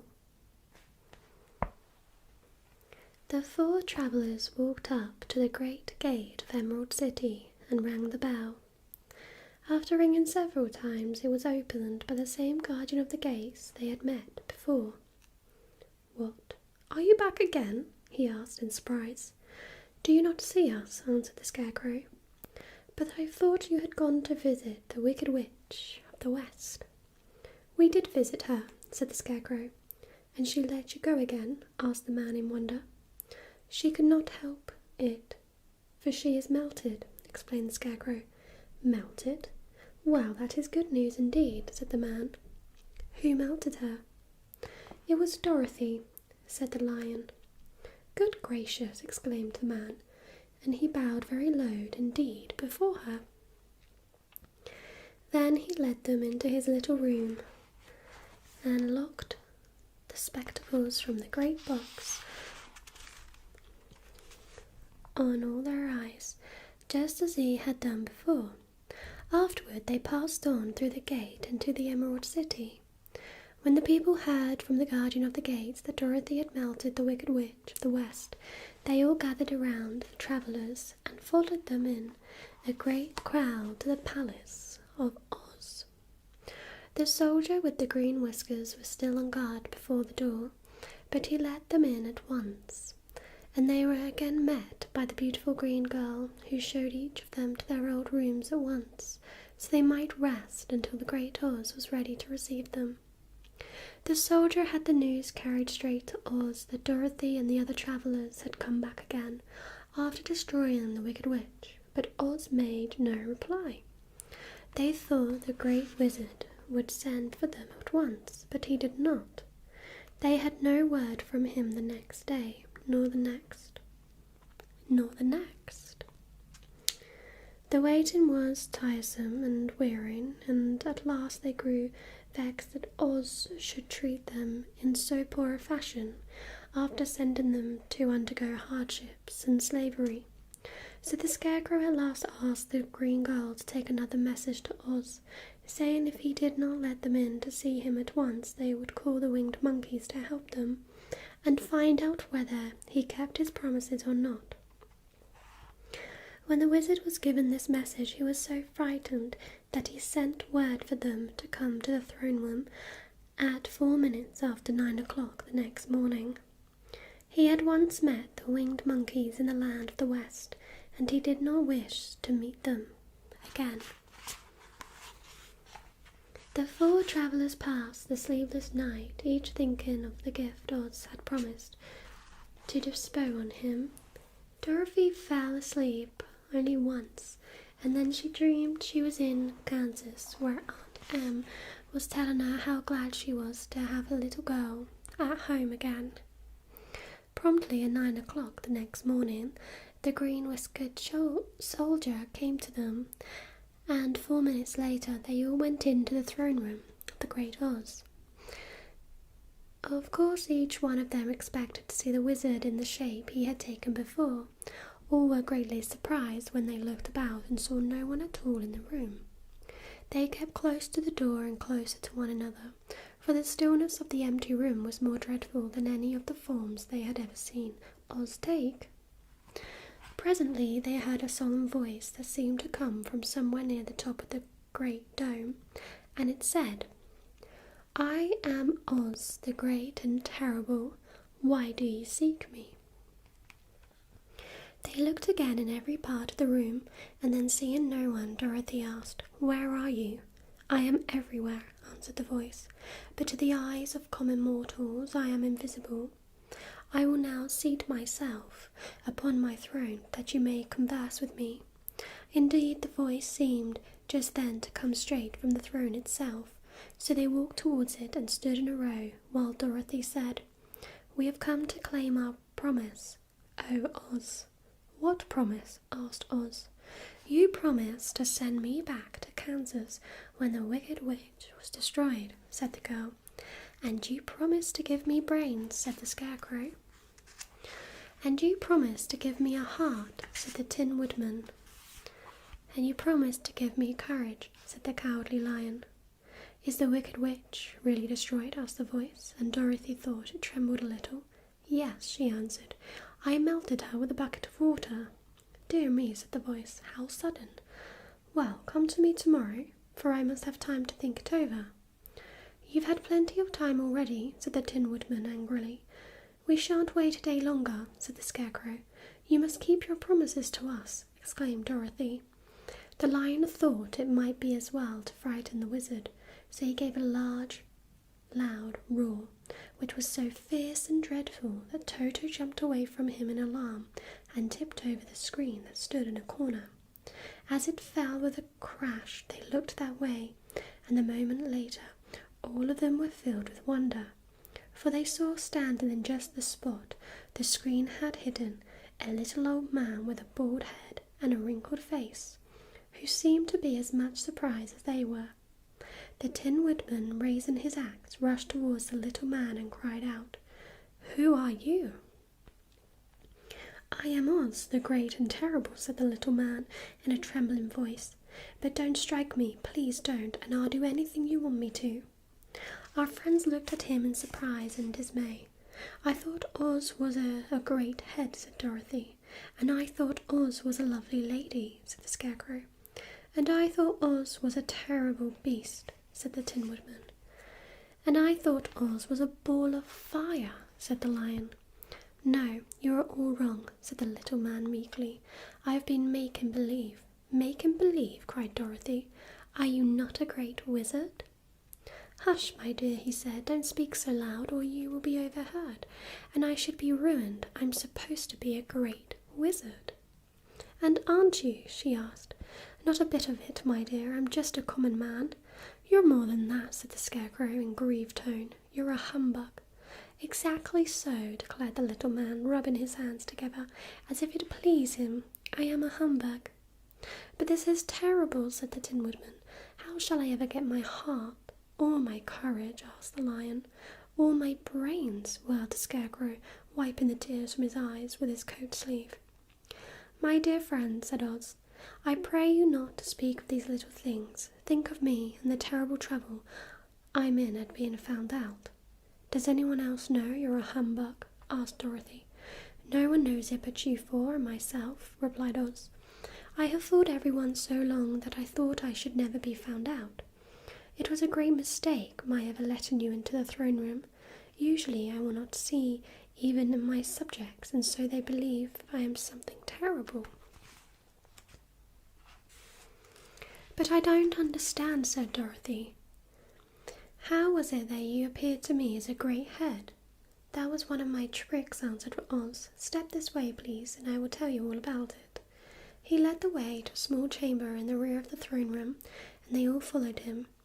He pointed to one corner, in which lay the great head, made out of many thickness of paper, and with a carefully painted face. "This I hung from the ceiling by a wire," said Oz. "I stood behind the screen and pulled a thread to make the eyes move and the mouth open." "But how about the voice?" "Oh, I am a ventriloquist," said the little man. "I can throw the sound of my voice wherever I wish, so that you thought it was coming out of the head. Here are the other things I used to deceive you." He showed the Scarecrow the dress and the mask he had worn when he seemed to be the lovely lady, and the Tin Woodman saw that his terrible beast was nothing but a lot of skin sewn together with slats to keep their sides out. As for the ball of fire, the false wizard had hung that also from the ceiling. It was really a ball of cotton, but when oil was really poured on the ball, burned fiercely.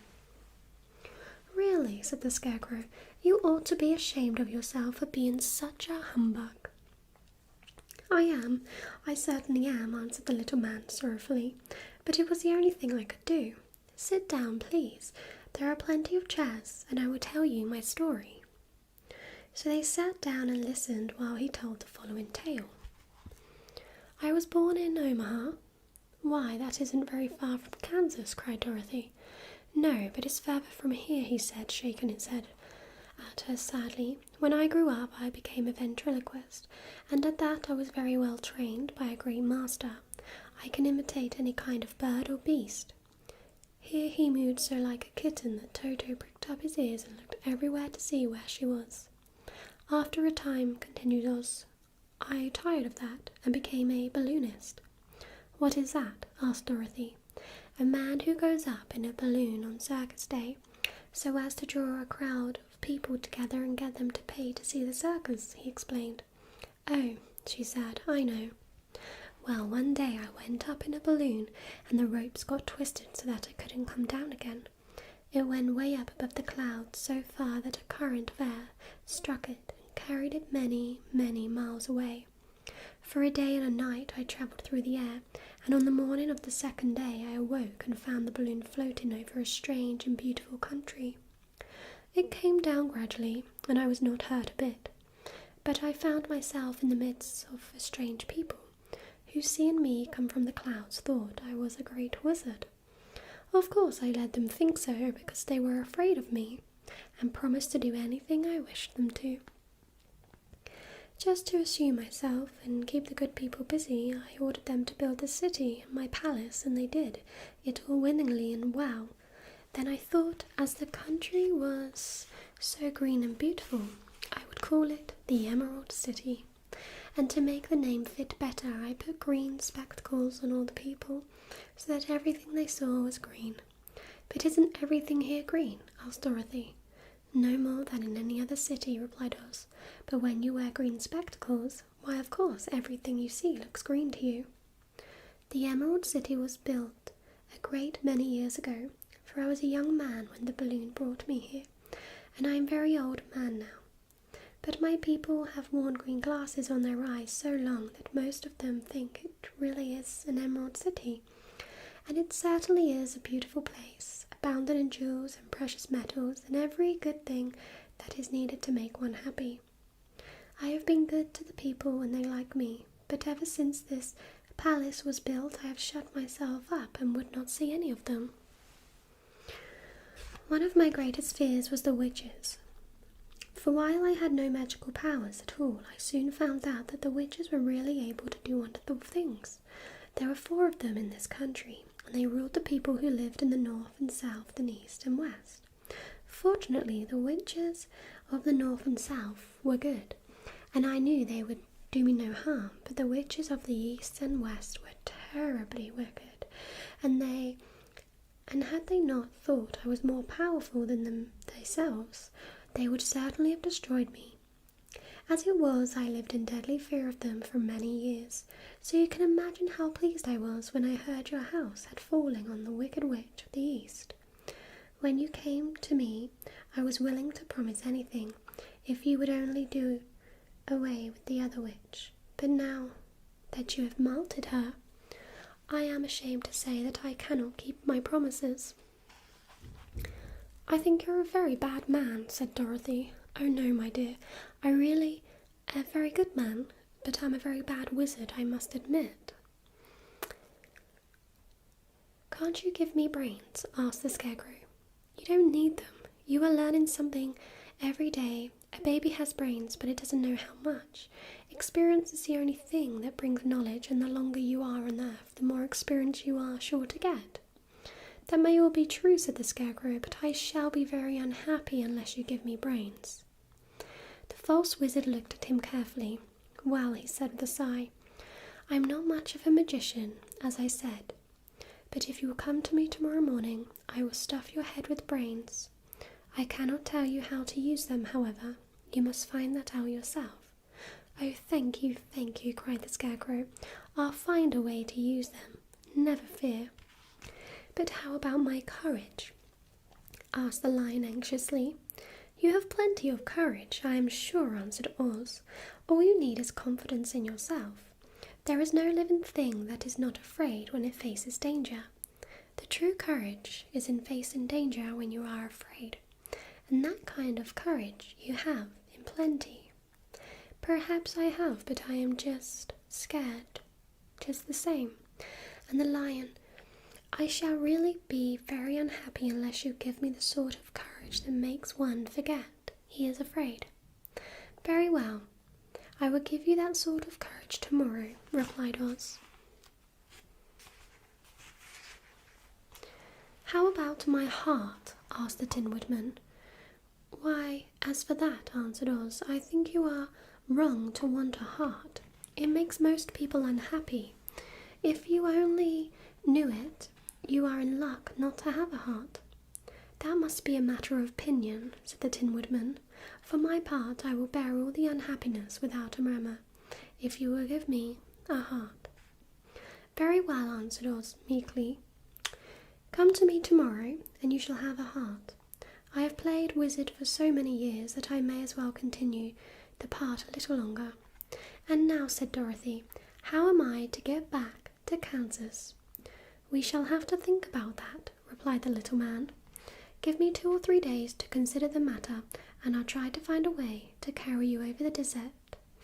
In the meantime, you shall all be treated as my guests, and while you live in the palace, my people will wait upon you and obey your slightest wish.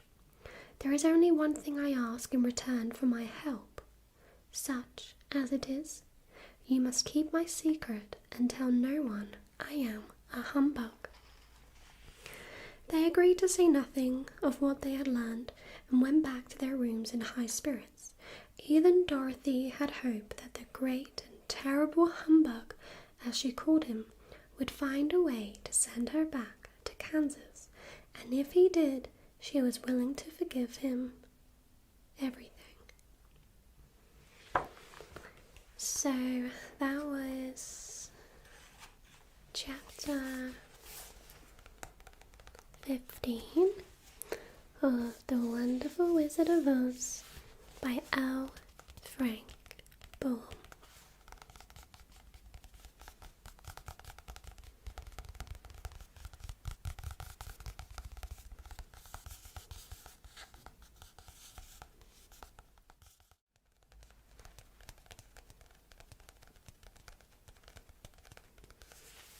Hello everybody.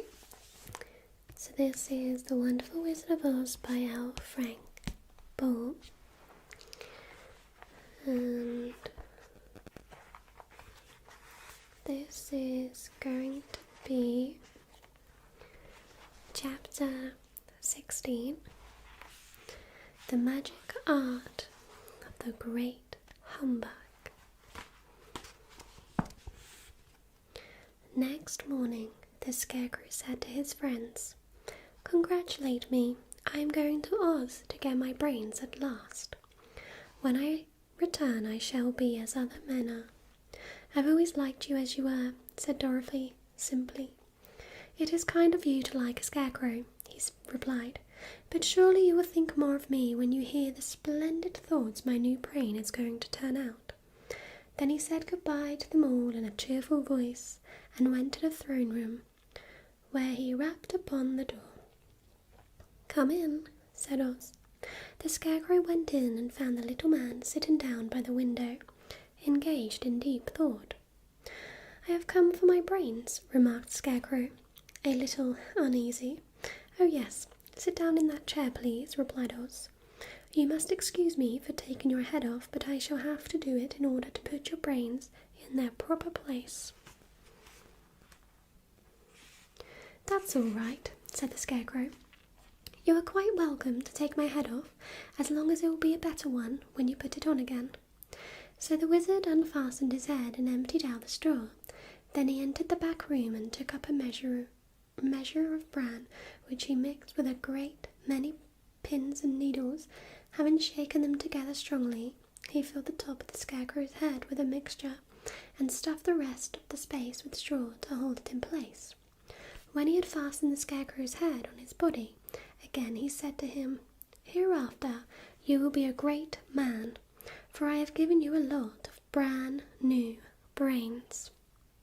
The Scarecrow was both pleased and proud of the fulfillment of his greatest wish, and having thanked Oz warmly, he went back to his friends.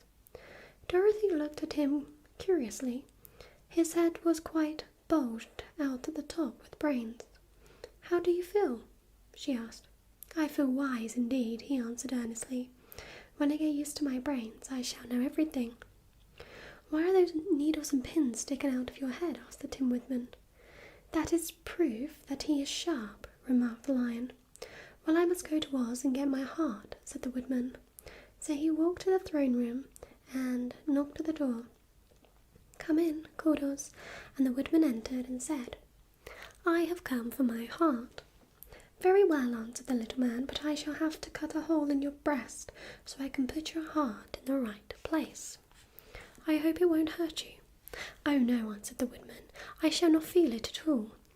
So Oz brought a pair of tinsmith's shears and cut a small square hole in the left side of the Tin Woodman's breast. Then going to a chest of drawers, he took out a pretty heart made entirely of silk and stuffed with sawdust. "Isn't it a beauty?" he asked. "It is indeed," replied the Woodman, who was greatly pleased. "But is it a kind heart?" "Oh, very," answered Oz. He put the heart in the Woodman's breast, and then replaced the square of tin, soldering it neatly together where it had been cut. "There," he said, "now you have a heart that any man might be proud of. I'm sorry I had to put a patch on your breast, but it really couldn't be helped." "Never mind the patch," exclaimed the happy Woodman. "I'm very grateful to you and shall never forget your kindness." "Don't speak of it," replied Oz. Then the Tin Woodman went back to his friends, who wished him every joy on account of his good fortune. The Lion now walked to the throne room and knocked at the door. "Come in," said Oz. "I have come for my courage," announced the Lion, entering the room. "Very well," answered the little man, "I will get it for you." He went to a cupboard and reached up to a high shelf, took down a square green bottle, the contents of which he poured into a green gold dish, beautifully carved, placing this before the Cowardly Lion, who sniffed at it as if he did not like it. The Wizard said, "Drink." "What is it?" asked the Lion. "Well," answered Oz, "if it were inside of you, it would be courage. You know, of course, that courage is always inside one, so that this cannot be called courage until you have swallowed it. Therefore, I advise you to drink it as soon as possible." The Lion hesitated no longer, but drank till the dish was empty. "How do you feel now?" asked Oz. "Full of courage," replied the Lion, who went joyfully back to his friends to tell them of his good fortune. Okay. So Oz, left to himself, smiled to think of his success in giving the Scarecrow and the Tin Woodman and the Lion exactly what they thought they wanted. "How can I help being a humbug," he said, "when all these people make me do things that everybody knows can't be done?" It was easy to make the Scarecrow and the Lion and the Woodman happy, because they imagined I could do anything. But it would take a lot more than imagination to carry Dorothy back to Kansas, and I am sure I don't know how it can be done.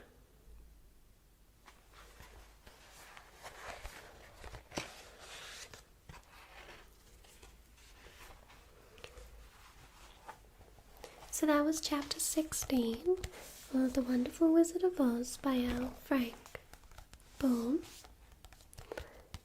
There's only 6 short chapters left.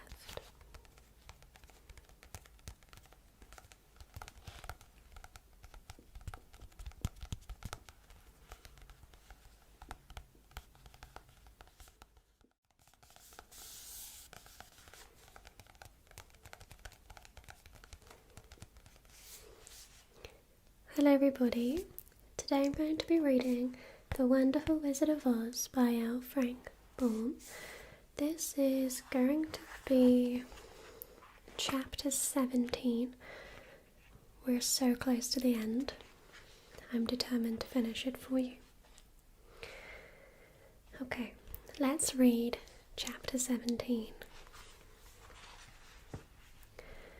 Chapter 17 is called How the Balloon Was Launched. For 3 days, Dorothy heard nothing from Oz. These were sad days for the little girl, although her friends were all quite happy and contented. The Scarecrow told them there were wonderful thoughts in his head, but he could not say what they were because he knew no one could understand them but himself. When the Tin Woodman walked about, he felt his heart rattling around in his breast, and he told Dorothy he had discovered it to be a kinder and more tender heart than the one he had owned when he was made of flesh. The lion declared he was afraid of nothing on earth and would gladly face on an army of 12 of the fierce colliders. Thus, each of the little party was satisfied except Dorothy, who longed more than ever to get back to Kansas. On the 4th day, to her great joy, Oz sent for her, and when she entered the throne room, he greeted her pleasantly. "Sit down, my dear. I think I have found the way to get you out of this country." "And back to Kansas?" she asked eagerly. "Well, I'm not sure about Kansas," said Oz, "for I haven't the faintest notion which way it lies. But the first thing to do is to cross the desert, and then it should be easy to find your way home." "How can I cross the desert?" she inquired. "Well, I'll tell you what I think," said the little man. "You see, when I came to this country, it was in a balloon. You also come through the air being carried by a cyclone, so I believe the best way to get across the desert will be through the air. Now, it is quite beyond my powers to make a cyclone, but I've been thinking the matter over, and I believe I can make a balloon." "How?" asked Dorothy. "A balloon," said Oz, "is made of silk, which is coated with glue to keep the gas in it. I have plenty of silk in the palace, so it will be no trouble to make the balloon. But in all this country, there is no gas to fill the balloon with, to make it float." "If it won't float," remarked Dorothy, "it will be of no use to us." "True," answered Oz, "but there is another way to make it float, which is to fill it with hot air. Hot air isn't as good as gas, for if the air should get cold, the balloon would come down in the desert, and we should be lost." "We?" exclaimed the girl. "Are you going with me?" "Yes, of course," replied Oz. "I am tired of being such a humbug. If I should go out of this palace, my people would soon discover I am not a wizard, and then they would be vexed with me for having deceived them. So I have to stay shut up in these rooms all day, and it gets tiresome. I'd much rather go back to Kansas with you and be in a circus again." "I shall be glad to have your company," said Dorothy. "Thank you," he answered. "Now, if you will help me sew the silk together, we will begin to work on our balloon." So Dorothy took a needle and thread, and as fast as Oz cut the strips of silk into proper shape, the girl sewed them neatly together. First there was a strip of light green silk, then a strip of dark green, and then a strip of emerald green, for Oz had the fancy to make the balloon in different shades of the colour about them. It took 3 days to sew all the strips together, but then it was finished. They had a big bag of silk more than 20 feet long. Then Oz painted it on the inside with a coat of thin glue to make it airtight, after which he announced that the balloon was ready. "But we must have a basket to ride in," he said, so he sent the soldier with the green whiskers for a big clothes basket, which he fastened with many ropes to the bottom of the balloon. When it was all ready, Oz sent word to his people that he was going to make a visit to a great brother wizard who lived in the clouds. The news spread rapidly throughout the city, and everyone came to see the wonderful sight. Oz ordered the balloon carried out in front of the palace, and the people gazed upon it with much curiosity. The Tin Woodman had chopped a big pile of wood, and now he made a fire of it, and Oz held the bottom of the balloon over the fire so that the hot air that arose from it would be caught in the silken bag. Gradually, the balloon swelled out and rose into the air until finally the basket just touched the ground. Then Oz got into the basket and said to all the people in a loud voice, "I am now going away to make a visit. While I am gone, the Scarecrow will rule over you. I command you to obey him, and you would me." The balloon was by this time tugging hard at the rope that held it to the ground, for the air within it was hot, and this made it so much lighter in weight than the air without that it pulled hard to rise into the sky.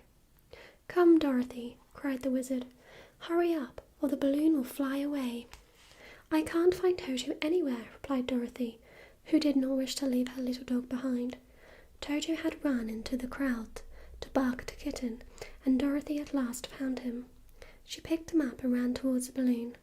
She was within a few steps of it, and Oz was holding out his hands to help her into the basket, when crack went the ropes, and the balloon rose into the air without her. "Come back," she screamed. "I want to go too." "I can't come back, my dear," called Oz from the basket. "Goodbye." "Goodbye," shouted everyone, and all eyes were turned upwards to where the wizard was riding in the basket, rising every moment further and further into the sky, and that was the last any of them ever saw of Oz, the wonderful wizard, though he may have reached Omaha safely, and be there now, for all we know. But the people remembered him lovingly, and said to one another, "Oz was always our friend. When he was here, he built for us this beautiful Emerald City, and now he is gone, he has left the wise Scarecrow to rule over us." Still, for many days they grieved over the loss of the wonderful wizard, and would not be comforted. So that was chapter 17 of The Wonderful Wizard of Oz by L. Frank Baum.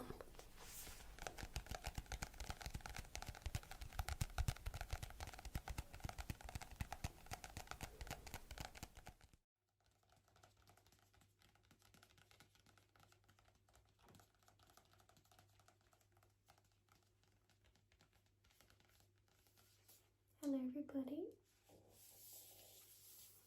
Today we're reading The Wonderful Wizard of Oz by L. Frank Baum. This is going to be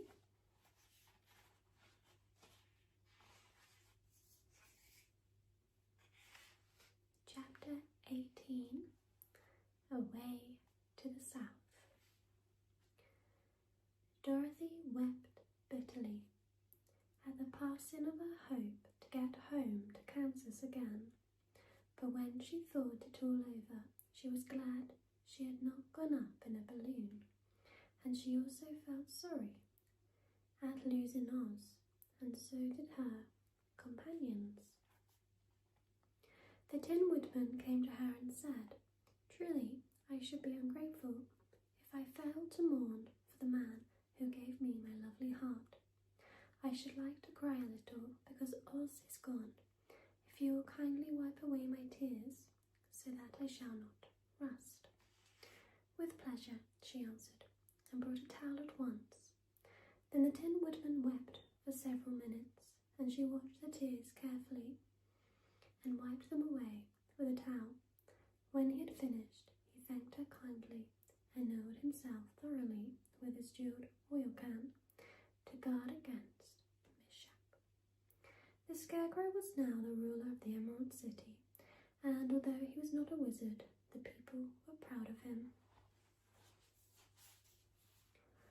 For they said, "There is not another city in all the world that is ruled by a stuffed man," and so far as they knew, they were quite right. The morning after the balloon had gone up with all travellers met in the throne room and talked matters over. The Scarecrow sat in the big throne and the others stood respectfully before him. "We are not so unlucky," said the new ruler, "for this palace in the Emerald City belongs to us, and we can do just as we please. When I remember that, a short time ago, I was up on a pole in a farmer's cornfield, and that now I am the ruler of this beautiful city, I am quite satisfied with my lot." "I also," said the Tin Woodman, "am well pleased with my new heart, and really that was the only thing I wished in all the world. For my part, I am content in knowing I am as brave as any beast that ever lived, if not braver," said the Lion modestly. "If Dorothy would only be contented to live in the Emerald City," continued the Scarecrow, "we might all be happy together." "But I don't want to live here," cried Dorothy. "I want to go to Kansas and live with Aunt Em and Uncle Henry." "Well then, what can be done?" inquired the Woodman. The Scarecrow decided to think, and he thought so hard that the pins and needles began to stick out of his brains. "Finally," he said, "why not call the winged monkeys and ask them to carry you over the desert?" "I never thought of that," said Dorothy joyfully. "It's just the thing. I'll go at once for the golden cap." When she brought it into the throne room, she spoke the magic words, and soon the band of winged monkeys flew in through the open window and stood beside her. "This is the second time you have called us," said the Monkey King, bowing before the little girl. "What do you wish?" "I want you to fly with me to Kansas," said Dorothy. But the King Monkey shook his head. "That cannot be done," he said. "We belong to this country alone and cannot leave it. There has never been a winged monkey in Kansas yet, and I suppose there never will be, for they don't belong there. We shall be glad to serve you in any way in our power, but we cannot cross the desert. Goodbye." And with another bow, the Monkey King spread his wings and flew away through the window, followed by all his band. Dorothy was ready to cry with disappointment. "I have wasted the charm of the golden cap to no purpose," she said, "for the winged monkeys cannot help me." "It is certainly too bad," said the tender-hearted Woodman. The Scarecrow was thinking again, and his head bulged out so horribly that Dorothy feared it would burst. "Let us call in the soldier with the green whiskers," he said, "and ask his advice." So the soldier was summoned and entered the throne room timidly, for while Oz was alive, he was never allowed to come further than the door. "This little girl," said the Scarecrow to the soldier, "wishes to cross the desert. How can she do so?" "I cannot tell," answered the soldier, "for nobody has ever crossed the desert, unless it is Oz himself." "Is there no one who can help me?" asked Dorothy. "Glinda might," he suggested. "Who is Glinda?" inquired the Scarecrow. "The Witch of the South. She is the most powerful of all the witches and rules over the Quadlings. Beside her castle stands on the edge of the desert, so she may know a way to cross it." "Glinda is a good witch, isn't she?" asked the child. "The Quadlings think she is good," said the soldier, "and she is kind to everyone. I have heard that Glinda is a beautiful woman who knows how to keep young in spite of the many years she has lived." "How can I get to her castle?" asked Dorothy. "The road is straight to the south," he answered, "but it is said to be full of dangers to travel. There are wild beasts in the wood, and a race of queer men who do not like strangers to cross their country. For this reason, none of the Quadlings ever come to the Emerald City." The soldier then left them, and the Scarecrow said, "It seems, in spite of dangers, that the best thing Dorothy can do is to travel to the land of the south and ask Glinda to help her.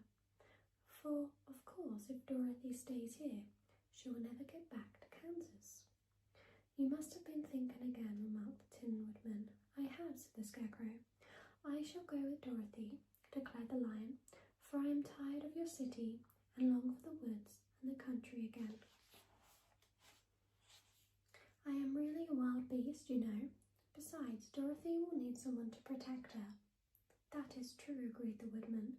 My axe may be of service to her, so I will also go with her to the land of the south. When shall we start? Asked the Scarecrow. Are you going? They asked in surprise. Certainly. If it wasn't for Dorothy, I should never have had brains. She lifted me from the pole in the cornfield and brought me to the Emerald City. So my good luck is all due to her, and I shall never leave her until she starts back to Kansas for good and all. Thank you, said Dorothy gratefully. You're all very kind to me, but I should like to start as soon as possible. We shall go tomorrow morning, returned the Scarecrow. So now let us all get ready, for it will be a long journey. So that was chapter 18 of The Wonderful Wizard of Oz by L. Frank Baum.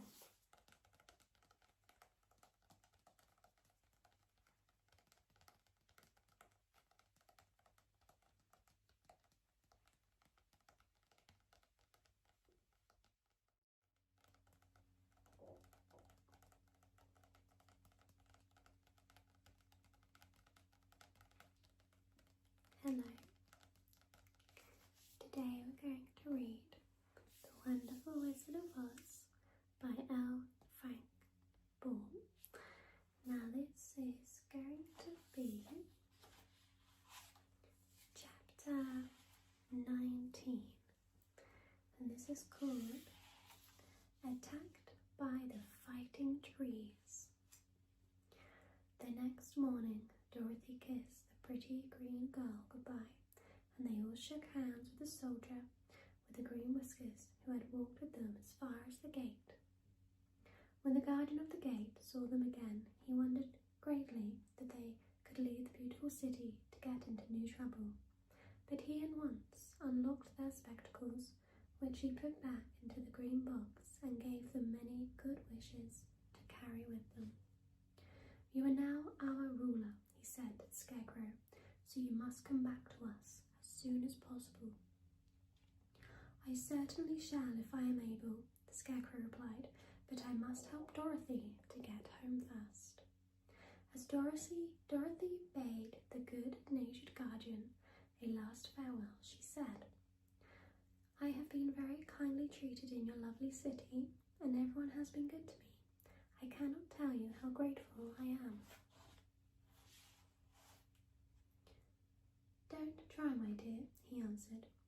We should like to keep you with us, but if it is your wish to return to Kansas, I hope you find a way. He then opened the gate of the outer wall, and they walked forth and started upon their journey. The sun shone brightly as our friends turned their faces towards the land of the south. They were all in the best of spirits and laughed and chatted together. Dorothy was once more filled with the hope of getting home, and the Scarecrow and the Tin Woodman were glad to be of use to her.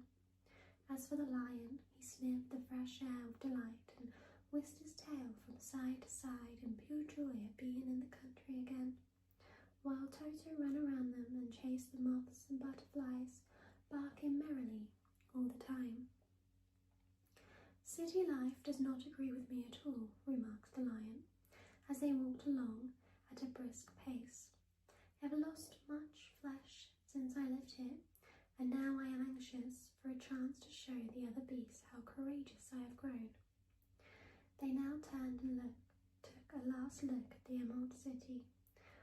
All they could see was a mass of towers and steeples behind the green walls, and high up above everything, the spires and the dome of the Palace of Oz. Oz was not such a bad wizard after all, said the Tin Woodman, as he felt his heart rattling around in his breast. He knew how to give me brains, and very good brains too, said the Scarecrow. If Oz had taken a dose of the same courage he gave me, added the lion, he would have been a brave man. Dorothy said nothing.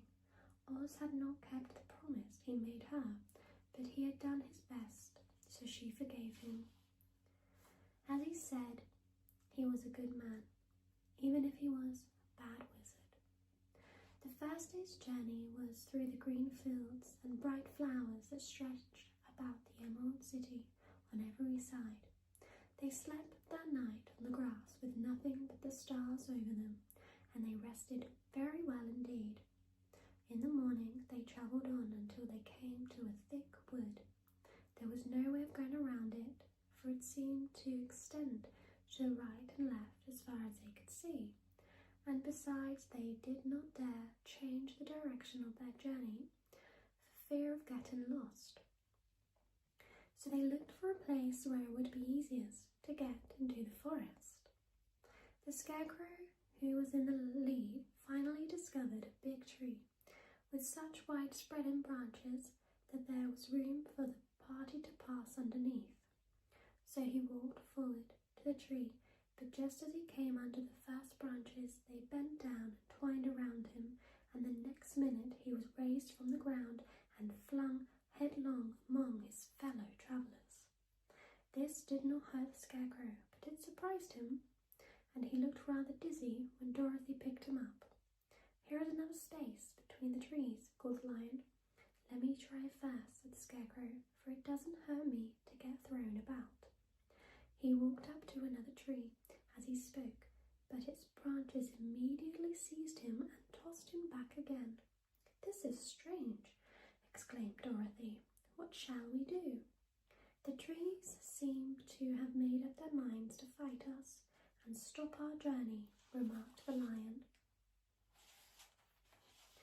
"I believe I will try it myself," said the Woodman, and shouldering his axe, he marched upon the first tree that had handled the Scarecrow so roughly.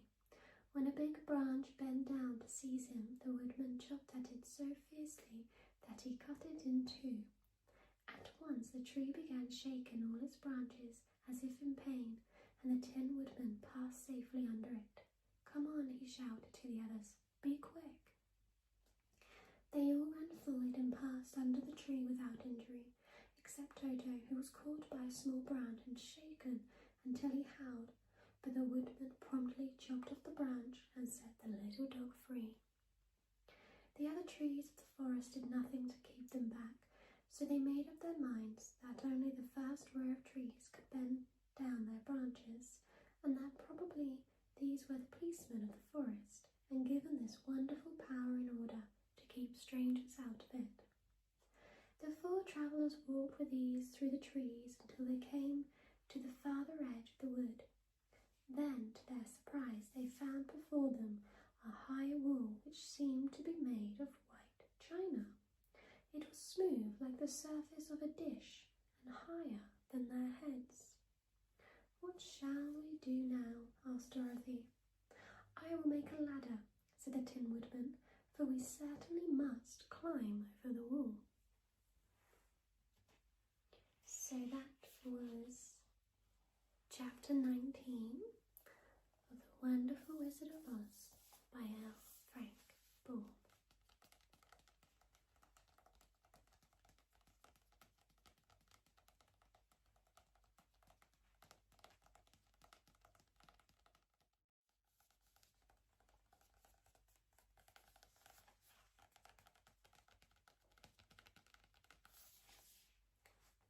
Hello everybody, I'm going to read The Wonderful Wizard of Oz by L. Frank Baum.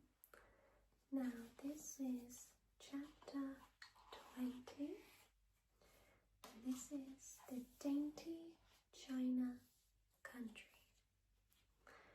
While the Woodman was making a ladder from wood, which he found in the forest, Dorothy lay down and slept, for she was tired by the long walk.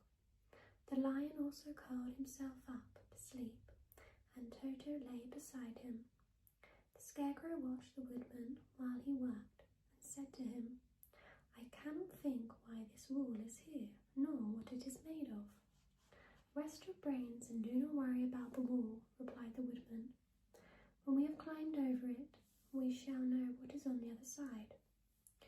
After a time the ladder was finished. It looked clumsy, but the Tin Woodman was sure it was strong and would answer their purpose. The Scarecrow waked Dorothy and the Lion and Toto and told them that the ladder was ready. The Scarecrow climbed up the ladder first, but he was so awkward that Dorothy had to follow close behind and keep him from falling off. When he got his head over the top of the wall, the Scarecrow said, "Oh my!" "Go on," exclaimed Dorothy. So the Scarecrow climbed further up and sat down on the top of the wall, and Dorothy put her head over and cried, "Oh my!" just as the Scarecrow had done. Then Toto came up and immediately began to bark, but Dorothy made him be still. The Lion climbed the ladder next. The Tin Woodman came last, but both of them cried, "Oh my!" as soon as they looked over the wall. When they were all sitting in a row on top of the wall, they looked down and saw a strange sight. Before them was a great stretch of country, having a floor as smooth and shining and white as the bottom of a big platter. Scattered around were many houses made entirely of china and painted in the brightest colours. These houses were quite small, the biggest of them reaching only as high as Dorothy's waist. There were also pretty little barns with china fences around them, and many cows and sheep and horses and pigs and chickens, all made of china, were standing about in groups. But the strangest of all were the people who lived in this queer country. There were milkmaids and shepherdesses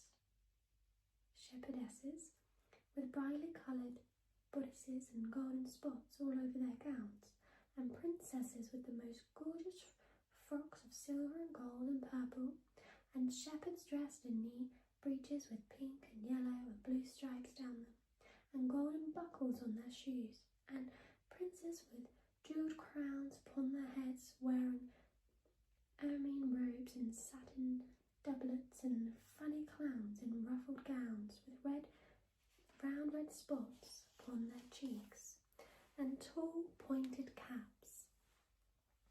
And strangest of all, these people were all made of china, even to their clothes, and were so small that the tallest of them was no higher than Dorothy's knee. No one did so much as look at the travellers at first, except one little purple china dog with an extra large head, which came to the wall and barked at them in a tiny voice, afterward running away again. "How shall we get down?" asked Dorothy. They found the ladder so heavy they could not pull it up, so the Scarecrow fell off the wall and the others jumped down upon him, so that the hard floor would not hurt their feet.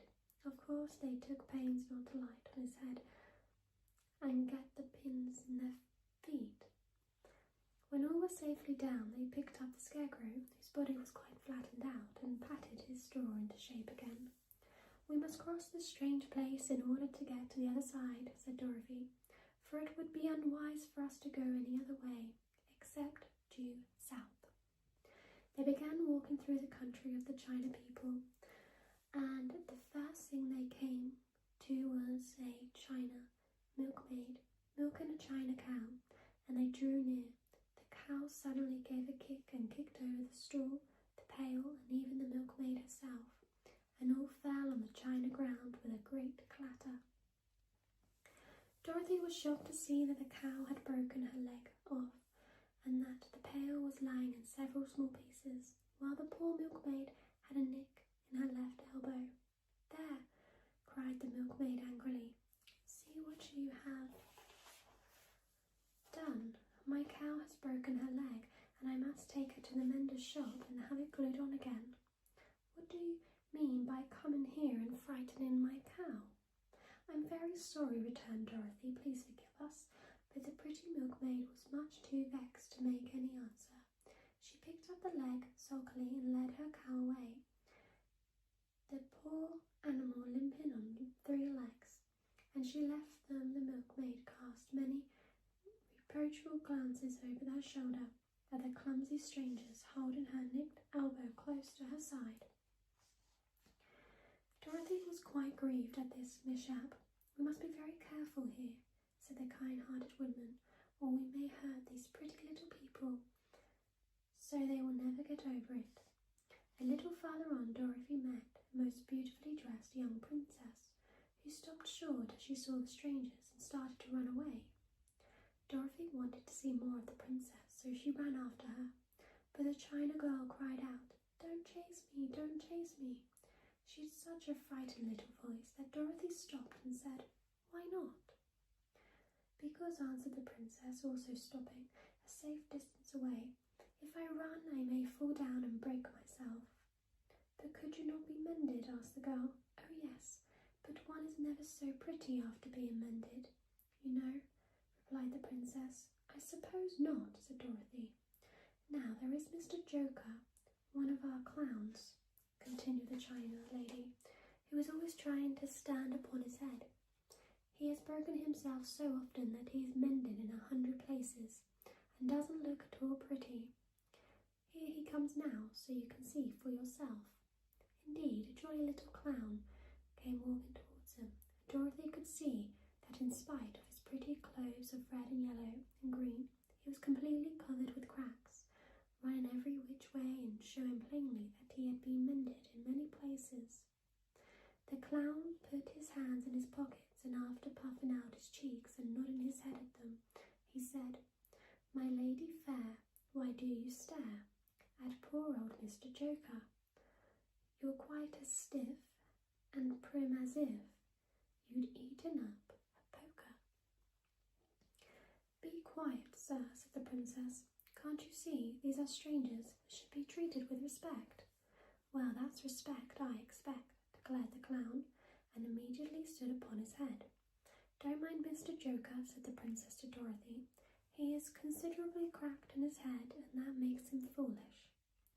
"Oh, I don't mind him a bit," said Dorothy. "But you are so beautiful," she continued, "that I am sure I could love you dearly. Won't you let me carry you back to Kansas and stand you on Aunt Em's mantle? I could carry you in my basket." "That would make me very unhappy," answered the China princess. "You see, here in our country we live contentedly and can talk and move around as we please. But whenever any of us are taken away, our joints are once stiffen, and we can only stand straight and look pretty. Of course, that is all that is expected of us when we are on mantles and cabinets and drawing-room tables, but our lives are much pleasanter here in our own country. I would not make you unhappy for all the world. So I'll just say goodbye." "Goodbye," replied the princess. They walked carefully through the China country. The little animals and all the people scampered out of their way, fearing the strangers would break them, and after an hour or so the travellers reached the other side of the country and came to another China wall. It was not so high as the first, however, and by standing upon the lion's back, they all managed to scramble to the top. Then the lion gathered his legs under him and jumped on the wall. But just as he jumped, he upset China Church with his tail and smashed it all to pieces. "That was too bad," said Dorothy, "but really, I think we were lucky in not doing these little people more harm than breaking a cow's leg at a church. They are all so brittle." "They are indeed," said the Scarecrow, "and I am thankful I am made of straw and cannot be easily damaged. There are worse things in the world than being a scarecrow." So that was chapter 20, The Wonderful Wizard of Oz by L. Frank Baum.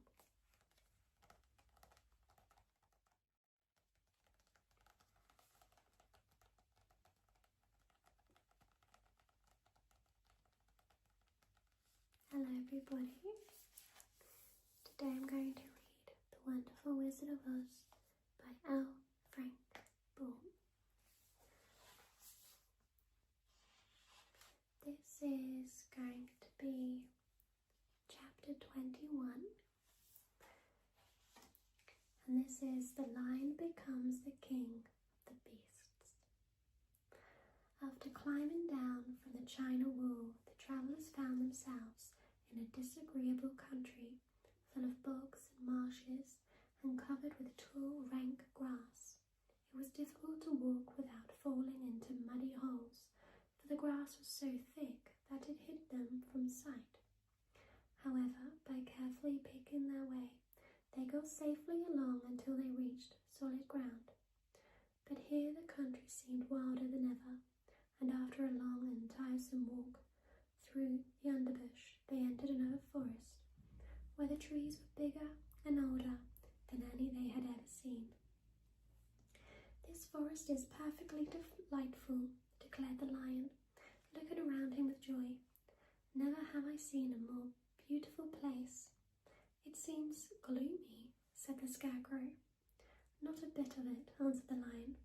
"I should like to live here all my life. See how soft the dried leaves are under your feet, and how rich and green the moss is that clings to these old trees. Surely no wild beast could wish a pleasanter home." "Perhaps there are wild beasts in the forest now," said Dorothy. "I suppose there are," returned the lion, "but I do not see any of them about." They walked through the forest until it became too dark to go any further. Dorothy and Toto and the lion lay down to sleep, while the Woodman and the Scarecrow kept watch over them as usual. When morning came, they started again. Before they had gone far, they heard a low rumble, as of the growling of many wild animals. Toto whimpered a little, but none of the others was frightened, and they kept along the well-trodden path until they came to an opening in the wood, in which were gathered hundreds of beasts of every variety. There were tigers and elephants and bears and wolves and foxes and all the others in the natural history.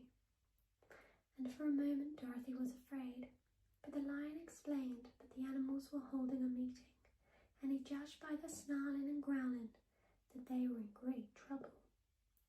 As he spoke, several of the beasts caught sight of him, and at once the great assembly hushed as if by magic. The biggest of the tigers came up to the lion and bowed, saying, "Welcome, O King of Beasts. You have come in good time to fight our enemy and bring peace to all the animals of the forest once more." "What is your trouble?" asked the lion quietly. "We are all threatened," answered the tiger, "by a fierce enemy which has lately come into the forest. It is a most tremendous monster, like a great spider, with a body as big as an elephant and legs as long as a tree trunk. It has 8 of these long legs, and as the monster crawls through the forest, he seizes an animal with a leg and drags it into his mouth, where he eats it as the spider does a fly. Not one of us is safe while this fierce creature is alive, and we had called a meeting to decide how to take care of ourselves when you come among us." The lion thought for a moment. "Are there any other lions in this forest?" he asked. "No, there were some, but the monster has eaten them all. And besides, there were none of them nearly so large and brave as you. If I put an end to your enemy, will you bow down to me and obey me as king of the forest?" inquired the lion. "We will do that gladly," returned the tiger, and all the other beasts roared with a mighty roar. "We will." "Where is this great spider of yours now?" asked the lion. "Yonder, among the oak trees," said the tiger, pointing with his forefoot. "Take good care of these friends of mine," said the lion, "and I will go at once to fight the monster." He bade his comrades goodbye and marched proudly away to do battle with the enemy. The great spider was lying asleep when the lion found him, and it looked so ugly that its foe turned up his nose in disgust. Its legs were quite as long as the tiger had said, and its body covered with coarse black hair. It had a great mouth with a row of sharp teeth, a foot long, but its head was joined to the pudgy body by a neck slender as a wasp's waist. This gave the lion a hint the best way to attack the creature, and as he knew it was easier to fight it asleep than awake, he gave a great spring and landed directly upon the monster's back.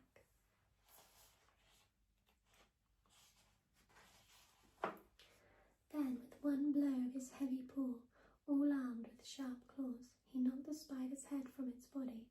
Jumping down, he watched it until the long legs legs stopped wiggling when he knew it was quite dead. The lion went back to the opening where the beasts of the forest were waiting for him and said proudly, "You need fear your enemy no longer."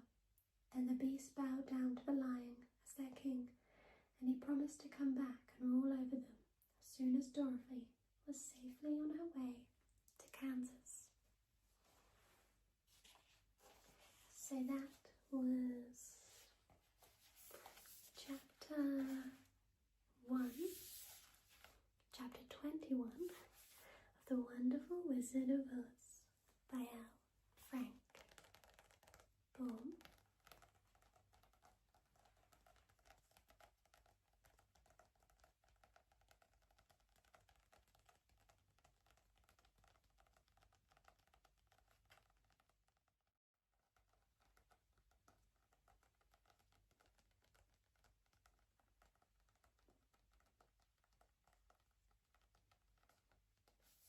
Hello everybody, I'm going to be reading The Wonderful Wizard of Oz by Frank Baum. So this is chapter 22,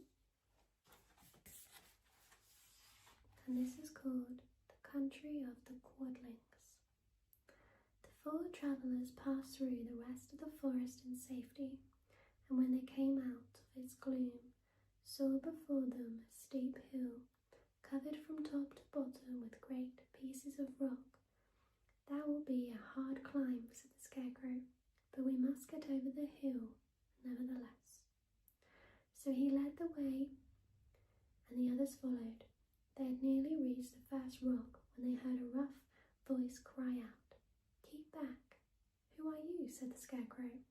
Then a head showed itself over the rock, and the same voice said, "This hill belongs to us, and we don't allow anyone to cross it." "But we must cross it," said the Scarecrow. "We're going to the country of the Quadlings." "But you shall not," replied the voice. And there stepped from behind the rock the strangest man the travellers had ever seen. He was quite short and stout and had a big head, which was flat at the top and supported by a thick neck full of wrinkles. But he had no arms at all, and seeing this, the Scarecrow did not fear that so helpless a creature could prevent them from climbing the hill. So he said, "I'm sorry not to do as you wish, but we must pass over your hill, whether you like it or not." And he walked boldly forward. As quick as lightning, the man's head shot forward, and his neck stretched out until the top of the head, where it was flat, struck the Scarecrow in the middle and sent him tumbling over and over down the hill. Almost as quickly as it came, the head went back to the body, and the man laughed harshly as he said, "It isn't as easy as you think."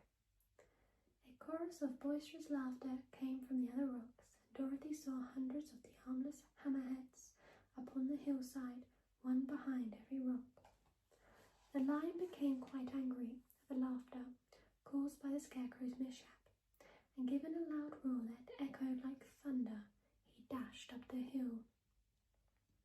Again a head shot swiftly out, and the great lion went rolling down the hill as if he'd been struck by a cannonball. Dorothy ran down and helped the Scarecrow to his feet, and the lion came up to her, feeling rather bruised and sore, and said, "It is useless to fight people with shooting heads. No one can withstand them." "What can we do then?" she said. "Call the winged monkeys," suggested the Tin Woodman. "You have still the right to command them once more." "Very well," she answered, and putting on the golden cap, she uttered the magic words. The monkeys were as prompt as ever, and in a few moments the entire band stood before her. "What are your commands?" inquired the king of the monkeys, bowing low. "Carry us over the hill to the country of the Quadlings," answered the girl.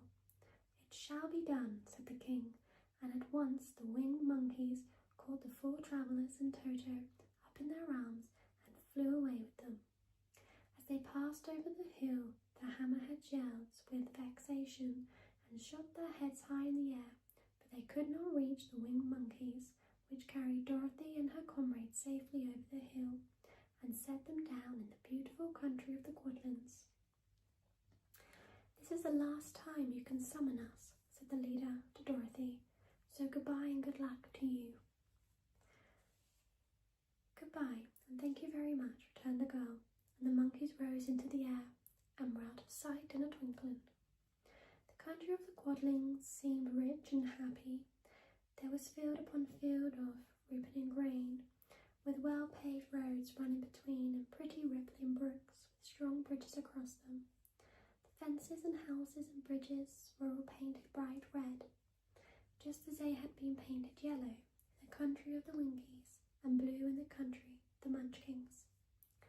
The Quadlings themselves, who were short and fat and looked chubby and good-natured, were dressed all in red, which showed bright against the green grass and the yellowing grain. The monkeys had set them down near a farmhouse, and the four travellers walked up to it and knocked at the door. It was opened by the farmer's wife, and when Dorothy asked for something to eat, the woman gave them all a good dinner, with 3 kinds of cake and 4 kinds of cookies and a bowl of milk for Toto. "How far is it to the castle of Glinda?" asked the child. "It is not a great way," answered the farmer's wife. "Take the road to the south and you will soon reach it." Thanking the good woman, they started afresh and walked by the fields, across the pretty bridges, until they saw before them a very beautiful castle. Before the gates were 3 young girls dressed in handsome red uniforms trimmed with gold braids, and as Dorothy approached, one of them said to her, "Why have you come to the south country?" "To see the good witch who rules here," she answered. "Will you take me to her?" "Let me have your name, and I will ask Glinda if she will receive you." They told who they were, and the girl soldier went to the castle. After a few moments, she came back to say that Dorothy and the others were to be admitted at once. So that was chapter 22 of The Wonderful Wizard of Oz by L. Frank Baum.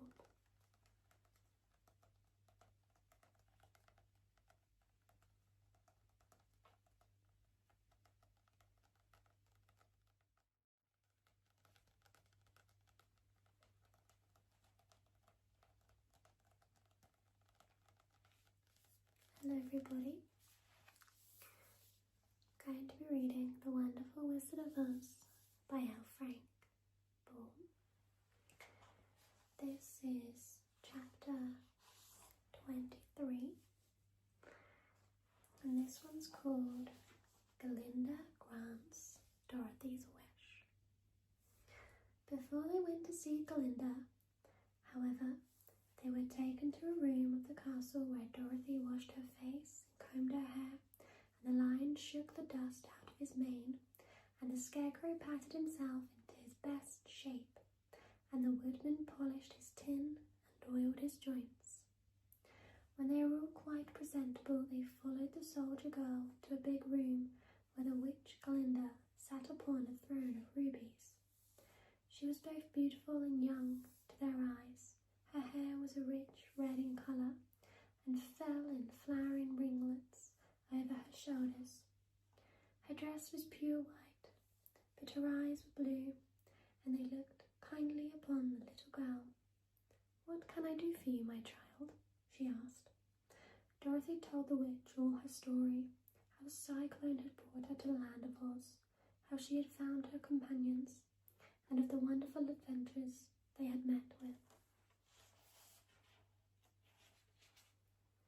"My greatest wish now," she added, "is to get back to Kansas, for Aunt Em will surely think something dreadful has happened to me, and that will make her put on mourning, and unless the crops are better this year than they were last, I'm sure Uncle Henry cannot afford it."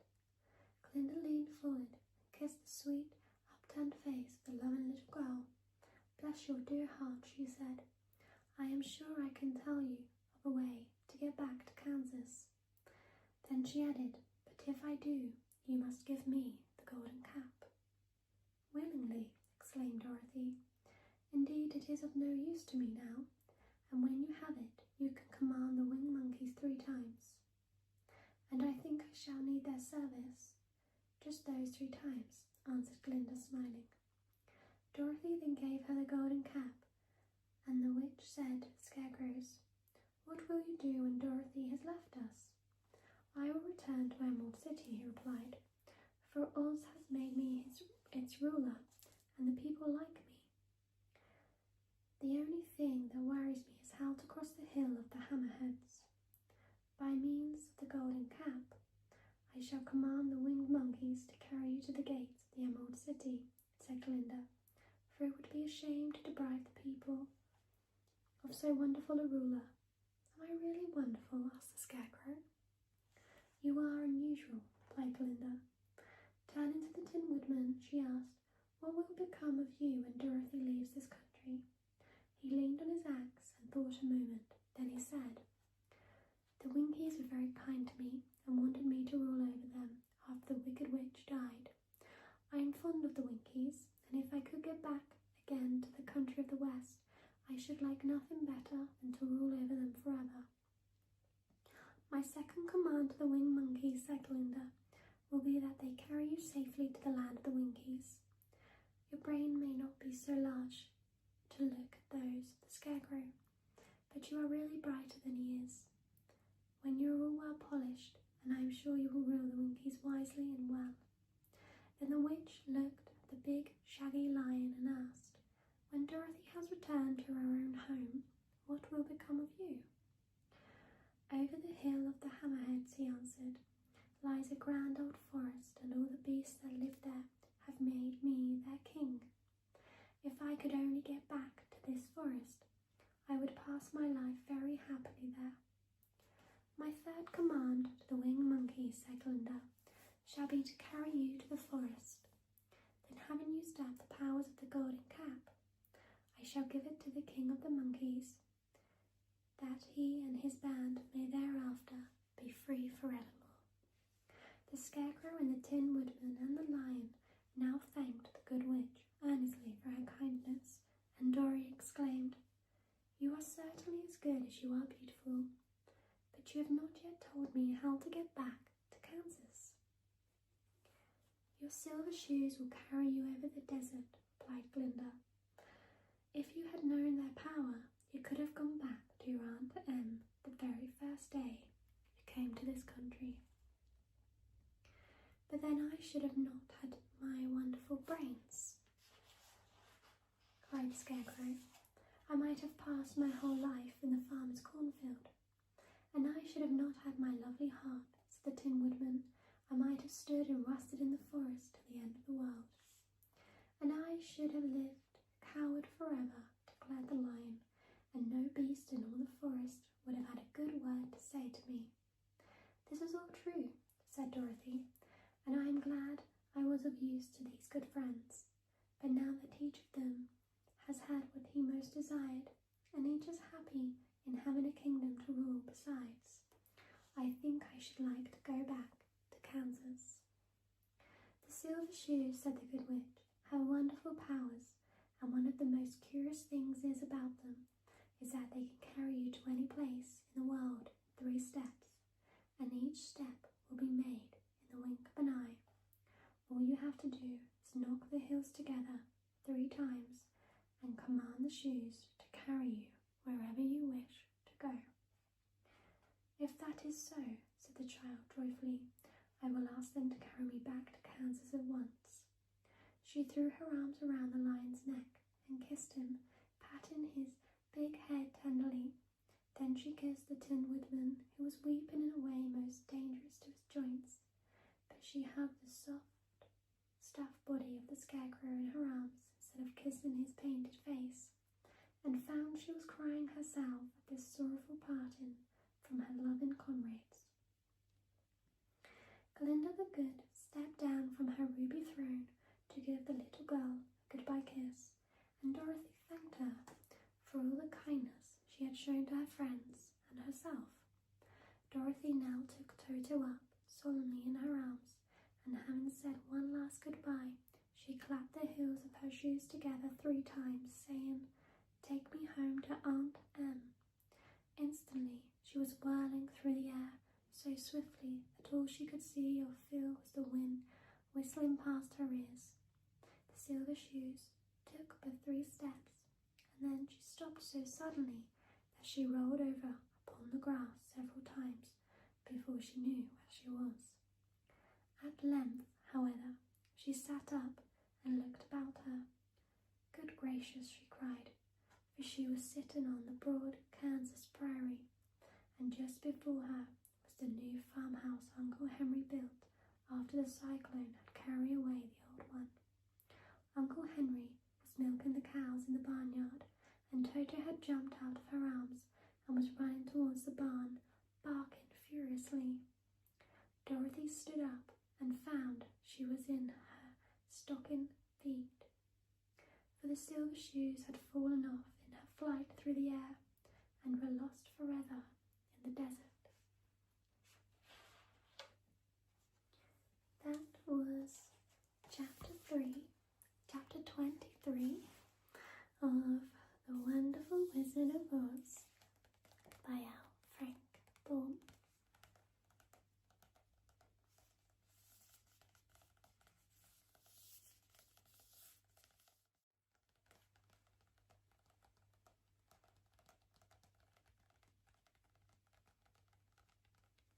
Hello everybody,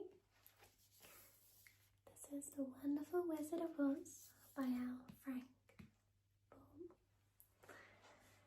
So this is chapter 24, okay, this is the very last chapter. Chapter 24 is a very short one, and it's called Home Again. Aunt Em had just come out of the house to water the cabbages when she looked up and saw Dorothy running towards her. "My darling child," she cried, folding the little girl in her arms and covering her face with kisses. "Where in the world did you come from?" "From the land of Oz," said Dorothy gravely, "and there is Toto too. And oh, Aunt Em, I'm so glad to be home again." So that's chapter 24, and that is the book complete, The Wonderful Wizard of Oz by our Frank Baum. I hope you have enjoyed this book reading. I cannot believe we've finished a whole book. Please let me know what you thought of this. I hope you can now enjoy the full story. Thank you. Take care. Bye-bye.